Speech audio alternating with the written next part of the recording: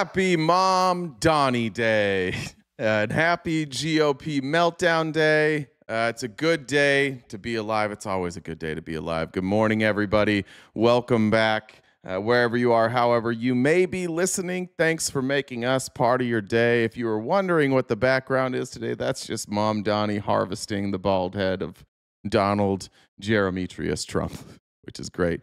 Mamdani is my mayor in Illinois today. Congratulations. Oh, and look what happened today. Today, the TikTok chat loaded in with the multi-stream chat. What do we got here today? I don't see any YouTube, though. That's not good. Are we live on YouTube, Jen? If you're here on YouTube, give me a raise your hand. What'd you say? It's up. Okay, cool. There's just no comments on YouTube yet, so. It's just you. You what? It's just you. It's just me? All alone? Yeah, it's just you. Just you a problem. Oh, I'm on. Oh, there we go. I see it. Thanks, Renee. Appreciate that. All right, well, let me change this then. That's going to allow me to close one extra box today. That's great news. Today's going to be a good day. Well, we'll get to there's a lonely child, the toddler running by himself. What in the world? Oh, there's mom. Okay, sorry, ADHD. I just said there's a toddler outside the window running by themselves, and I was like, oh no, somebody got lost, but mom came up behind. I forgot to change that. Gift gold too. We'll get to Mamdani in just a minute, but mostly I wanted to know how you guys are feeling. I went on TikTok last night. Admir invited me to a live, and usually I don't go, but I was in a good mood, and it was a shit show on TikTok. It's a complete and total meltdown. Somebody sent me a video of of Michael Rapp. Actually, it was in Discord. The Michael Rappaport screaming. Everybody's just screaming. Everybody's really, really upset. And we had an opportunity to talk to some Republicans last night. We'll have an opportunity to talk to Republicans tonight as we have date night with Admir. And I'm going to ask him the same question. Can you just explain to me what you're so afraid of? And I have this sneaking suspicion that much like last night, the answer is simply going to be he's Muslim. It is I think it's a pheasant. It looks like a pheasant. Is that a pheasant? I think it is. I'm still getting drunk. Bro, it's fucking, what is it? It's 11:30 in the morning if you're in New York, 9:30 over here. Let's get it together. Larry, you're feeling great today? Good, Larry. I'm glad. I did. Larry has now joined the Mamdani train. Larry has converted entirely over to the left, and he skipped the moderate Democrats. He skipped Nancy Pelosi, Chuck Schumer, and Hakeem Jeffries. And I have it on good authority that Larry scheduled an appointment to get a Mamdani tattoo. Is that true? I think it's going to just be a picture of Mamdani and then says globalize the Intifada. Is that right, Larry? Larry's here in the chat if you're in YouTube. If you're not on YouTube, Larry's our resident former Trump supporter, but now he's all in. And Larry, it's great to have you here. It's great to have you on the team. W Larry. Everybody, W Larry in the chat for switching sides. Round of applause for Larry there in the chat. And Larry, we look forward to seeing that picture of your tattoo. You can drop it in the Discord, which I assume you'll be joining now soon because you are firmly on our side. So big news. I'm not going to cover it a lot because it was an absolute landslide, but California, great job, California, standing up for democracy, standing up against Donald Trump. And Prop 50 passed in California. That has also caused a meltdown. I'm just done with these bullshit Republicans. I'm absolutely done with them. Oh, I got to center myself a little bit. There we go. I'm done with them complaining about shit. I have most of you know I'm adopted, so I have like my biological family, which I know my biological mom, my biological dad still doesn't acknowledge that I exist, and then some half brothers and sisters as well. But I've met some of my extended family, and they're mostly like liberal adjacent. My mom is really fucking liberal. Her brothers and sisters are mostly liberal. I think shout out to any of them that are here today watching the show. But I have, I guess, a cousin who posted a bunch of stuff about Prop 50 yesterday. And it just makes me laugh that Republicans can legitimately in California be like, Prop 50 is such a bad thing. This is bad for our country. This is taking away the rights of California citizens. We have to have equal representation. Well, point at Texas then. Republicans, like, I don't think that you guys have like this sense of right or wrong. It's just like right is actually like right side politics. You guys go and you gerrymander and redistrict every fucking state. And then those that live in California are like, this is very unfair. I can't believe that we're doing this in California. How about be quiet for a while? That's absolutely what California should do. And I want to be clear. I hate Prop 50. I fucking hate Prop 50. I wish Prop 50 didn't exist. I wish we didn't have to do that. I wish that Republicans weren't such cucks to Donald Trump and they would just do the right thing and have every state. If we're going to have an electoral college, then every state should be very careful to make sure that the electoral college reflects the voters. But Republicans decided that they needed Donald Trump to be happy, and Donald Trump knows what's coming. Donald Trump's been president before. And as soon as he stepped into office last time, he became very unpopular because his policies suck a giant bag of dicks. And so he lost in the midterms. And then he got impeached a bunch of times, and he couldn't get anything passed. And he knows that's going to happen again because he didn't change anything. He didn't run on anything new. He just ran on, everybody picked on me, and you guys should feel bad for me, so I'm going to run again. And you guys just voted for it. So he knows that he's in trouble in the 2018 midterms. And the only shot he has, or 2026 midterms, the only shot he has is to rig these states. That's it. And they literally cut out. You want to talk about weaponization? Donald Trump won't ever shut up about Jasmine Crockett. And they just cut her district out. She wins an election, which free and fair, right? Trump has a mandate when he wins elections. But if a Democrat wins an election and he doesn't like them, then he can just take away their seat. And Republicans, you all have been cucked and you just went along with it. So I don't want to hear a word. And if you have a Republican friend who brings up Prop 50, I highly recommend just telling them to shut the fuck up. Just be quiet. No, we're not going to hear about that. You got to talk about Texas. You got to talk about North Carolina. You got to talk about South Carolina. And until you're willing to talk about those states and recognize that what California did is a response to those states, no more talking from you. That's what I would recommend. Or you could be a nicer person and do it. What's going to happen with that, by the way? I don't know. We'll see. I'm not sure. Larry, are you leaving? How dare you? Larry's got to get out of here. He's got to go talk to his family and break the news to his family that he's a full-on lefty now. Larry, come back when you're done. But thanks for being here today, dude. It's nice having you. Let me get to the outline. First, I want to cover this because I don't even know what to say about this, but I feel like it's something. Lost in the news yesterday because of the elections. I'm going to mute that. There was a plane crash in, Louisville? I think it was Louisville, right? It was a UPS plane, and apparently it took off, and right after it took off, it crashed.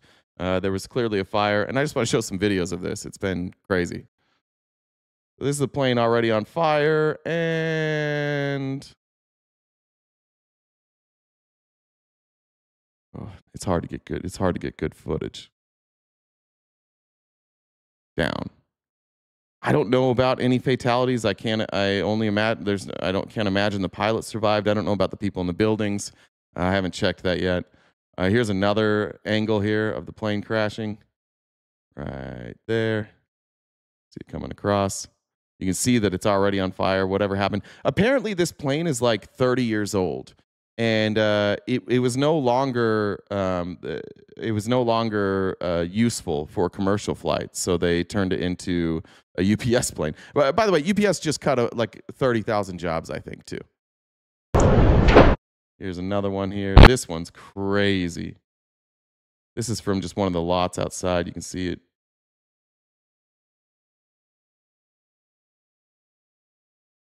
And then that's the aftermath of the impact. So I don't know. Hopefully the families of the people that were lost are feeling comforted today.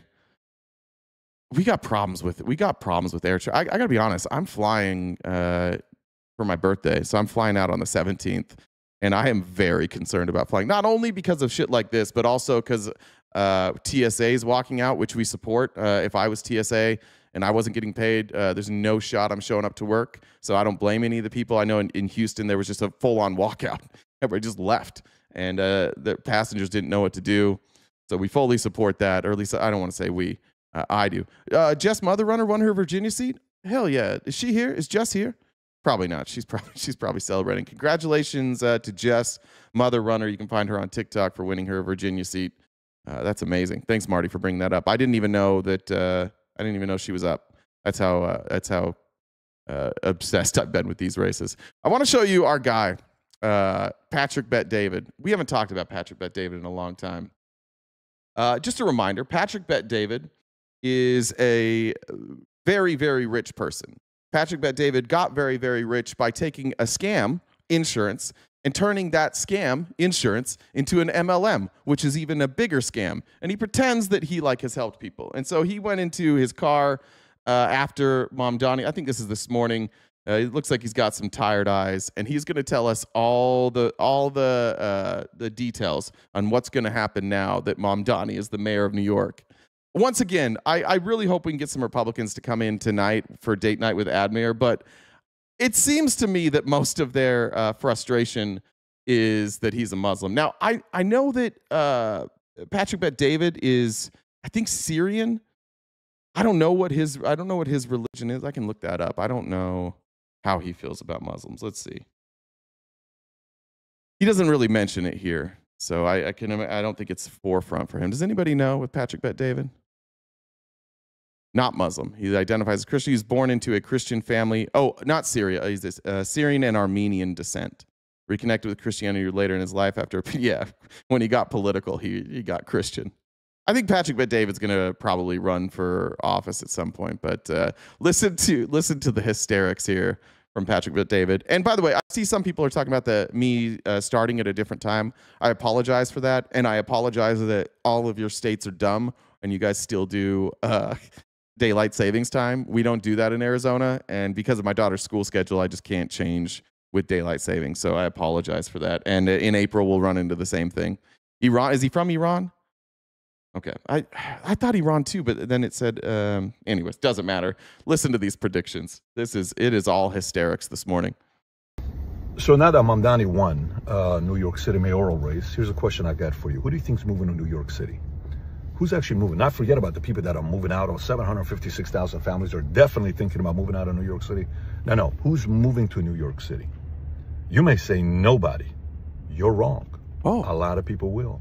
But you know what type of people? What? Let's go through it together. Let's do it. You think job creators are moving to New York City? Yes, because there's 8.8 million people there. And if you need people to work, it might be a good place to go. Probably not. You think investors are moving to New York City? Probably. Have you heard of the New York Stock Exchange, sir? Have you heard of that? Why would you? I'm gonna take my investment and I'm moving to Topeka. I'm headed out to Topeka, Kansas. He lives in just outside of Miami. There's 500,000 people in Miami. I guess in Miami proper. What are you gonna do? You're gonna go to Miami and just abandon all those potential customers? Okay. Investors for sure aren't going to go to New York because everybody making over $1 million, if Mamdani can get his legislation passed, will have to pay an extra 2%. 2%. Oh, no. Was that extra $20,000? Did I even get that? Yeah. Is that 20,000? Did I do that math right? Yeah. Cool. Probably not. You think families who want safety for their kids and the criminals to be kept into prison are going to be going to New York City? Let's talk about that, because it's one thing Florida does really well. Florida loves locking up their people. The incarceration rate in Florida is 795 per 100,000 people. So almost 800 per 100,000 are in jail in Florida. In New York, it's 317. So yeah, if you want a lot of people in jail, you want to go to Florida. And some people might say, well, that must mean that Florida, they take care of criminals. That's why their crime rate's so low. That's not true either. Now, we're comparing cities here, so I'm going to go back and forth between cities and states. because some of the stuff he's saying, it's hard to get data on a city basis. But on this one, when we look at violent crime rate, Miami, which is where I think he might be in like Palm Beach, but Miami has a much higher violent crime rate than New York City. One thing that's also tricky is Miami doesn't publicly make their data available. It's really hard to sort. So I had to use AI. I used shout out Perplexity, and I had to ask some very pointed questions to get somewhat of an answer. But Miami, their violent crime rate per 1,000 people, there's multiple analysis, but the consensus is that their estimated crime rate is about 29 crimes per 1,000 people. Another source says the violent crime rate of 191 per 100,000 people, but that's from 2023. New York's violent crime rate is 4.1 per 100,000. That's not close. 191.2 per 100,000 people. New York is 4.1. Oh, no, that's a homicide rate. Excuse me. Sorry. Oh, did I mix these around? There it is. Sorry, these moved around. Shit. Let me go back to Perplexity. I copy and pasted the wrong thing. Give me 1 second. How do I even pull up my history?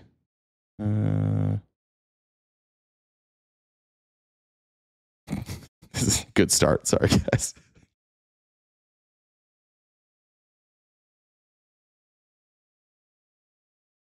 Well, while this is pulling up, good reminder, we are crowdfunded, so anything you do to help us knock out our gift goal every day would be greatly appreciated. Miami's violent crime rate stands at 34 cases per 1,000 residents. New York's is... God, give me the fucking numbers. Per 100,000. It's tricky with Miami. They won't give you like... the numbers are all over the place, so I have to ask more specific questions. Give me 1 second. All right, here's what Perplexity is saying. This is why it's confusing. You guys can just see it. In terms of homicide rates, Miami's rate is notably higher than New York's. Miami's homicide rate is 8.4 per 100,000 residents as of 2025. New York has a much lower homicide rate, about 1.6 per 100,000 residents. So a little less than 8 times higher. So why wouldn't these criminals, it seems like they're already in Miami. Are you going to get a bunch of people moving out of Miami now to go to New York? Sounds like Miami's not a very safe place. No. You think people that are pro Second Amendment, safety, low taxes are going to be moving to New York City? No. Let's talk about, well, safety, obviously that's not a problem. Pro Second Amendment, for sure, you're going to go to Florida. Low taxes, for sure, you're going to go to Florida. But as we've seen, like in New York City, if we look at incidents, like assaults, 7 incidents per 100,000 residents in New York City. And in Miami, they say since exact shooting incidents for Miami were not found, but it's known Miami's gun violence rate is significantly higher per 100,000. Figure would be substantially greater by about 7 times than New York City. That's 7 times higher. Isn't it crazy how everybody's willing to shit on New York City? The more I look into New York City, the more I realize why Mamdani won. Because everybody talks about New York as if it's like this hellhole. I've been to New York a bunch of times. I haven't been there since COVID. Everybody tells me that post-COVID it got worse. That's what the people that live in New York tell me. But it seems that like New York, even in the times like during COVID when it got worse, it wasn't even close to Miami, to Dallas, to Austin, Texas, to Houston, Texas. It's on par with like pretty low crime areas that are normally in blue states. Red states are more violent. That's what happens when you give them all guns. But who will be moving to New York City? If you're a criminal, it's a great time to move to New York City. Think about it. He wants to let people out of prison. Guess what? I'm not telling you to move there, but it's a great policy. If you're he wants to let people out of prison. Yeah, we lock up too many fucking people in this country. We should probably not send so many people to prison. I think that's a good thing. Somebody that doesn't want to work at all, and you just want entitlement programs, this is a massive opportunity to move to New York City. Massive. Now, here's an interesting thing, because the unemployment rate in New York City is about 4%, which is on par. It's actually under the national average. Florida's is 3.9. They're almost identical. So not only in Florida do you basically have the same unemployment rate, but in Florida, you don't get government help when you are unemployed. However, in New York, they invest in people. So if you're unemployed in New York, you also get benefits. So if you're poor and you're unemployed in Florida, get fucked. Get all the way fucked. But if you're poor and unemployed in New York, they try and help you a little bit. Sounds like a good reason to move to New York to me. Opportunity to move to New York City. If you're an illegal immigrant, are you kidding me? Like, this is heaven for you. He will protect you. Move. Cool. He will make it so that you are not violently killed by some redneck in Florida. Cool. I like that. To New York City. He will protect you. He's for you. Yeah. So I think New York City is about to have a net migration increase, not decrease. Everyone's thinking they're going to lose people. They're not going to lose people. It's about to increase. Let me tell you what type of people are going to move there. All of those people we just talked about. FYI, I'm Armenian and Assyrian.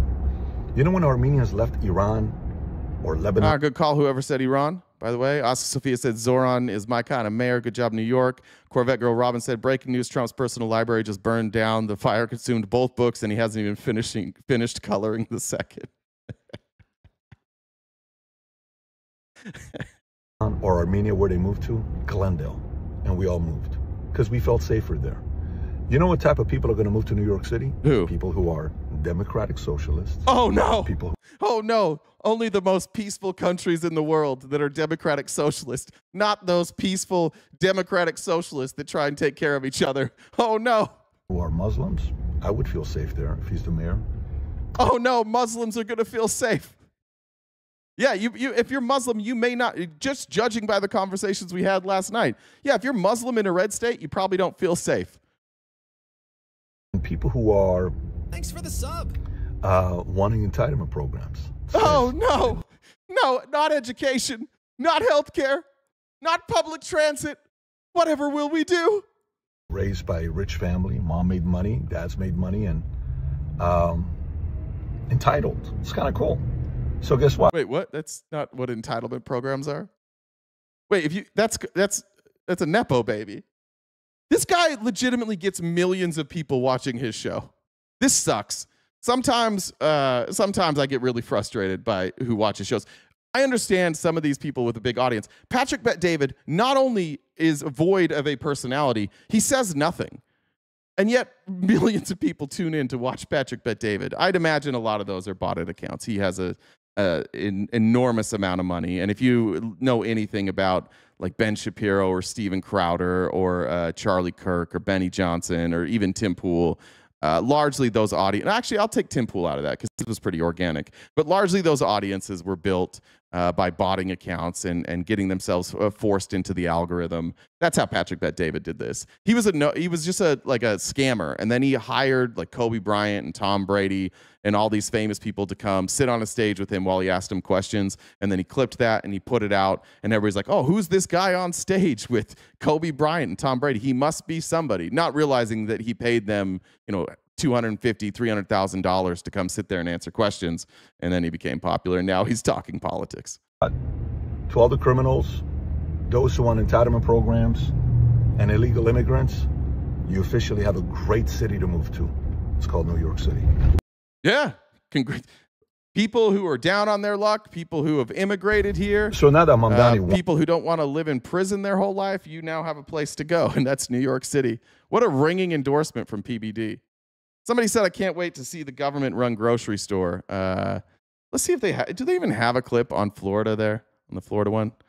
Let's talk about government-run grocery stores. And now that since we're comparing Florida, that Patrick Bet-David is so upset about, here's a news story for you. Well, there's a government takeover in Florida that Republicans and conservatives are apparently fully supporting, and it involves an essential service in a small town. Fox's Jonathan Sterry has more. When Baldwin, Florida's only grocery store closed, the mayor and city council decided to run their own market, a novel solution, especially for a conservative rural town. This is definitely Red America, and a lot of Republicans in this area, and it never dawned on anybody to think about it being socialism, and we never had the intention of being that way. It's just pure necessity. Yeah, it's almost like it's just a good idea, and when you don't label it, it kind of makes sense. Isn't that weird? Well, we don't like socialism. We hate socialism. This is just a good idea. Yeah, you're close, bud. You got real close there. Especially for many elderly and poor residents who have limited access to transportation to drive 10 miles to the nearest fresh meats and produce. We certainly don't see it as making a political statement. This is us looking out for ourselves, taking care of our own, the way I think it's supposed to be done. Keep talking, Republicans. These guys are going to find out. These dummies. This is never going to work. This is, this is 5 years old. It's still going. They love it. This was 5 years ago. As chain stores consolidate, industry analysts say serving remote areas is costly for an already low-margin business. And independent grocers, who play a key role in small towns, have been declining in share over the past decade. Did you see that right there? Did you see the end right? Two things I want to point out here. One, those are all the same brands you have in your grocery store. If you went into this store, would you, and you were walking down those aisles, would you think, business. Oh, that's a government-run grocery store? No, it looks exactly like your grocery store. And to debunk another lie, and independent grocers who play a key role in small towns have been. What's that? Is that money that they're giving back? Are you telling me these aren't free groceries? Are you telling me that they pay for their groceries? That it's not free food for everybody? Oh, weird. Look at these good Republicans doing socialism. Probably also outraged at Zohran. Asa Sophia said, oh no, my country has lost no education, no health care. Oh no.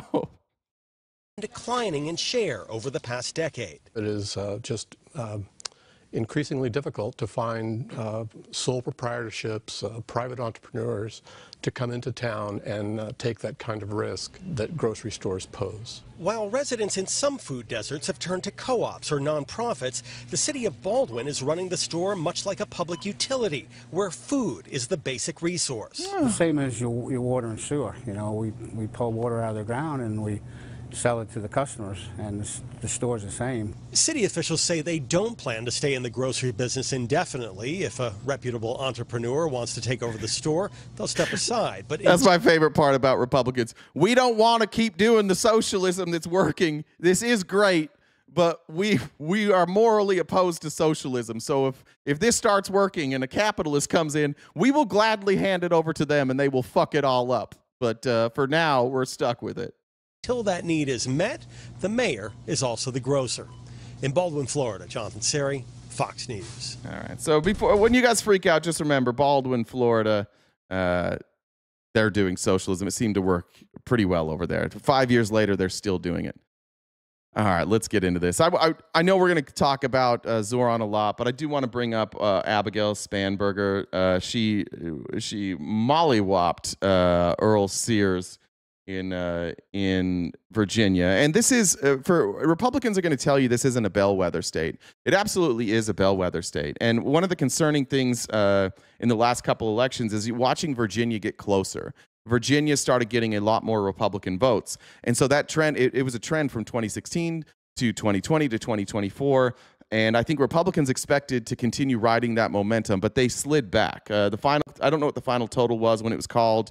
It was a decisive, nearly 10-point win there for Spanberger. Just wanted to show her comments before we get to Mamdani. Jerry Mandarin says, socialism's only okay when Republicans do it. That's all things. That's how Republicans operate. When Donald Trump takes a controlling interest in these companies, that won't be socialism. That will be just good common sense, but it's not socialism. My fellow Virginians,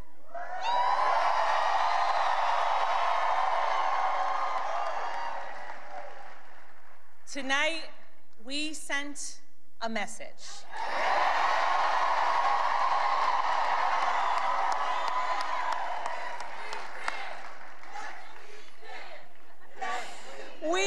sent a message to every corner of the Commonwealth, a message to our neighbors and our fellow Americans across the country. We sent a message to the whole world that in 2025, Virginia chose pragmatism over partisanship. We chose our Commonwealth over chaos.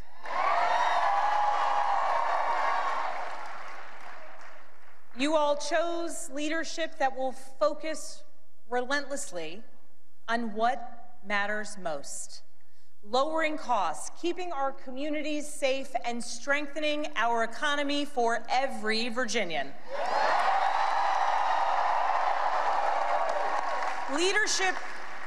Leadership that will focus on problem solving, not stoking division.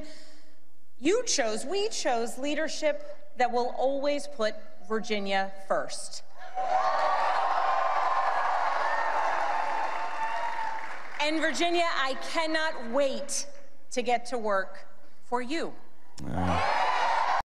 As they say, Virginia's for lovers. Look, Spanberger, I think, is I don't know that that election is necessarily indicative of too much. She's hardly like a ultra progressive, but obviously an upgrade over Northam, and obviously not an upgrade, but a much better choice than her opposition there. So congratulations to Virginia. Congratulations on being lovers. I think that that's wonderful for you. But let's get to Mamdani.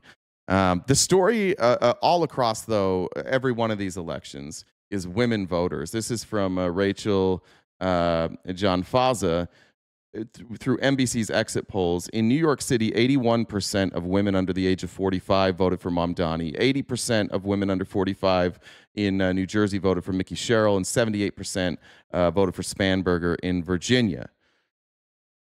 The Republicans have completely lost women under 45. Completely lost. Even men, though, in New York City, men under 45, 64% for Mamdani, 56% for Spanberger, and 54% for Mikie Sherrill, New Jersey. Now, these are obviously are heavy blue leaning states. Virginia and New Jersey were trending a little more red, but people under 45 in general are not going to vote for this version of Republican policies, and women have told Republicans to goeth and fucketh thyself. Women are sick of it. Yeah, they're sick of eating orange shit. I think just shit in general, but orange shit is got to be worse. It's fish sandwich shit. Here's Mamdani. I'm not going to play all of his remarks. I think this is the only remark I have, but Republicans are freaking out. They don't think that he should be addressing Donald Trump. They don't like that he didn't immediately get on stage and go, guys, all the billionaires, all the rich, we can all come together and we can do this together. No, Mamdani won because he went after the power structures. And so when he gives an acceptance speech, he's going to talk to those same power structures. And I like that he is issuing, I don't know if a warning, but it should be a warning. I think Trump and the Republicans are viewing this as a warning. They had a late night meeting last night and a late night meeting this morning to try and figure out what the fuck they're going to do, because the reality is they're not going to tell you this. Mike Johnson's not going to come out, and Trump isn't going to come out and tell you this, but this was bad. This wasn't a good, it wasn't that they lost, because they were going to lose. They knew they were going to lose going in. These weren't safe seats for them. It would have been shocking if they won, and they all knew that. But the way that they're losing, and looking specifically at people under the age of 45, is troublesome. Looking at the loss of support for people who support Israel, it's a problem. And so now Republicans are scrambling. And because Trump won't ever admit that he's wrong or that his policies don't work, I think what we're about to see is record levels of attempted cheating by the Republicans. One of two things is going to happen. The Republicans are just going to get on their knees for Donald Trump and be like, fine, we're cheating. Or they're going to push back and we're going to have a massive split in the Republican Party. But they don't have a path forward with what Trump is doing. They don't have a path forward with their messaging. Nobody gives a shit. Everybody blames them for the shutdown. People are blaming Trump specifically for the shutdown. The longer it goes on, the more transparent it is that Donald Trump is instructing Republicans, don't give an inch. We'll just keep blaming Democrats, and this will work. Amy said, so is this the CK death effect? Damn. Yeah, I guess. Donald Trump, since I know you're watching, I have 4 words for you. Turn the volume up. That's such a good line. Objectively, it's a little ageist, and I'm going to try not to be ageist today. I won't name names, but somebody DM'd me about ageism. I'm trying to be more careful about that. I agree that sometimes I can be a little ageist, but objectively, that's funny.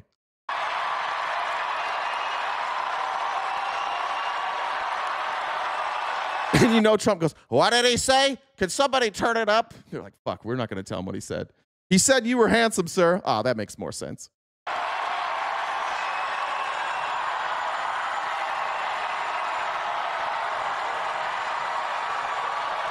Long John Silver, show me a poll that says people are blaming the Democrats. Find a poll.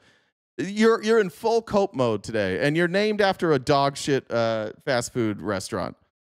Nobody is blaming. I'll show you exit polls. In every one of these exit polls, they were blaming Republicans and Donald Trump. Keep dreaming, bud, but keep saying it. Keep living in that world. We'll keep racking up W's.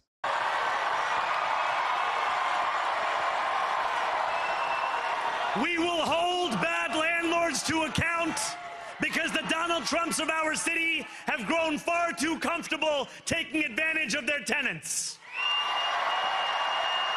We will put an end to the culture of corruption that has allowed billionaires like Trump to evade taxation and exploit tax breaks. We will stand alongside unions and expand labor protections because we know, just as Donald Trump does, that when working people have ironclad rights, the bosses who seek to extort them become very small indeed. Oh no, he's talking about workers' rights. No, no, what will we do? He's talking about workers collectively bargaining for better wages. No! New York will remain a city of immigrants, a city built by immigrants, powered by immigrants, and as of tonight, led by an immigrant. Somewhere, Michael Rappaport just started like punching himself in the balls. I can't do it. He's not from here. No, he looks different than I do. He's talking about workers' rights. No.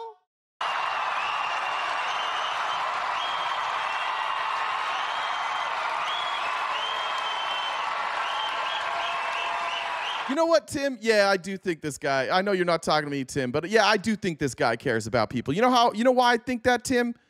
Because he went and he stood on the street corners. When Donald Trump won in 2024, this guy went out and stood on a street corner for hours with a sign that said, let's talk. And he talked over and over and over to people on the street.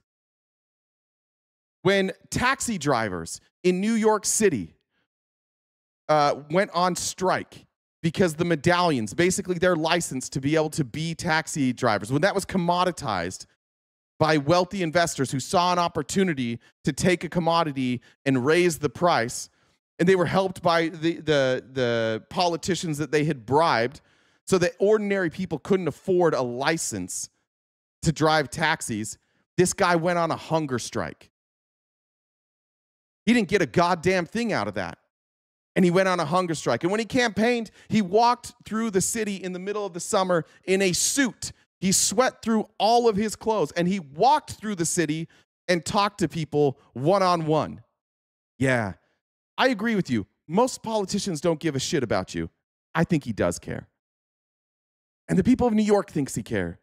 And we'll see. Like, I was talking to a friend of mine this morning, about Mamdani, and like we all have to also be honest about Mamdani.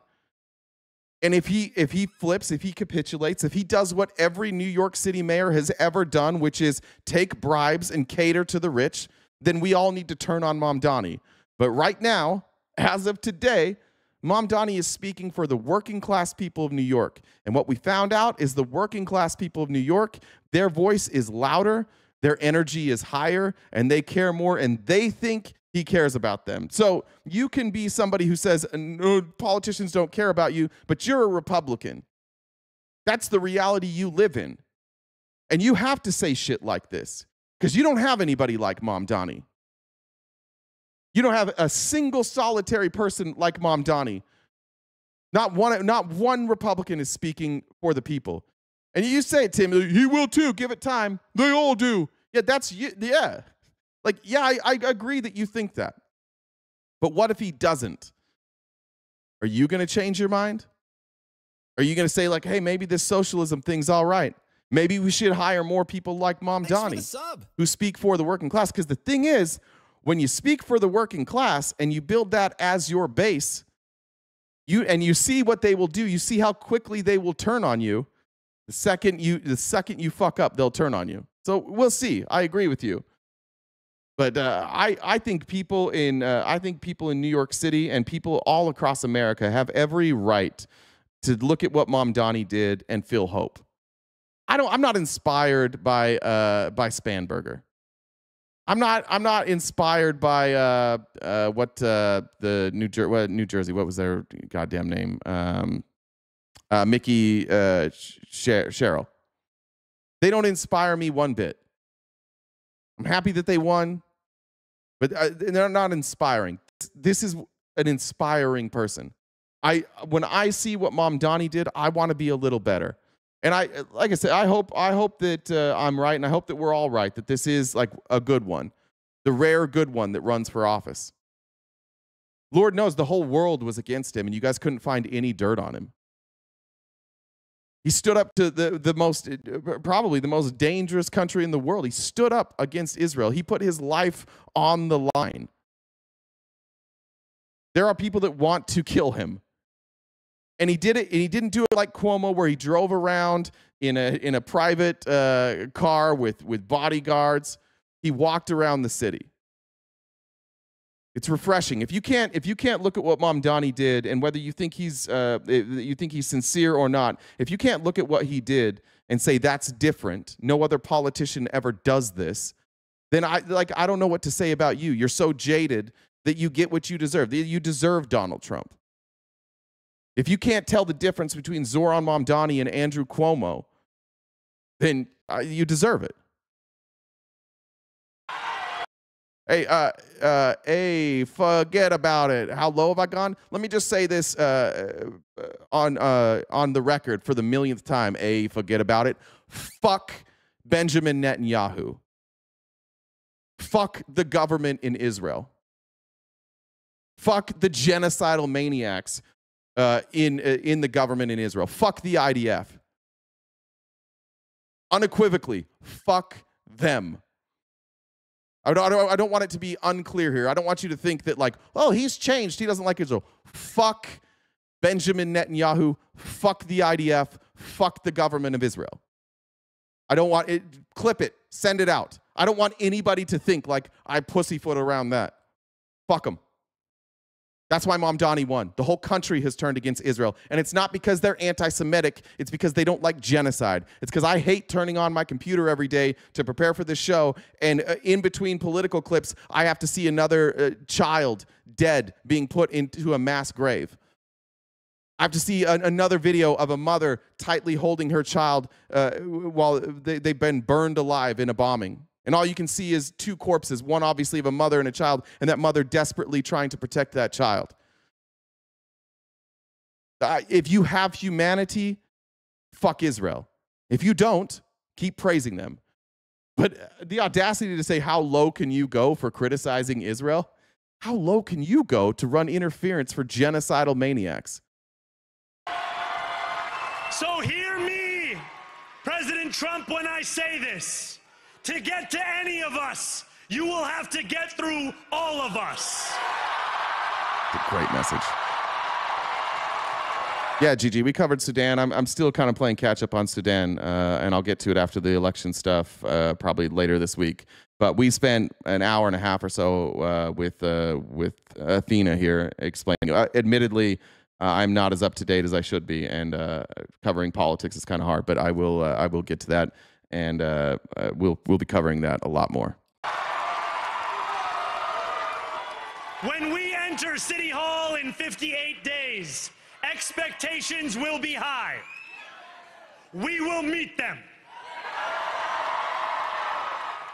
A great New Yorker once said that while you campaign in poetry, you govern in prose. If that must be true, let the prose we write still rhyme, and let us build a shining city for all. And we must chart a new path, as bold as the one we have already traveled. After all, the conventional wisdom would tell you that I am far from the perfect candidate. I am young, despite my best efforts to grow older. I am Muslim. I am a democratic socialist. And most damning of all, I refuse to apologize for any of this. Unbelievable. Look, brother, hey, forget about it. I'm not going to argue in the chat with a fucking Zionist. You have an opportunity to talk to me tonight. I'll be live with Admir tonight at 6 p.m. Pacific. You're welcome to come up. And I'll give you this every source that claims that what's happening in Israel is a genocide.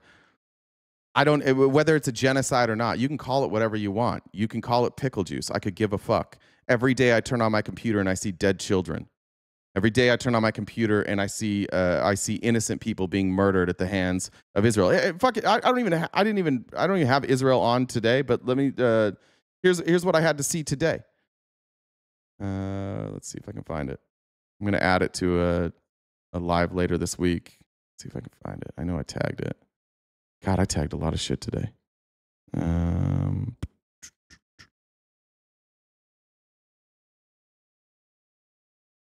want to show the difference between Israel and America, too. Right here. It's from Dropsite. This is an Israeli settler invading Palestinian land, their land. And look what he's doing. If this was in America, this would be an attack, and they could fight back against this Israeli. But you can't do that if you're Palestinian, because you know that the Israeli government will just come drone strike you if you do anything. Look what he's doing. So he just is making us lose all the water. He's opening the water system so that he's wasting the water for people to drink. Hey, Jen, is A forget about it Tex? Are you doing this dumb shit again, Tex? Just tell me this. This guy's just draining the water for their animals. They can't do shit about it. He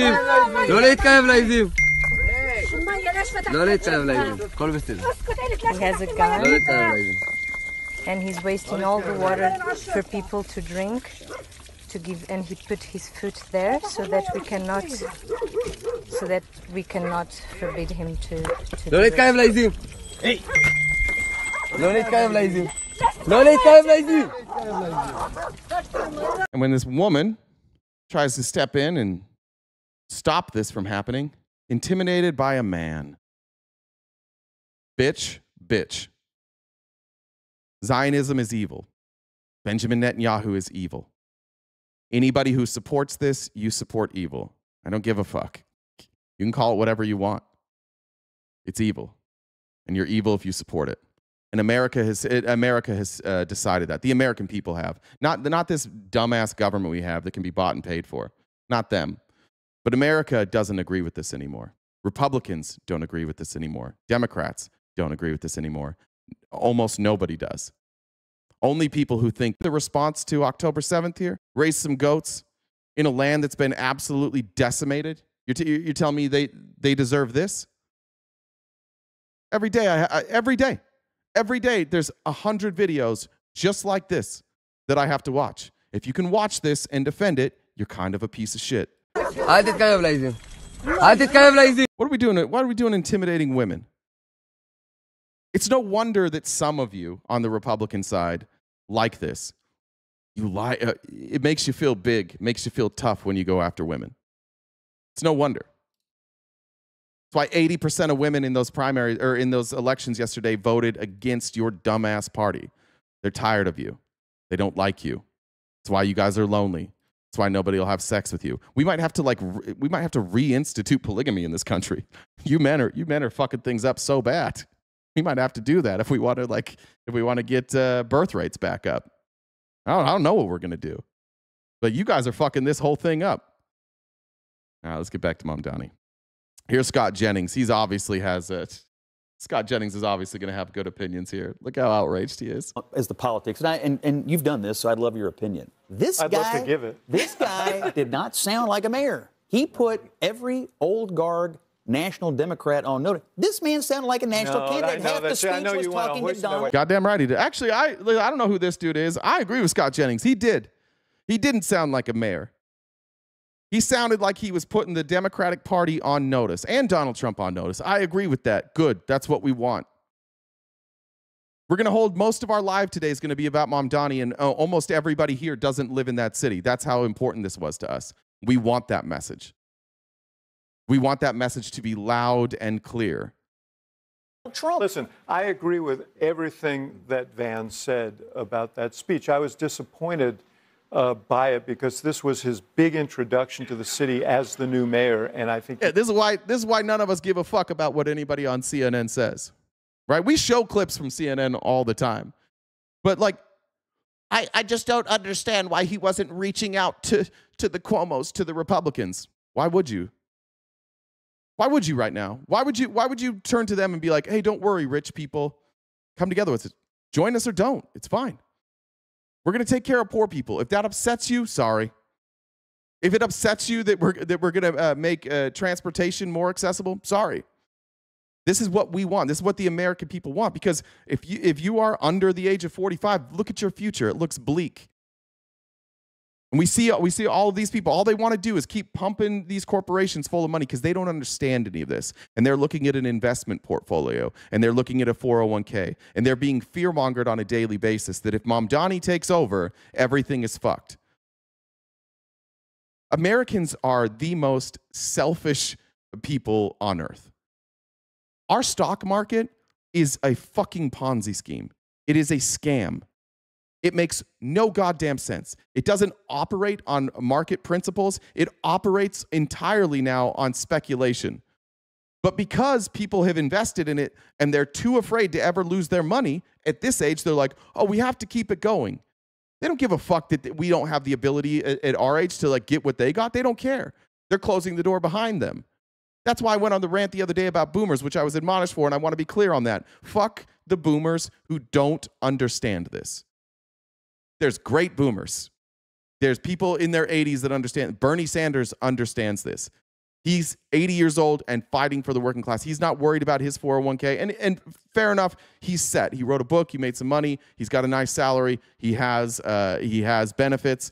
But he's not going to go out there and pander to these people who have had all the blessings, all of the returns from 60 years of us having a progressive tax rate, where the richest in this country were forced to equally distribute the wealth, or more equally distribute the wealth, to pay their employees. And so their parents were able to have the American dream and hand over some inheritance. And their parents were able to go to college affordably. And they were able to go to college affordably. And they were able to buy a house. And they were able to get a job where just one person in the family worked and they could raise a family and they had retirement and they had money to spend to go on vacation. And so they lived this great life off of the back of people who worked their asses off after we had the Great Depression from doing exactly what the Republicans are advocating for now, a tariff economy and low taxes for rich people and creating this oligarch class. And America rejected that.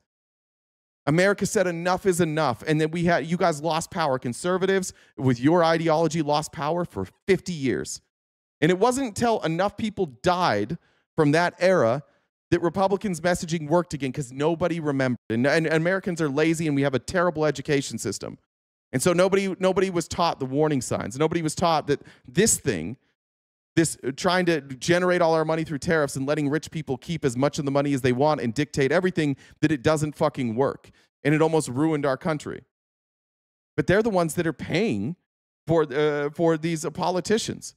They're the ones that write our education standards. So they just leave out the important parts of American history where this type of crony capitalism is what fucks us every time. And they tell you, like, be wary of socialism. Well, we haven't done socialism here, but we have done higher taxes.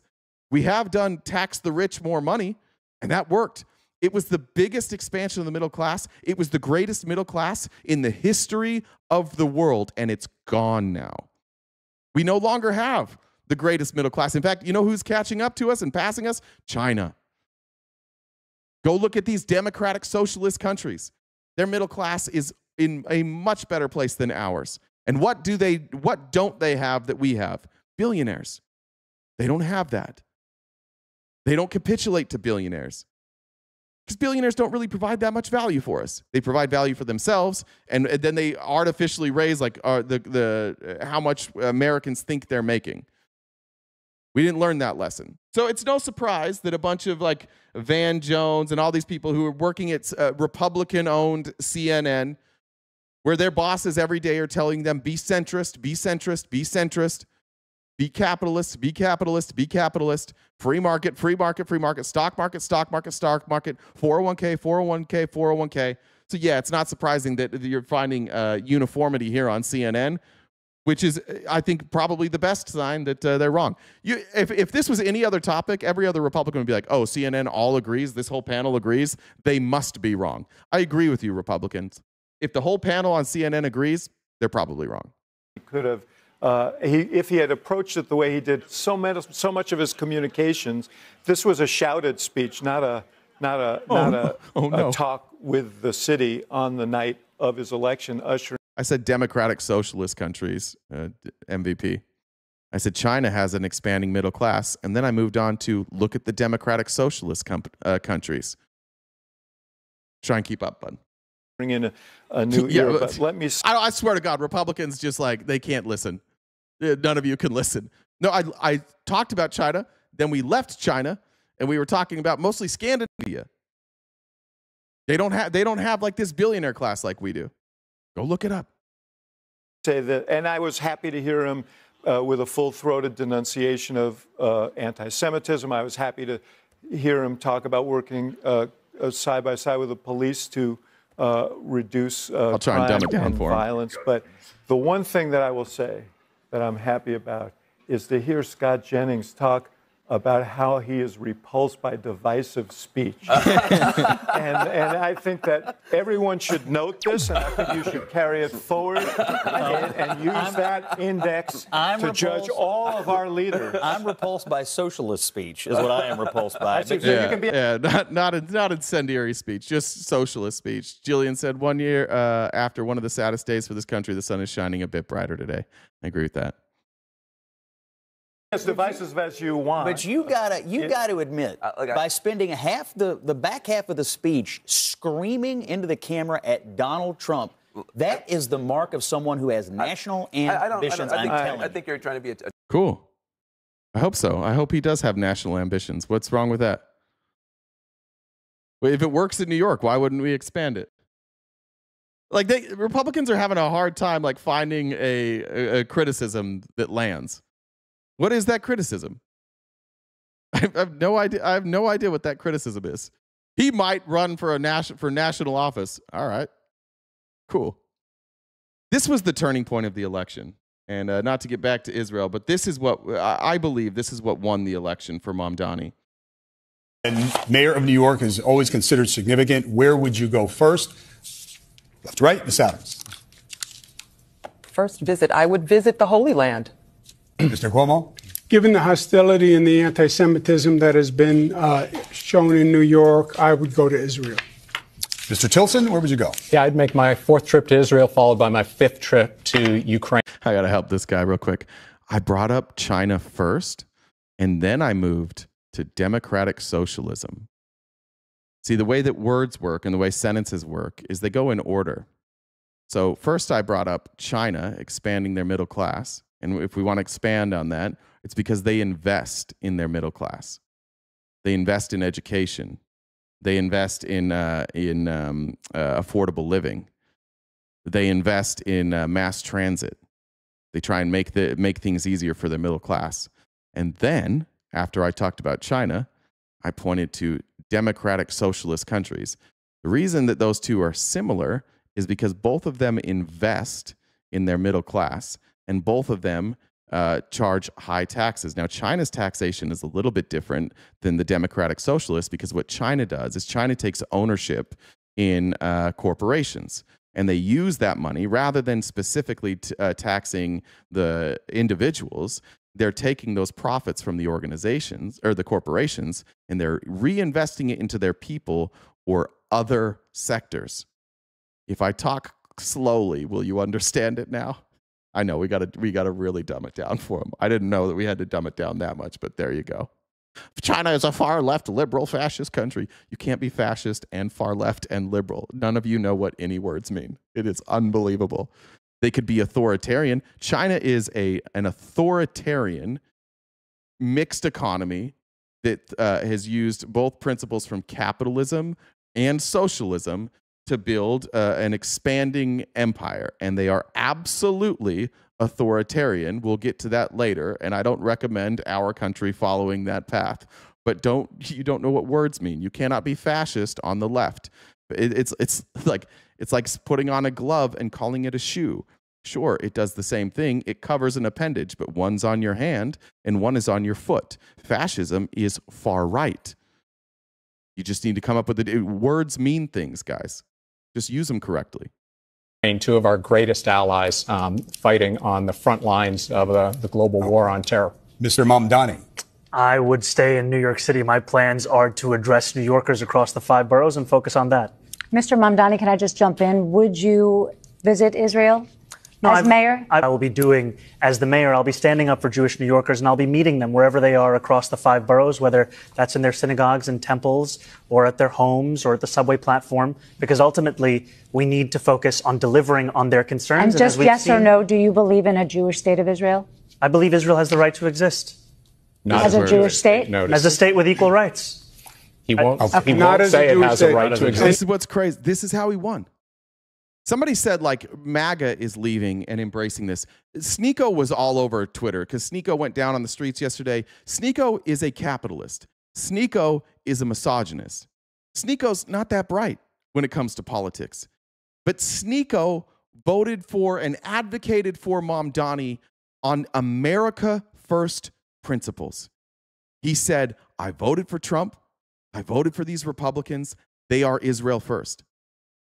I am leaving Trump because I am America first. And along with that goes like all these other views. But he and Mamdani couldn't be more different when it comes to almost everything that they believe in. And people went for Mamdani because of this. Because he said, I'm not a cuck to Israel. What the fuck are you talking about? I'm in New York City. Why in the world would I go to another country? Why would that be? Why are you asking this question? And then they're like, do you think Israel should be able to have an ethno-state? And he's like, no, of course Israel shouldn't have an ethno-state. Israel and the Palestinians should have equal rights. Israelis should not have more rights than the Palestinians. You can have a 2-state solution or whatever, but I think that because he lives in America, where you're supposed to have freedom of religion, he's up here advocating for American principles. That you have the freedom of religion and that your religion or lack of religion doesn't dictate your rights. And everybody else on stage freaked the fuck out. They're like, see, he won't say it. He won't say that Israel gets all these special privileges where they get to have an ethno-state and nobody else does. Look at him. What a bad guy. He won't let Israel have an ethno-state. And he's like, yeah, I mean, like, I'm not going there, but I believe that you shouldn't have ethno-states. And all these Democrats fought him. And that's when a lot of people in the Democratic Party's eyes were opened to, uh-oh, we've got a problem. All of these people are cucks to Israel. And the one guy, you'll notice, he's not in the middle here. In these debates, the person in the middle is leading. He's not in the middle. It's Cuomo up there in the middle. And he picked off every one of these people. Same way Trump did, by the way, in the GOP. Trump just started talking about America first, America first, America first. Ted Cruz, you supported a foreign war. Jeb Bush, your brother took us into Iraq and Afghanistan, and you supported it. Fuck you. All of you guys supported all these wars. All you guys supported taking all of this American money and sending it overseas, and you didn't care about the American people. And one by one, Trump picked them off until he was the nominee. And then he got in office. He's like, psych, bitches, we're sending the money. And he just started sending the money. He was lying. And I think that whoever it was earlier that was saying like they think Mamdani will do the same thing, fair enough. We'll see. I don't think he will. Happy to admit I'm wrong if he does. I'll be the first one to turn on Mamdani if he's wrong. But people in America, like that type of messaging works. The only difference is for him, he also had a plan. What are we going to do with that money? How are we going to be America first? How are we going to be New Yorkers first? Well, what I'm going to do is I'm going to address the people who need the help the most. I'm going to go to the people, the working class people and the poor, and I'm going to say, here's what we're going to do for you. We're going to build this part up. And Republicans go, here's what we're going to do. We're going to go and we're going to brag about investment. We're going to get $300 billion to invest in AI. And then we're going to stand in front of a microphone and tell our constituents, this is good for you. What is AI? So say the constituents. It's an emerging technology. What's it going to do? It's going to replace all of your jobs. Great. Are you going to then pay us? No, we are not. You are just not going to have a job. But then we're also going to talk shit to you if you want the government to help you. Right? We're going to call you not a grifter, a leech. We're going to say that you just don't have any work ethic. So we're going to invest all of our money, and we're going to try and get all these other countries. We're going to use tariffs to try and force them to invest in these AI companies that are supposed to replace your jobs. We're going to brag about it. We're going to tell you to celebrate it. And then once they take your jobs, we're going to call you all bitches for not having jobs and telling you to go out. Why don't you just go drive Uber 30 hours a day? Well, there's not 30 hours a day. Well, that's what it's going to take. So you better find another 6 hours in the day. That's what I would do. Pull yourself up by your bootstraps. He's different. He's addressing the people that need help. That's why he won. He won because he's not willing to put other countries first, and he's willing to put the people who need help in this country first. Good luck beating that.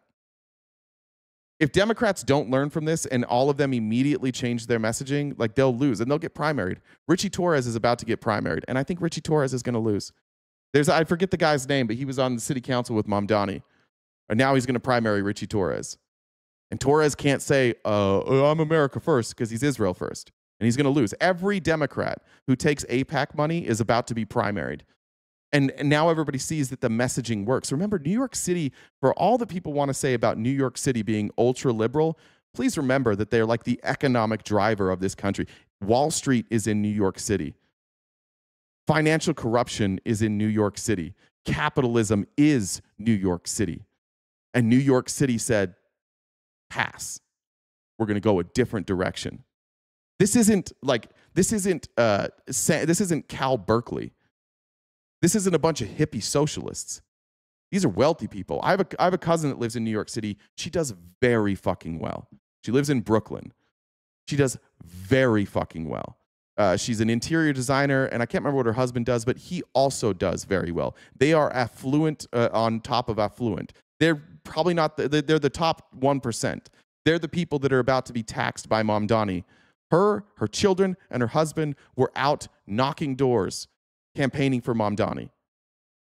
And their neighbors were out knocking doors, campaigning for Mamdani. The wealthy in New York City see this and they go, I can handle 2%. I can eat 2% if we're going to help poor people. Good luck fighting that messaging, Republicans. What the fuck are you going to say? What are you going to say in these contested elections in Arizona, in New Mexico, in Georgia, in South Carolina, in North Carolina, in Virginia? Fuck, in all of these contested states, even in places that you think are safe, West Virginia, Kentucky, Tennessee. What are you going to say when you're on stage and you got one guy going, Donald Trump is the greatest. I love Israel. Look at all this AI. And the person on the other side goes, AI is stealing your jobs. Israel doesn't give a fuck about you. You don't even support Israel anyways. We're going to help the working class. Good luck winning those elections without cheating. If I'm a Republican right now, I'm swallowing my pride immediately, and I'm looking at this type of messaging. These are the elites. This is establishment Democrats. Republicans even tried to take this race over by voting for Cuomo. If I'm a Republican right now and I have any sense at all, I'm rebranding, but you can't, and you know you can't because you guys have a king. The country doesn't have a king, but you do. You can't change your messaging because Donald Trump won't let you, and you do what he says. So good fucking luck. Does a Jewish state be very And clear his on answer was no, he won't visit Israel. I said that. That's what he was trying to say. No. Unlike you, I answer questions very directly. All right. All right, there we go. That's when he won. The Dems cheated to get Biden elected. Shut the fuck up. Prove it. When you come up here and prove it. Anytime. I don't want to address what's happening in front of me. I'm just going to go back to the 2020 election. Jen said, no other land is now streaming legally in the U.S. I'd like to request it be one of the movies we watch in Discord. I haven't seen it yet, Jen. Jen, if you're in Discord, will you DM that link to me? Because I'm going to forget this. Let me watch it first. I want to make sure. Pink, thank you for joining the Dollar Train. This guy, Fox, said, love how all these MAGAs who have never left their hometown and never been to New York are saying NYC is screwed. Like, dude, I would move to New York. If I was single and I had the ability to live in New York, I would move there in a second. I would love to, I told you yesterday, like, I hate cars. I don't like driving. I love that in New York, you can just kind of walk to wherever you want to go. You want some good food? It's a 2-minute walk away. And every restaurant is great. You want to go see a Broadway show? Cool, take a walk. You want to go to the other side of the city? Great, jump on a subway, you're there. New York City is unfucking believable. I love big cities, and specifically big cities like that. I live in one of the biggest cities in the country, in Phoenix, and it's not like that. Everywhere you go takes a fucking million hours. It sucks. I want to go somewhere where I can take public transit, scroll on my phone, take a nap, whatever I want to do, and then I arrive at the place. I loved it. In fact, the last time I went to New York, we went to Boston first, and then we went to New York.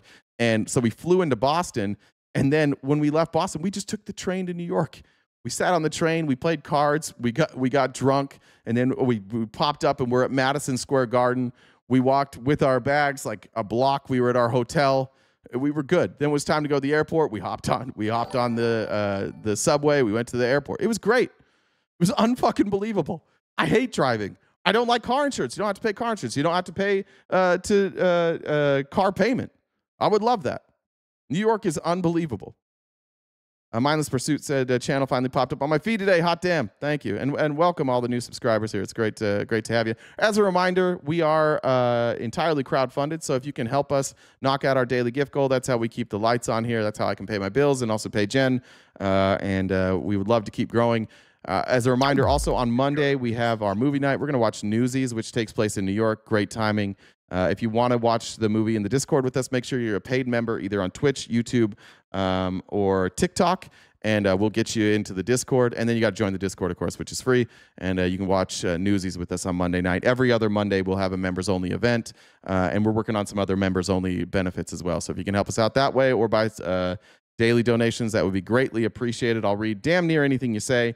Edith said New York gets Mamdani, and we, Alabama, get Tuberville. That's tough. That's tough to wake up to. That sucks. Tommy Tuberville is a dipshit. All right. Here's Trump's reaction last night. I don't really know what this meeting was. I don't know. I don't have the details on. Oh, this is this morning, actually. I'll get to the stuff last night, but I believe this was this morning.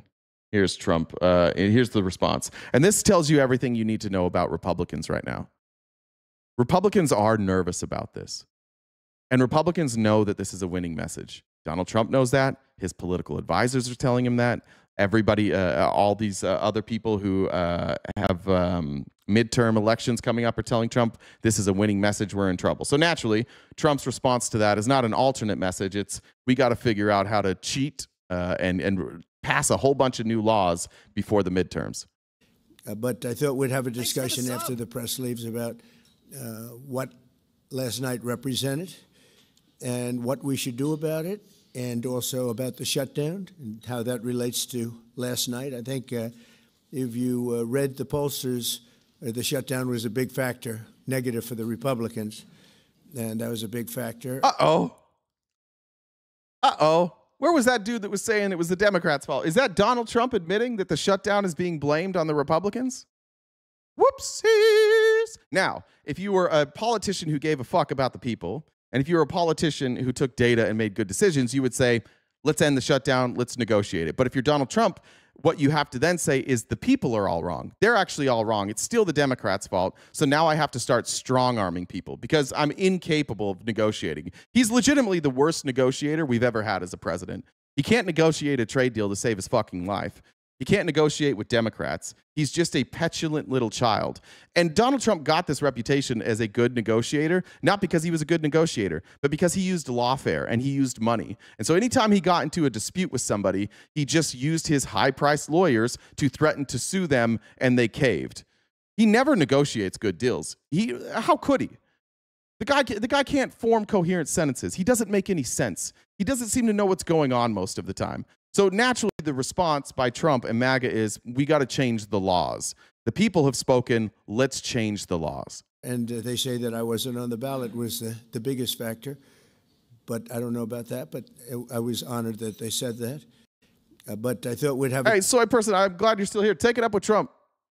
Take it up with Trump. Trump's the one that's saying that they lost because people are blaming Republicans. Don't take it up with me. I didn't say it. Discussion after the press leaves about what last night represented and what we should do about it, and also about the shutdown. I would like to point out that Republicans' response to me criticizing Trump is to try and fight me. That's the intellect we're dealing with. It might be easier to beat you guys than we thought. It might be easier. Like, it's hard to beat you guys when Trump is promising things, but when Trump is president, it's really easy to beat you guys because everything he says is remarkably stupid. And then you guys agree with it, which makes you look remarkably stupid. And so you're just like, oh, I'll fight you. The keyboard come out behind that screen. No, dude, just use your words. And how that relates to last night, I think if you read the pollsters, the shutdown was a big factor, negative for the Republicans, and that was a big factor. And just wanted to play it one more time just so you could hear it. Big factor. In fact, let's look at some polling. Let's not just take Trump's word for it because, you know, he's pretty dumb and most of what he says is a lie. So let's look at the exit polling. Here is Fox News talking about exit polling in New Jersey. And as far as the Trump impact on the Sherrill voters, the reason for their vote, the Sherrill voters' vote, those who said that they wanted to oppose the sitting president, 71% of them. So this is really what led to the outcome tonight. And I'll finish. And as far as the... People showed up to vote against Donald Trump in an election that he's not a part of.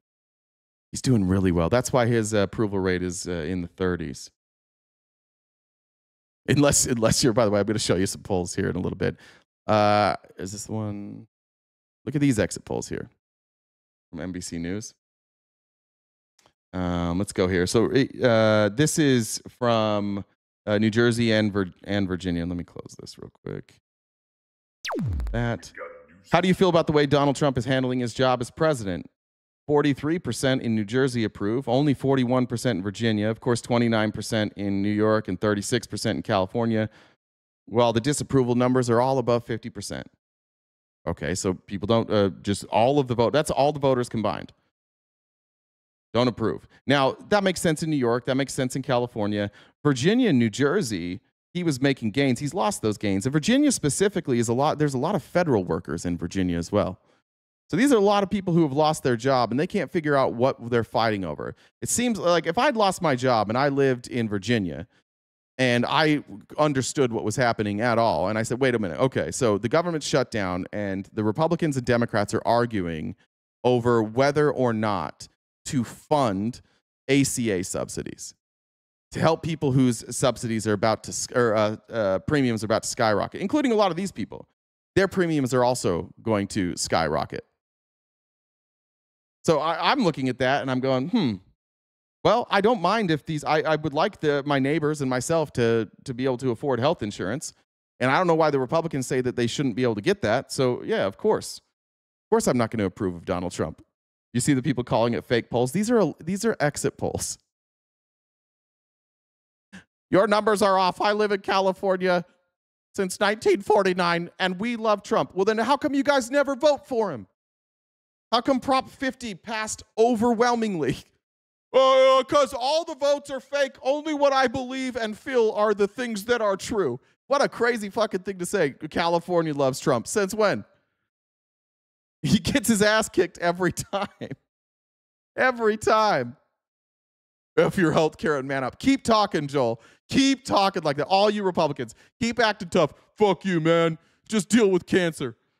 It's no big deal. Pull up your bootstraps. Put on a jacket. Fuck your health care. Nah, fuck your president, man. Fuck your dumbass president. How do voters see Democratic and Republican parties? Let's look here. How do you feel about the way things are going in the country today? This is New Jersey and Virginia. 33% say they're satisfied. 35% in Virginia versus 65-63. Uh-oh. This is a tough one. How do you deal with this?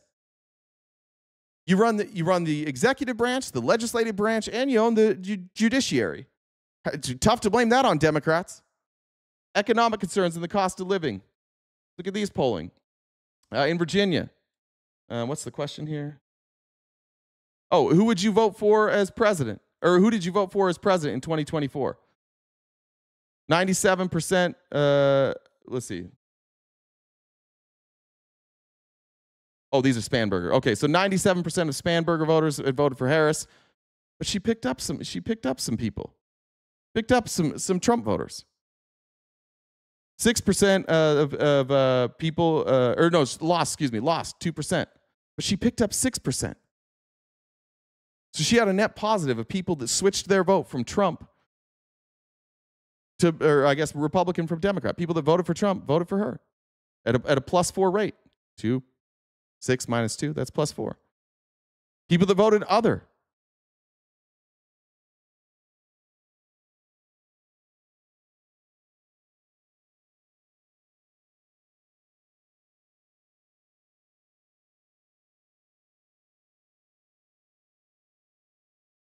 Hamburger. And then look at this. People who didn't vote.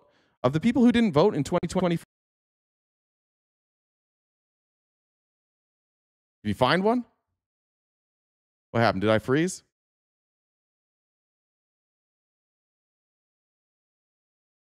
Not this shit again. Is it just on, is it just TikTok? I think that's a TikTok thing. Am I good? Am I still up on YouTube? Fine on Twitch? It's up. It glitched out for a second. Just on TikTok? We got that helium voice. Like on TikTok is a chipmunk voice. All right. I don't have Cox internet anymore. Also, I have a new internet provider and a new place. And I'm tiny on YouTube. Mother goddamn. What is with this? How does this happen every day? This is such a bizarre thing.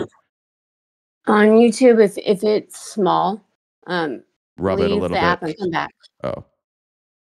Sorry. Oh, I have a new internet provider. Oh, yeah. I'm good on YouTube. Yeah, leave and come back. I just pulled it up on YouTube. It looks fine. Do that. All right. Let's go. All right. I don't remember what this is. Here we go. Fox News. Here's the Fox News copium. Poor Sean Hannity. He's trying so hard. Thank you both for joining us here with reaction to all of tonight. Like they're at a fucking funeral.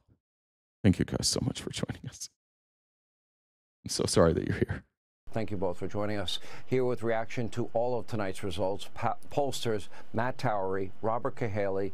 Well, I got to tell Okay, so Matt Talley, I know he works for Trafalgar. I can't remember who the other guy works for, but these are both two right-leaning polling organizations, and so they're here to talk about the polls.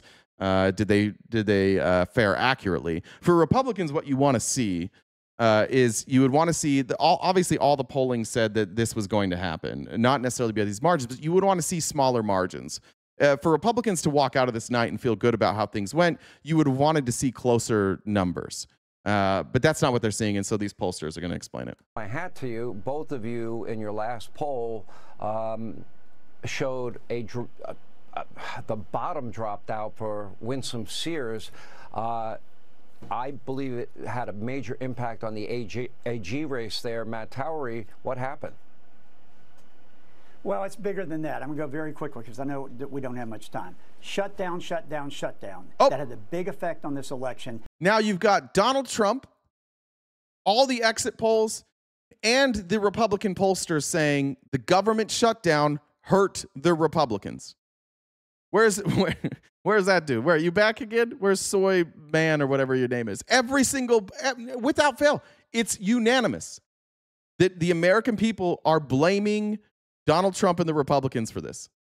We saw many Republicans. Sorry, I got to read some comments. I'm so sorry. Also, Sophia said Zohran is. Oh, I read that one. Never mind. Bree said Trump sucks. Great day in America. Thank you very much. Did I get all of Jen's too? I think I did. Start to go down as the weeks continue to go with the shutdown. Tomorrow, the legacy media is going to say it's Donald Trump. It's all his trouble. It's not. It was a shutdown. Number two. That is some spin. So the voters blamed the government shutdown to vote against Republicans. Donald Trump is the leader of the Republicans, but they're so afraid of him that they're like, it's not him. It's really not him, guys. He has nothing to do with this. Please, Donald, I know you're watching. Please hear me. I'm not blaming you. It's all the other Republicans. Republicans have to figure out how to get the vote out. I agree with Kellyanne. In Georgia today, you had 2 statewide elected officials, Republicans, defeated in a massive level. No one's looking at it, but the GOP has to figure out how to turn out races without Donald Trump on the ballot. I think that's well said. Robert, let's get your take. That's mean. Voice is great. Jay lost his nuts. Are we still helium over on TikTok? That's awesome. It's good on Twitch and YouTube. I know some of you are enjoying it, but if it's not working on TikTok, go to Twitch or YouTube. Did you ever imagine Zohran Mamdani winning with his radical positions in New York City? A simple answer to that is yes. It's New York City. But I agree with Matt. That's true. Shutdown is everything.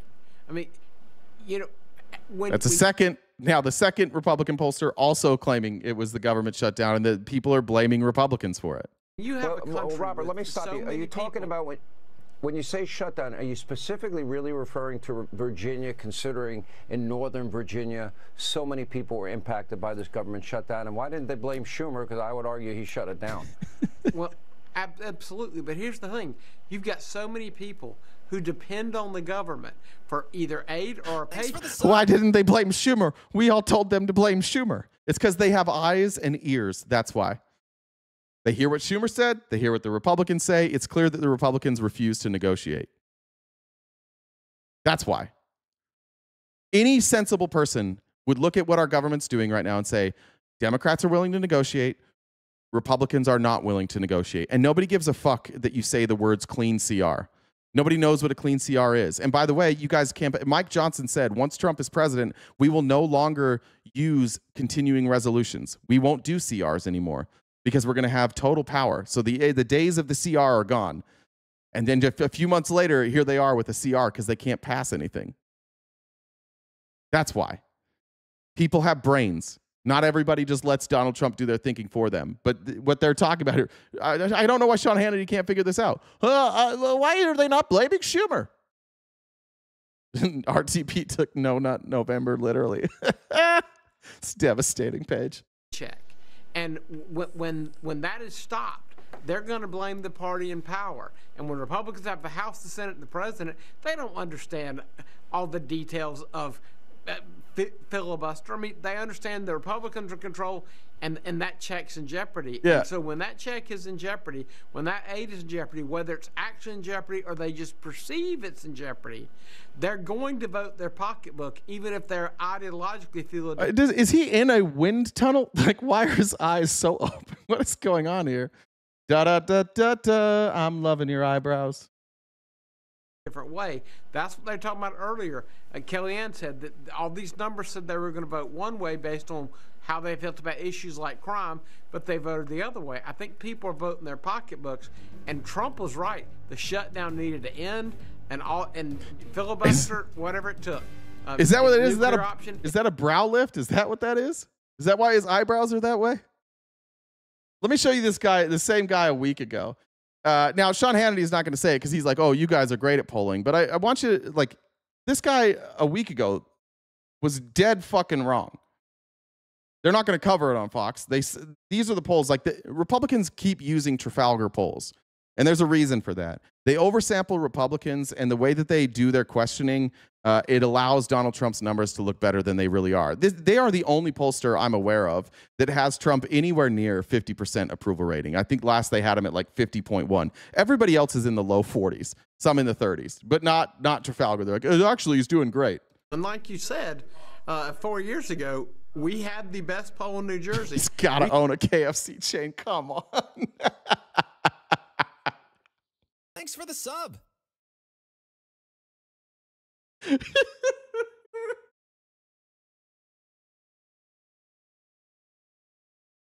That's so good. Sorry. Started over with Robert.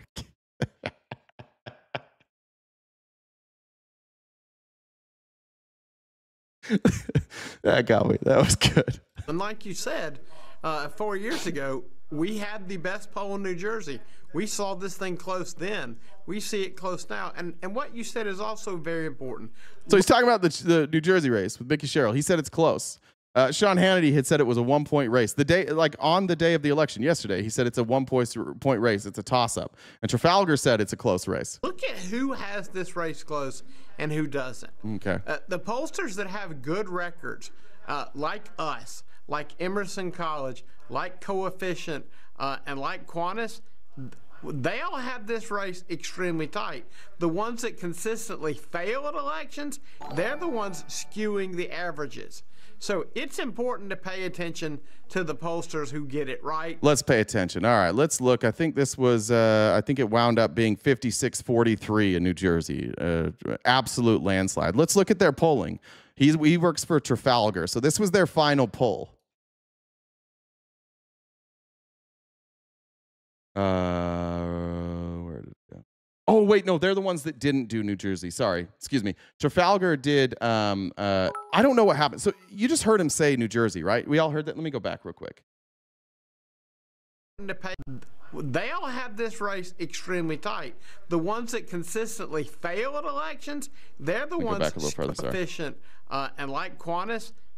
They all have this race extremely tight. Okay, for some reason, either they had a poll on New Jersey and they took it down, or they never had one. But look how off they were in Virginia. They had it a 2-point race. What was the final in Virginia? I think Winsome Earl Searles got like 43% or something like that. This undecided basically all went to Abigail Spanberger. They didn't get it right. And he also says this. The ones that consistently fail at elections, they're the ones skewing the averages. So it's important to pay attention to the pollsters who get it right. And it's important to look at what the Democrats do, not what they say. All right, so let's look. So he says, he names a bunch of actually, let me pull it back up because I didn't write them down. A bunch of different pollsters who said, always get it right. Let me go back. Sorry. Forgot to write those down. We're going to go one by one. We'll have to name them. Years ago, very important. Look at who has this race close and who doesn't. The pollsters that have good records, like us. Okay, when he says like us, he means Trafalgar. This is the Silver Bulletin. This is Nate Silver. And basically what he does is Nate Silver takes elections and he takes their predictions and then he rates the pollsters. I think the lowest you're ever going to see is like a B or a B minus. You rarely see anything lower than that. But if you're not an A or an A minus, you're not considered like a top pollster. So he works for Trafalgar. You can see here, if we pull up Trafalgar, they're a B plus. They're nowhere near good. They're below average. What's the next one he said? Like Emerson College. Like Emerson College. Let me do this. College. Actually, I just learned about this yesterday. Let's see if this works. It's a new update to Google Chrome. I don't know if you guys know about this. They said you can just do this, drag it into the corner. It's not working. Great. Liars. Let's go up. Come on. Let's do this. That. Boom. There we go. All right. So what was the next one he said? College. Emerson. Let's look at Emerson. A minus. They're kind of good. Like Coefficient. Let's look at Coefficient. By the way, kind of good, but they're nowhere near the top. What is the coefficient? Is that the one they didn't have listed on here? I think it is. No, there it is. Coefficient right here. B+. And like Qantas, Qantas? That was maybe the one they didn't have. Yeah, I don't see Qantas on there anywhere. Quinnipiac, Susquehanna, Quinlan, Esquinas, Global Strategy, Quest. Yeah. They just let you say whatever you want on Fox News. And they all blew this election. They all had them very, very close. So there's even more cope. Your pollsters can't even get it right. And your pollsters can't get it right on the right because they have to cater to Donald Trump. If they don't give Donald Trump good polls, he bashes them, and then they lose funding. They all need funding. They all need campaigns to pay them. And so if they don't say what Donald Trump wants them to say, they're out of there. He has destroyed your party. Emerson polls were pretty accurate. Yeah, A- though. They're good, but they're not top. There's a bunch of A-rated polls. I think there was like 15 A-rated polls. So there's at least 15 that were better than them. Devin said Hannity, legitimately crying as he was talking to DeSantis last night, was easily... Wait, did he really? Hold on, I didn't see that. Let's see. Fuck Ron DeSantis.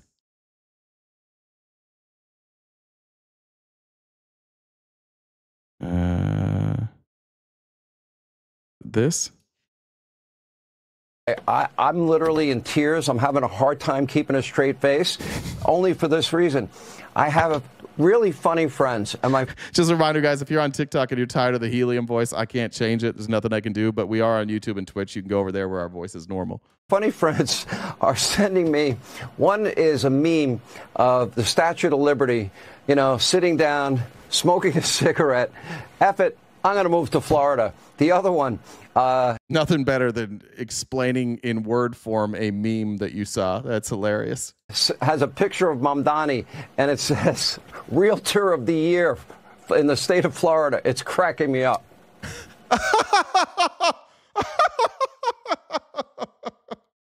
That is record levels of cope.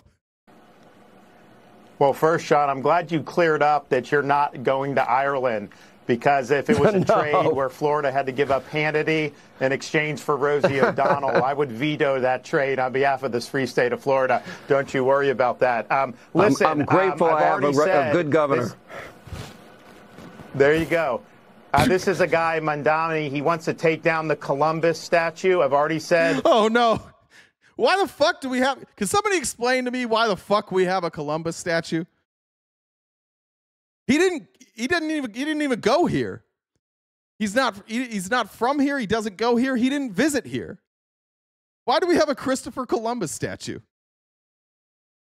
I don't know if he does. Does he actually want to take down a Columbus statue? I have no idea. But who the fuck cares about that? Why are Republicans like Republicans? All they care about is like statues.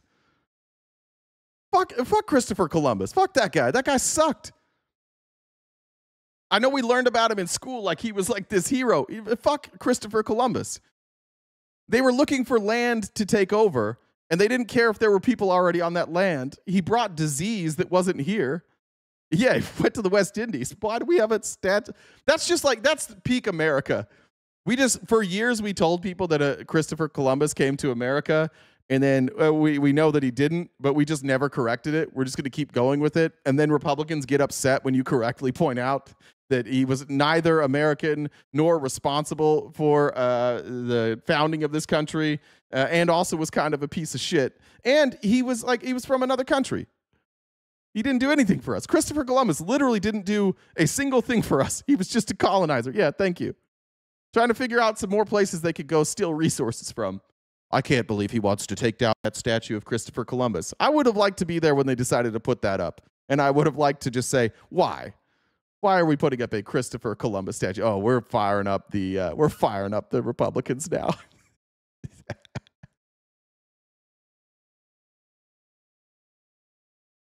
Why are you guys mad? I would rather have a statue of George Floyd than Christopher Columbus. At least he went here, right? Like, at least it makes sense. He's from America. He lived in America. Oh, yeah. Guys, John McShane wants you to know that he wasn't looking for land to take over. He certainly wasn't doing that. That's why they didn't. That's why people were coming over. You think when they found land that they didn't take it over? I got bad news for you, man. Why do you think we speak? Spanish in Mexico? Why do you think we speak Portuguese in Brazil? Why do you think we speak Spanish? Like, why did all these South American countries speak other languages? Because they were all coming here, and they were all looking for the same thing, new trade routes. But then they thought, while we're here, we'll just take it over. What are you talking about, dude? Well, no, he was just looking for a better place to take his boat. He invented the Panama Canal. That's what he did. No, they were dog shit. All these people that we count as heroes were dog shit. If they take that from Manhattan, we'll take it in Florida. Hey, if they want to put the Statue of Liberty in Lake Okeechobee, we'll get that done as well. But the Statue of Liberty that he just said there? I think he's going to win, and I think it's an incredible act of ballistic podiatry, shooting yourself in the foot by... Ron DeSantis made one good joke ever, and he's still running with it. 4 years later, Ron DeSantis is still going with the same joke. Ron DeSantis is one of the most unfunny human beings ever. We're still going with that. New York City voters. I mean, this is a guy who does embrace Marxist economics. He claims he's going to lower everyone's costs by having the government run grocery stores. And the only people that would think that would work are people who have never studied a lick of history. They do it in your state, you fucking dumb shit. Does Ron DeSantis not know what's going on in his state where they have government-run grocery stores in Republican cities? Yeah, you're a fucking idiot if you do that. Well, unless it's in Florida, then it's fine. You can't care about Christopher Columbus statue and not care about the East Wing of the White House. Ooh, I like that, Kathy. Good point. Very good point, Kathy. Well done. He's also somebody that after 9/11, he said how bad it was that his aunt was on a subway and got dirty looks. He never expressed the sympathy. And that's a crazy thing to say.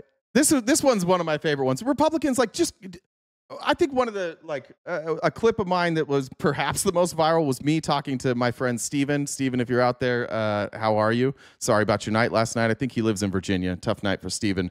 But it was basically like, can you guys just ever one time tell the fucking truth? Does everything you say have to be a lie? What he was talking about is the reaction after 9/11 of Americans who were going after Muslims. Because they're still doing it. They did it last night. Somebody was saying the same shit. Muslim Americans were attacked after 9/11 because everybody was blaming Muslims. Why would you not say that? Oh, you can't talk about how people were mean to your mom because look what happened to the World Trade Centers. I'm sorry. If you lost your family in the World Trade Center, it's not carte blanche to then go be racist. It's not carte blanche to then go be like Islamophobic. You don't get permission to be a fucking piece of shit just because something bad happened to your family, and you don't get to take it out on other people. That's a real thing that happened to this family. That was a real byproduct of 9/11. I remember it. Fox News every day. They're building a mosque in a city. Oh no. They just made it seem like, and they're still doing it. Michael Rappaport's doing it. Cuomo does. They all do it. They're all Islamophobes. But can you at least just tell the truth of what happened there? He didn't say, I don't give a fuck about 9/11. Somebody was mean to my grandmother. No. He said, this was the byproduct after 9/11. The reaction to 9/11 was that a lot of Americans were really, really cruel to Muslim Americans.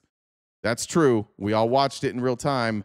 I was one of them. I wasn't I didn't know any Muslim people, but I didn't say nice things about Muslim people. I was really fucking outraged about those mosques.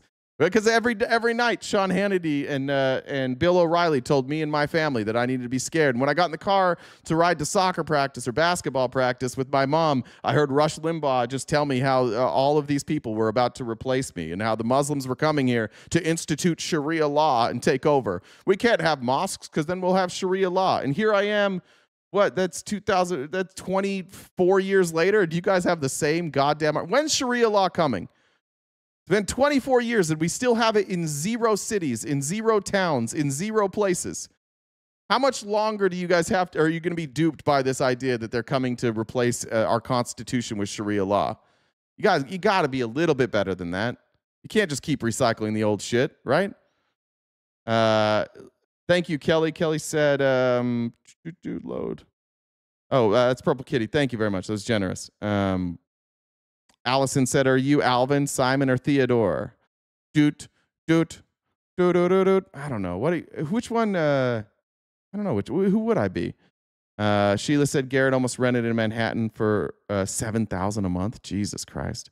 Good to see you, Sheila. I haven't been paying attention to the chat too much, so I haven't seen you, but I'm glad you're here, and we love you. In that regard, I'm gonna skip. I don't give a fuck about Ron DeSantis anymore. That wasn't on the outline. We'll skip that. Oh no, I just closed my outline.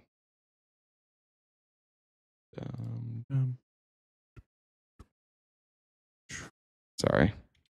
We'll play this. Jen, actually, now's a good time to do an announcement. Go ahead, Jen, if you're here.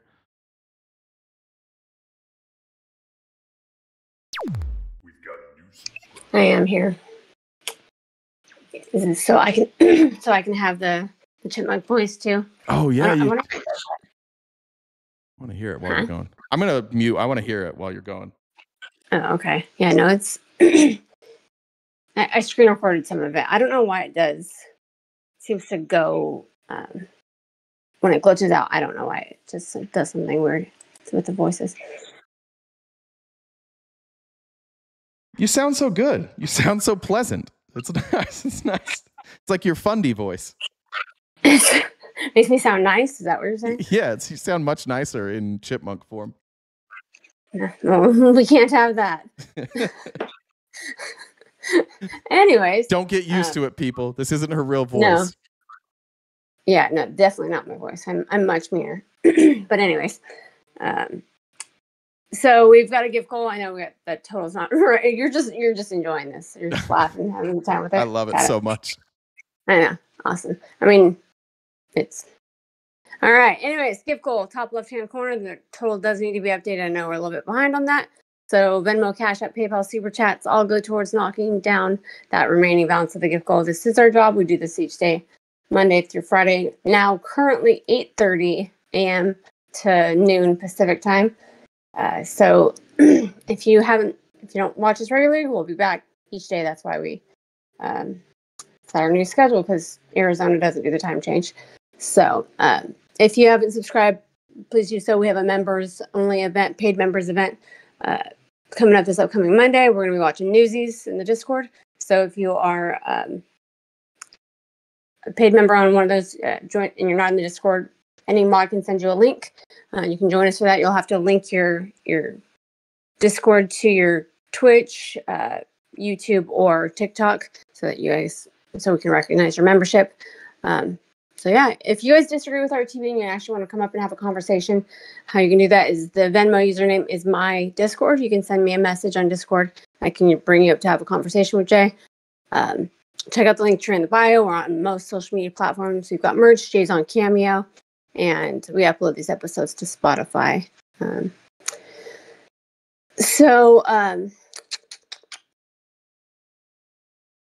How do you get a penguin to poop its pants? Got to give it pants first, I think. Yeah, you have to put them in pants. Exactly. All right. Is that what it is? Yeah. Oh. I like that one. That's it. Well, so we'll do another one that's a little better. Did you hear about the guy who only believed 12.5% of the Bible? I didn't even hear about that. How dare he? He was an atheist. Spelled atheist. Oh, an eighth. Wouldn't it be 1/8 of the Bible? I don't know. I don't do math. Well, if it's an eighth theist, wouldn't it be one? He only believes 1/8 of the Bible. It sounds like a conversation that people who sell substances has. I don't know anything about that. All right. Cool. Only eighth I've ever heard of is something different. Whoever wrote that joke, they need some math lessons. Yep. All right. All right. See ya. Oh, 12.5 times 8 is 100. I don't know. Is that true? 25. Yeah, okay. Oh, 12.5% is, oh, yeah. You're right. 12.5 is an eighth. It was right. Thank you. 1/8, yes. Yeah, that was taking more math. So Jen was the smarter of the two of us. And the joke writer was actually smarter than me, too. That sucks. Thank you guys for what we have nerds here. There's our autism strikes again in the chat. This is the neurodivergence. Bree says we don't have Sharia law. We have Sharia law. Tank Magician says, love what you do. Keep up the fight for common sense. And FOD said, Ron has a case of ballistic ass polyps. WNYC. Nancy said, what does Trump say to his butt kissers on Thanksgiving? Gobble, gobble. Chris said, my seat on the train. Thank you, Chris. Good to have you here. I think I'm caught up there. All right. Let's go to AOC, because this is the messenger. I know Zohran won last night, but this is a bit of a mandate. And I think that if we don't come out of this saying, or Democrats, I guess, don't come out of it and say that we need to look to people like AOC and Bernie Sanders for our messaging, then you're making a huge mistake. Here's AOC last night. I have to tell you, as I was out at polling locations today, as much as Democrats were talking about Trump, they were also angry with the Democratic establishment, and they were calling people out like Chuck Schumer, Hillary Clinton, who they felt at points, in their view, disrespected Zohran Mamdani during this campaign, that they should have shown him more support, that they had heard these Democrats say vote blue no matter who in the past, and that didn't seem to apply at this point. Do you think after what we're seeing tonight, there will be more unity in the Democratic Party? Are things going to change? Well, you know, I think it speaks to the absolutely heroic effort that not just Zohran Mamdani put together, but so many people who participated and were brought together by his campaign. Because they were not just tasked with defeating a Republican. They were also tasked with defeating the old guard of the Democratic Party that essentially led us to many of the perils of this moment. AOC's voice in Chipmunk must be unbelievable. Oh, you guys are saying that, yeah. So he had a two-front war to win, which is what made... Blaine, shut your whiny bitch ass up. You've been here for 5 minutes and all you're doing is crying in the comments. Shut the fuck up, man. Just chill. Just watch it. If you don't like it, you can leave. I don't know what you're doing here. Don't vote, guys.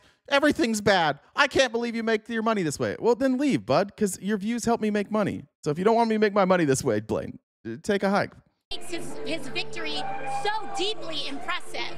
And I do think that this moment, a lot of people who are willing to talk about party unity when it serves them, but not party unity when it serves everybody, it puts those folks on notice. And I think it also puts folks on notice that we have a future to plan for. We have a future to fight for. And we're either going to do that together or you're going to be left behind. Yes. And I think that is not a partisan issue. It's not about progressive. It's not moderate. It's not liberal. This is about, do you understand the assignment of fighting fascism right now? And the assignment is to come together across difference no matter what. Alexandra Ocasio. Facts. Just facts. Like we're in a state where we have $38 trillion in debt. We have wealth inequality at all-time highs. We have 60% of Americans that can't afford to put any money away for their savings. We have a bunch of people about to lose their health care. We're at a place that like things aren't going to get better unless we have radical change. And we do have to have radical change. The reality of all of this is that the only way out is either through war. The United States could, I guess, go to war, or we can tax people more. We have to tax people more. And we have to spend less. And the place that we should spend less is on the military. And if Republicans had any sense at all, you would recognize that what your party is doing right now, that they claim fiscal responsibility, they have no intention of fixing our deficits. They have no intention of being fiscally responsible. They're going to use power and force to cover up for the fact that they're fucking dumb and they don't know how to manage a budget. That's what they're doing. That's what all of you do. It's what all of you do when we talk about raising taxes. When we just talk about math, you guys get really upset and you try and fight us. It's a Republican response, and it's specifically a white Christian conservative Republican man response. It's not your fault that you're dumb. The education system failed you. It's not your fault that you don't understand like basic economic principles or that you even understand basic math. In order to lower our deficits, you need to bring in more than you spend. And you guys are spending more than you're bringing in. And on top of that, you're cutting taxes so you will bring in less. It's not your fault. Your education system failed you, and the world keeps telling you that you're great because you are conservative white men, and you've been handed things your whole life much easier than anybody else would. So it's confusing for you, and I get that. And I get that you also don't want to deal with any pain, and you don't want to have to pay more in taxes, and you got to keep licking the assholes of the billionaire class, and that's important to you because how else are you going to masturbate? So you got to keep doing that. But here we are. We have to tax people more, and we have to take care of the 60% of Americans who can't afford to put any money away, and we have to take care of the millions of Americans that can't afford health care. And nothing the Republicans are advocating for will fix any of that, which is why they're out there bombing fishing boats, which is why they're out there raising money for these private companies for AI. Meanwhile, that's why they're out there slashing benefits for people. Because they recognize where we're at, but the only thing that Republicans are always unwilling to do is help the people who are hurting the most. They tell you if you're hurting, it's your fault, shut the fuck up, and let us cut taxes for billionaires. And too many of you, so many of you, are like, yeah, that's what we need to do. Yeah, that's a good point. It is my fault that I can't make ends meet. It is. Jeff Bezos is just that much smarter than all of us. Elon Musk deserves all of that. Mark Zuckerberg deserves all of that. Did he steal that idea? Yeah. Did every other idea he had, did he just buy? How about Google? What did Google do? Google made a search engine. Everything else Google's ever done, they just bought somebody else's work. They don't deserve all this. They don't deserve all that money. It's silly. It doesn't work. It's a massive nightmare. And Republicans, you can die. You can watch your party die with this ideology, or you can get in the fight. And maybe there's some things that you want in this country. Maybe there's some things that you would like to change. And if you're unwilling to address our financial problem here, if you're unwilling to address imploding middle class, then fine, be left behind. Be left behind and don't have a voice. Just angrily shout into the abyss every single day. But every single day, there will be less and less people shouting with you because the reality is stark. The reality is that people in America are hurting, and Donald Trump and Republicans offer you no plan forward. And you know that, which is why you guys only talk about Democrats. You know that not a goddamn thing this president has done has helped you in the slightest. You do like that he's going after brown people. That's fun for you because you don't like brown people. But you can't just out and out say, I don't like brown people, so you pretend it's about, well, the most important thing to me, actually, is that people come here legally. Why? Well, because it's important to follow the law. You voted for a felon. No, actually, the court systems are a cheat. They're all just wrong. He's not actually a felon. None of you care about the law. You're watching Donald Trump literally pardon people who are funneling money to terrorist groups. You're literally watching Donald Trump take open bribes from the people who funded 9/11. You don't care about the law. You don't care about any of this shit. It's just your way to hate on brown people, and you get to hide behind it like, actually, what I really care about is that we patrol the border and we make sure that these people don't commit civil infractions. That's very important to me as a man who lives in southeastern Pennsylvania.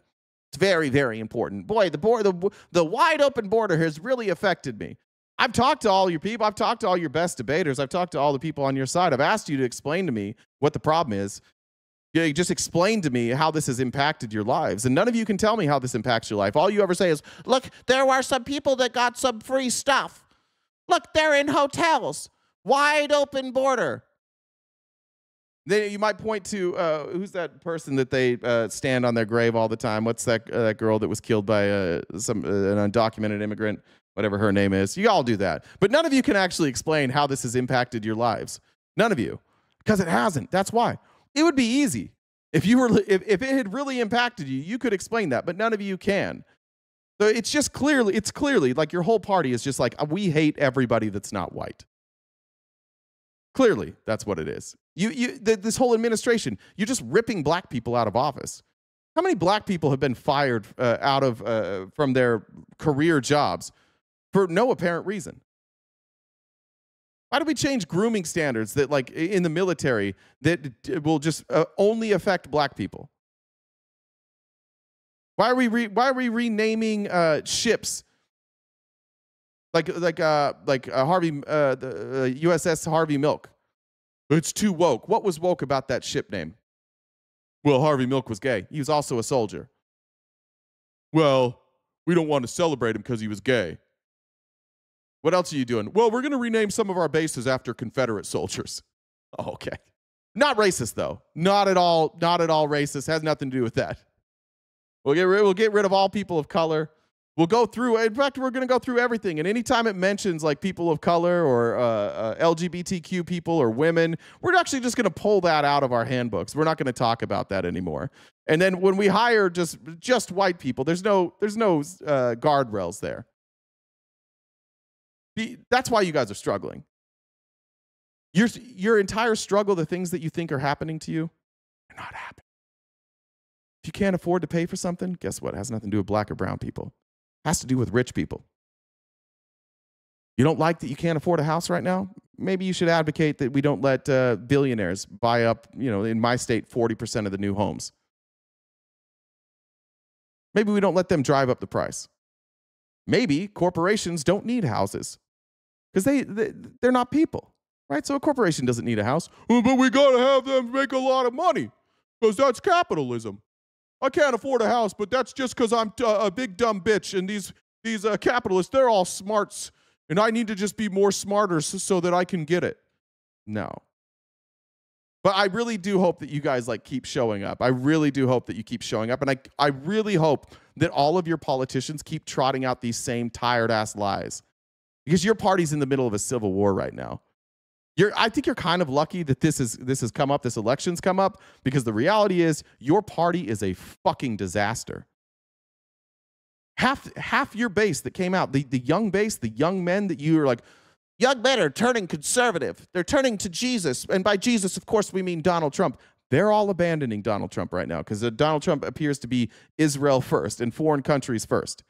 You're in the middle of a civil war in your own party, and you're coming out here today like, but Zohran Mamdani is a Muslim. Cool. You know who that works for? Racists. You know what? We don't have a majority in this country? People that are like, oh, Muslim equals bad. That's just you guys. And that number of people is getting smaller and smaller. And the longer Mamdani doesn't implement Sharia law, the dumber you're going to sound. Just like you sounded dumb when it came to Ilhan Omar. Ilhan Omar, she's going to bring in Sharia law. Son, we don't have Sharia law. Well, I'm still going to keep saying it. Less and less people believe you every time. Wouldn't it be nice if you guys had any updated material since 2001? Does it get tired? I guess that's like the joy of being a Republican. You literally never have to learn anything new. You just repeat that. It's the exact same. Let's just do this. Let's play a game here. I'm going to go to YouTube, and I'm going to type in Sharia law 9/11. And let's just see if you guys have updated this. I'm going to have to go back 14 years ago. All right, what's this? This is from ABC News. Oh, that's Australia. Where's this from? All right, let's see if you guys sound the same. How widespread is Sharia, the Islamic threat here in America? We're going to be talking about it today on Faith and Freedom. I'm Matt Liberty University, or is that Liberty Council? Our founder and chairman of Liberty Council. Our special guest is Eric Stakelbeck, who is a correspondent for CBN and also a correspondent for GBTV, Glenn Beck's television program. And his specialty is terrorism. His book is The Terrorist Next Door. And that title itself, Eric, makes 13 years ago. It's on our doorstep. They're right next door. Here comes Sharia law. It's coming to get you. Everybody be scared. 13 years later, yeah, I still think it's coming. Jihad Street. Look at this. Me think that it's not just a terrorist over in the Middle East, but obviously it's a terrorist here and terrorist network. Hey, Chase, see that Venmo username, GenDub? You can add me on Discord, and you can come up here and you can talk to me right now. So go ahead. Anybody is welcome to come up and correct me here. That's taking place right here in America. Yeah, Matt. I mean, over the past 3 years, since 2008, 2009, we've seen dozens and dozens of terrorism arrests on American soil. Now, you don't hear a lot about them in the mainstream media in many cases. Oh, yeah. Of course, the mainstream media is covering it up. That sounds familiar. Everyone knows about Fort Hood. Everyone knows about the underwear bomber, the Times Square. Wasn't Fort Hood like an American citizen that was radicalized? So that was an American? Bomber. We had someone arrested in New York just 2 weeks ago plotting to blow up U.S. military targets. These are American citizens. Yeah. In the book, The Terrorist Next Door, I talk about how this is not only widespread in large gateway cities like New York, Chicago, L.A., which have large immigrant populations where you expect large Muslim populations. I think people will be shocked to know that we're seeing this also in the Bible Belt, in the American heartland. In my investigations, You guys haven't changed your tune for 13 years. Some of us grow out of that right here. Some of us are like, wait, why are you saying the same fucking shit? How come you guys keep making these predictions about brown people and none of them come true? So some of us grew out of it, and some of you were like, yeah, that does sound right. It's the same thing I've heard every day for 20 years, but I'm going to keep going with it. Like ice caps melting in 10 years. Larry, get it together, man. Get it together, Larry. I vote for Republicans because some people said the ice caps would melt and then they didn't. Therefore, I'm right. Cool, Larry. Cool, bud. Computer guy said, look at these uneducated ATDD maggots spewing nonsense and sound bites in the chat. They're losing it today. Do they not have math in red states? Not correct math. Sully said, just want to point out how kind, sensitive, and loving Jen is. Watch yourself, Sully. Those are fighting words. Jen will come after you if you compliment her kindness. You don't want to do that. Yeah, the ice caps literally are melting. But we don't have a worldwide flood. Larry, you got to get it together, bud. I know this is a tough day for you. Welcome back, bud.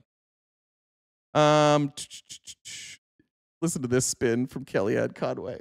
This is unbelievable. Basic needs, they're saying they're spending 70. All right, so she's responding to this chart here. This is a Washington, ABC News, Washington Post, Ipsos poll. By the way, ABC News, Washington Post, all owned by right-wingers. You guys can stop saying left-wing and fake news. Every organization's owned by right-wingers now. Americans are saying that 71% are saying that they're spending more on groceries, 60% roughly on utilities, 43% are saying they're spending more on healthcare. By the way, this number will skyrocket in January. 39% are saying they're paying more in housing, 37% on gas. Spending the same, those numbers, and spending less, virtually nobody. I'm wondering who says they're spending less on gas. That's kind of funny. I guess maybe people who drive less. So they're responding to these polling, and now obviously not a good night for them. And listen to the plan. Listen to what they're telling you. They're telling you not to believe what's happening in your life. They're just going to tell you that it's always Joe Biden's fault. Don't believe it. It's our messaging. It's not the reality for these people. All of these people are just wrong. They just don't understand it. So here's Americans, they're spending more on basic needs. They're saying they're spending 71% more on groceries, 59% more on utilities, on health care, 43%, housing, 39%. So you see people are feeling the pinch. And I think you're right that this is the candidates in these races weren't addressing the affordability in the way that Zohran Mamdani did, and in very creative ways. Yeah, he did. Zohran Mamdani was on TikTok, et cetera, and the prescriptions are wrong. But also, I think maybe there has to be a larger conversation. Okay. All right. Bad night. Maybe there's let's do some self-reflection here. Maybe between us, between all the elected people, maybe there needs to be a larger conversation. Maybe it's time to come to reality. And what's the reality? Larger conversation, admitting from the Republican side, look, we inherited 4 years of really bad policy. And maybe we all need to come together and collectively say it's not our fault. Now we're trying to refigure the American economy to bring more jobs back, to get our trade imbalances back in order. And there's going to be a little bit of short-term pain. Oh. And maybe there hasn't been an explanation about that. Oh, they just don't understand that the plan actually is working. I think is that Sean Duffy's wife? Why is everybody's wife a Fox News host now? That's the problem. We didn't explain to everybody that this is working, that this actually is part of the plan. I'm sorry, I don't remember Trump saying, I'm going to be elected and the first year is going to fucking suck. It's going to look like I'm breaking everything. It's going to look like I ruined our reputation across the world. It's going to look like my trade deals make no sense. It's going to look and feel like everything's getting more expensive. But just remember, by the next year, then it'll be good. But just remember that everything the first year is Joe Biden's fault. So people can say, hey, look, once, as you said, once the president's budget comes in online in January, that's Trump's budget. We're living off of Biden's budget right now, and things will get better. Maybe that hasn't been. Presidents don't have budgets. None of them know anything. Dumb shit, dumb shit, dumb shit. We're living off of continuing resolutions. We're still under Donald Trump's tax policy. from his first go around. Almost nothing has changed. Almost nothing has changed, except for Donald Trump using excessive executive authority to bend America over and repeatedly violate us. I'm trying to say nicer words so I don't get age restrictions. We're finally back a little bit on YouTube. Guys, don't pay attention to what your eyes are seeing. We just got to message this better. We got to tell all these people that actually this is good. Explained sufficiently by the candidates who are running. And also, maybe people don't want an explanation. You just see the prices are high and say, Stick, that's the 12th time you've used that joke. We're going to have to start muting you when you repeat dumb shit. Mamdani's, the only thing Mamdani's advocated for free is public transportation. So get it together, bud. who's in power, even though they've only been in power 9 months. Yeah. It's only been, I mean, 10 months. Guys, it's just a messaging problem. It's just that Americans are too dumb to see that this is actually working, which I get it. Like, all those people are wealthy. And by the way, all of those people live in New York. All of them. They're just sitting there in New York enjoying their lives. And they're like, New York is a hellhole, as you view out onto the street of New York, definitely not being a hellhole. I guess they're doing okay. Do you want to bet none of those people move? Want to bet that Fox News? If it's such a problem, why doesn't Fox News leave New York? Here's Kelly Loeffler. I can't explain what happened, so I'm just going to try to scare you now. Here you go, Republicans. This is your messaging on the next day. You'll see. This is actually scary. That's a Muslim. This is going to be a crisis in the city of New York. To have a communist in there talking about seizing the... Not a communist. How come none of you know what any words mean? How come none of your elected leaders know what words mean? There is a stark difference between communism and democratic socialism. But more importantly, I think they do. They should know. Why do you think they keep saying communist? Why do they lie to you? Why do they always misrepresent who he is? You guys oppose democratic socialism too, right? You all do. I don't know why they're saying, you know why they're saying communist? So that they can link it to Mao, so they can scare you, because you're all scared little bitches. That's what republicanism is, just scare you with words all the time. Why don't they tell you the truth? Do any of you care that not a single one of your elected leaders accurately describes who Mamdani is? And that's a problem with messaging as well. Like, you want to have good messaging, you want to win elections. What are you going to do with undecided voters? When the undecided voters hear you say, oh, he's a communist, and they're like, I'm a little worried about communism, and then they go and they hear him speak, and they're like, wait, he's not a communist? He's a democratic socialist? Like, democratic socialism's not scary. Those people seem a little bit dishonest. If you have to lie about who your opponent is, just literally who they are, you've got problems.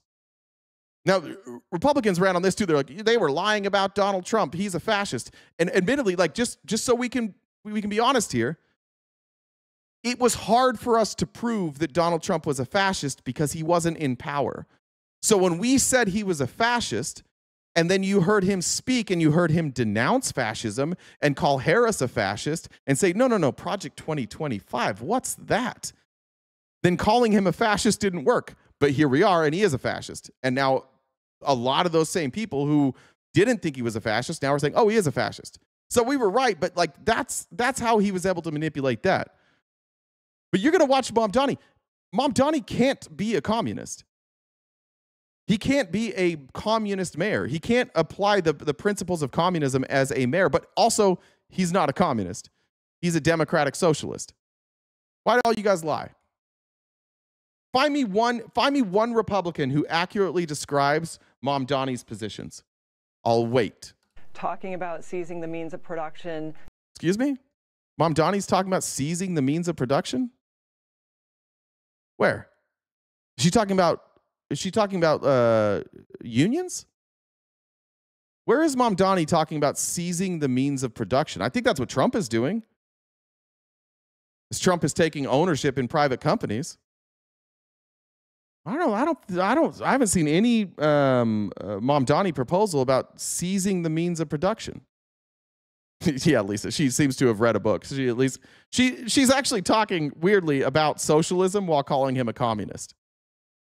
taking away opportunities from small businesses, raising taxes, making promises that can't be kept. What promise can't be kept? First of all, he's raising taxes on people making over $1 million a year. So I don't know if that's small business owners or not. There's nothing I've seen in his policies that goes after small businesses. It's just rhetoric, rhetoric, rhetoric. But so, which of his policies can't work? Like, you can't pay for buses with a tax increase? Of course you can.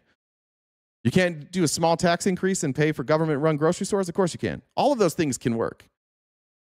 Cautionary tale for the rest of the country, but this is what the Democratic Party is. This is the face of the Democrat Party now. Goddamn right. And you saw that with everyone, coming in and bowing to him. And this is why bowing to him. What the fuck are you talking about? Coming in and bowing to him? His own senator won't endorse him. Hakeem Jeffries barely gave him an endorsement. Half the Democrat Party refused to acknowledge him.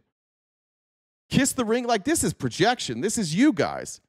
What's that on your nose? Is that Cheeto dust? This is projection. You guys all do this. You think that we treat our politicians the way that you do. You guys are all afraid that we're going to treat Mamdani the way that you treat Trump, with an open mouth and an eager stomach. And we're not. I like Mamdani. I think he's great. And the second Mamdani turns out to be anything that he said he wasn't, I'm going to be the first one to criticize him. And if Mamdani starts being Eric Adams and Rudy Giuliani and Michael Bloomberg and starts taking bribes to cater to the rich, I'm going to be the first one to turn on him. None of us give a fuck about, like, we don't love Mamdani in the way that you love Trump. If he does what we don't want him to do, we will talk about it. Trump can't do anything you don't want him to do because you don't know what you want him to do. You just wait till he does something and you're like, actually, that's what I wanted. This is all projection from all Republicans. You guys all treat Donald Trump as if he is a king, and you all come in and you kiss the ring. You literally go to his house on the weekends and have parties. Every fucking meeting that you have is like, I am so grateful to be part of this administration with the greatest president of all time. I will be brought to tears if they do not give you the Nobel Peace Prize. Nobody has ever done more for Americans than Donald J. Trump. Every fucking meeting is just a glaze fest. So yeah, I'm sure that you want us to treat Mamdani that way. But the reality is, we don't like Mamdani because of who he is. We like Mamdani because of what he says and the way he carries himself. And he carries himself just simply like an honest, thoughtful, caring person. And he seems to have a grasp on what working class New Yorkers want. Sorry, multi-millionaire. Sorry that you don't understand any of this. But keep talking. Throw Kelly Loeffler on TV every day. I hope Kelly Loeffler goes on CNN every day. All of these folks that are out here openly criticizing Mamdani before he's done anything, if he is successful, you're done. You're going to look like idiots. Keep talking because you don't have any talking points. Stake. It's the future of our country. It's free enterprise is at risk now. Yep. And small businesses are going to be the first to suffer. All right, Kelly, great to get this is free enterprise is at risk? What are you talking about? What Mamdani policy? Where's all those Republicans who keep telling me that you want to debate me and you won't come up here? What policies is Mamdani advocating for that will cripple free enterprise? Socialist clown is going to bankrupt NYC. Yeah, tell me that you don't understand basic economics one more time. Mamdani is smarter than all of you. He's smarter than all the Republicans because any spending that he is advocated for, he pays for it with taxes. You don't go bankrupt by paying for your spending. You go bankrupt for not paying for your spending. Good try. I don't know, Chia Pet. It's a TikTok thing. I sound like a chipmunk on TikTok. Should I talk like this so that it sounds more normal? Computer guy said, computer guy, honor us cowards that need to lie, cheat, and steal to gain influence and power. I don't remember if I read that or not. Yeah, the fear-mongering sucks, dude. It's like, this is like the 50th remake of their fear-mongering. It's terrible fear-mongering. Let me get down a little further. We may come back to some Mamdani stuff, but I want to get to the Republicans. It's 11:52. We got about an hour left. If you guys could help us knock out that gift goal, that would be greatly appreciated. And as a reminder, on Monday, we have a members-only event where we're going to watch Newsies. And I encourage you to join us. You just need to be a paid member either on YouTube, Twitch, or TikTok. And then make sure you join the Discord, which is free. And we can watch that movie together while we talk about the robber barons. Fact said the cope is strong today. Good to see you, Steve. And yeah, it is. It's extremely strong. And I'm here for it. I don't even know what you guys are coping for. Just fucking relax. Just wait. Why are you guys all like on day one? This is what's silly. You're just all making predictions. None of you know what Mamdani is going to do. None of you know the outcome. Why would you jump on today and just make these wild predictions? Wait. Notice how I'm not making a prediction? I don't know what Mamdani is going to do because I don't just trust politicians. I like what he had to say. If he does it, I think that'll be good for New Yorkers. If he doesn't, it might not. Just wait and see. Where is it? I'm going to jump. Oh, I guess we're almost there. I'm going to skip Van Jones. Let me go to the DNC chair because I want to criticize some Democrats here too. This is a DNC chair, Ken Martin. I kind of agree with him a little bit here, but there's a fear from establishment Democrats that those people who have been raised to be terrified of the word socialism are not being listened to right now. And those are a lot of donors. So there's a fear among the base that people who fear that word are going to leave and go to the Republican Party. Doesn't look like it so far. Looks like it brought more people in. Doesn't look like very many people left. New Democratic Party. And I can't help but notice that Governor Sherrill is 53 and Governor-elect Spanberger is 46. And Mayor-elect Mamdani is 34. Your party, though, has a lot of people in it who just will not retire. They're in their 70s, they're in their 80s. There's a New York Magazine story about it right now, about all the members of the House and Senate in your party in particular who just won't retire. Is the age of your candidates that won tonight, Gavin Newsom's fairly young himself also, is that also part of what's going on here? Look, it's not a question of age, because at the end of the day, what people want, right, is they want fighters. The divide right now in our party is not ideological, nor is it age. The divide right now is between those who are fighting and those who are sitting on the sidelines. That's right. It's so right. Because who's fighting? Like outside of these people who just ran elections or campaigns, because obviously they're going to fight. But think of all the Democrats right now who aren't in the middle of a campaign. Who's fighting?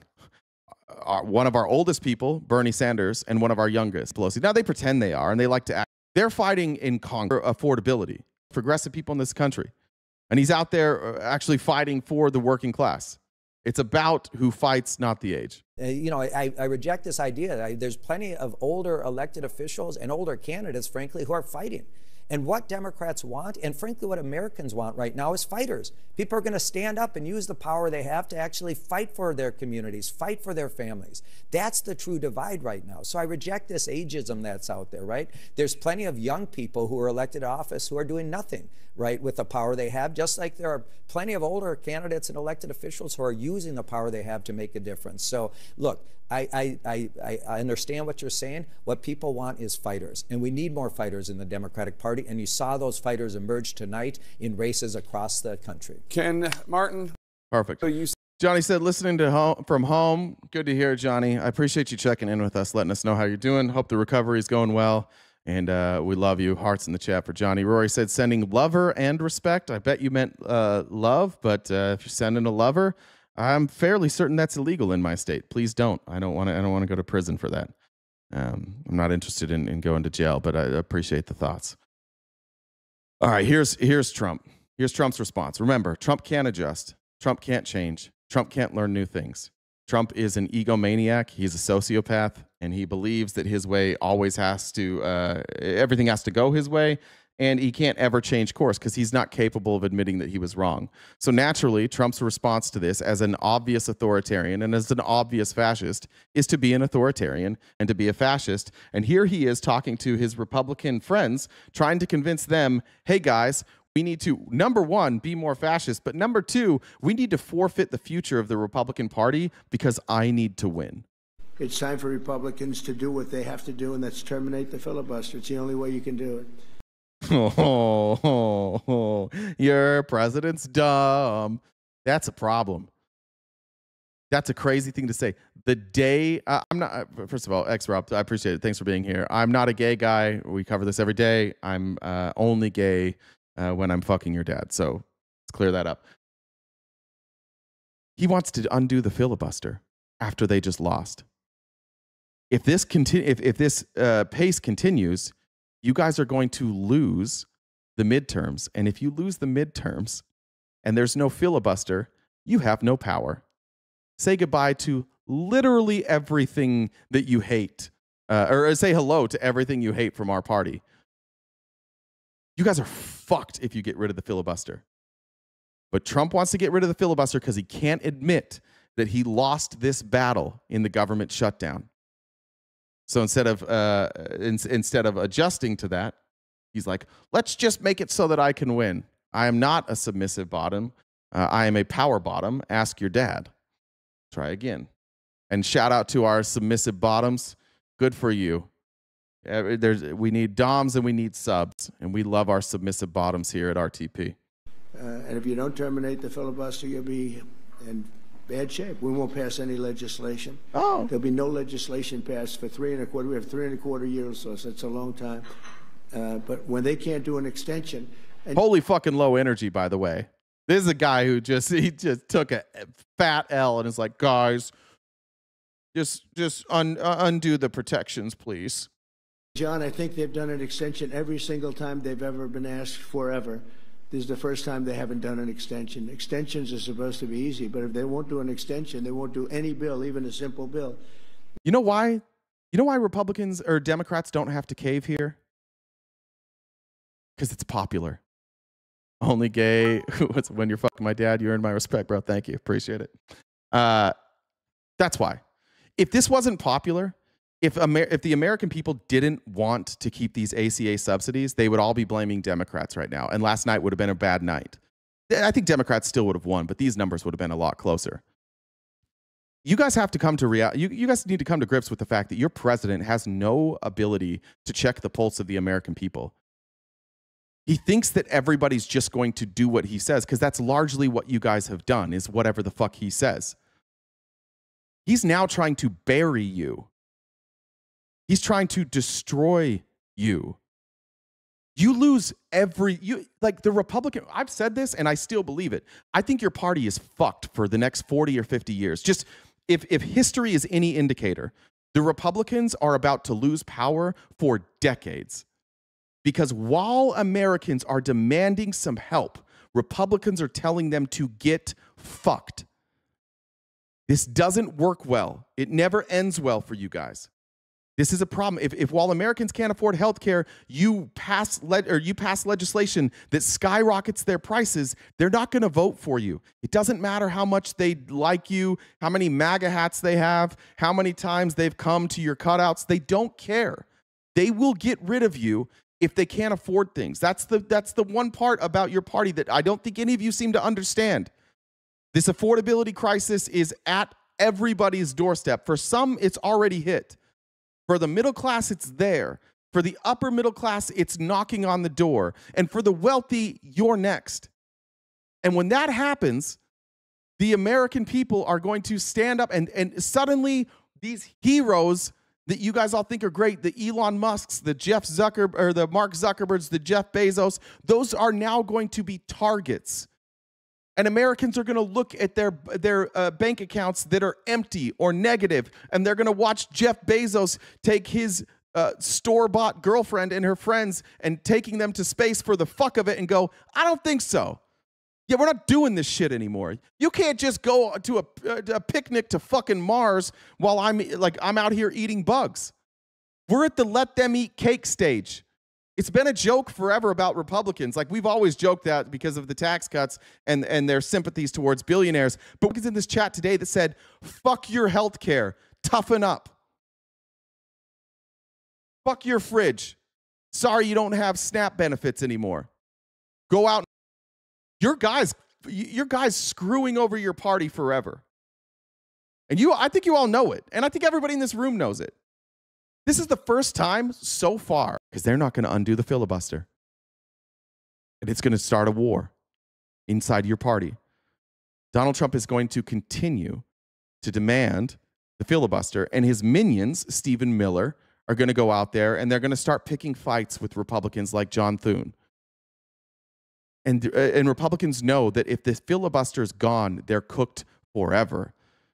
The reality in this country is that like Republicans don't win elections without the bizarre scenario where like Wyoming for some reason gets the same amount of Senate representation as California. All ever goes into effect. The problem that you're all going to have is it's going to be super fucking popular. And then they're all going to look at Republicans and be like, why did they tell us this was evil for so long? Why did they tell us this was going to be so bad for so long? This is great. This is way better. So I think you guys have you're a little late to the party, because now what he's asking you to do is abandon your future so that he doesn't look silly. And we should do our own bills. We should get out. We should do our own bills. Are we still buffering on YouTube, Jen? Some people are saying it's buffering.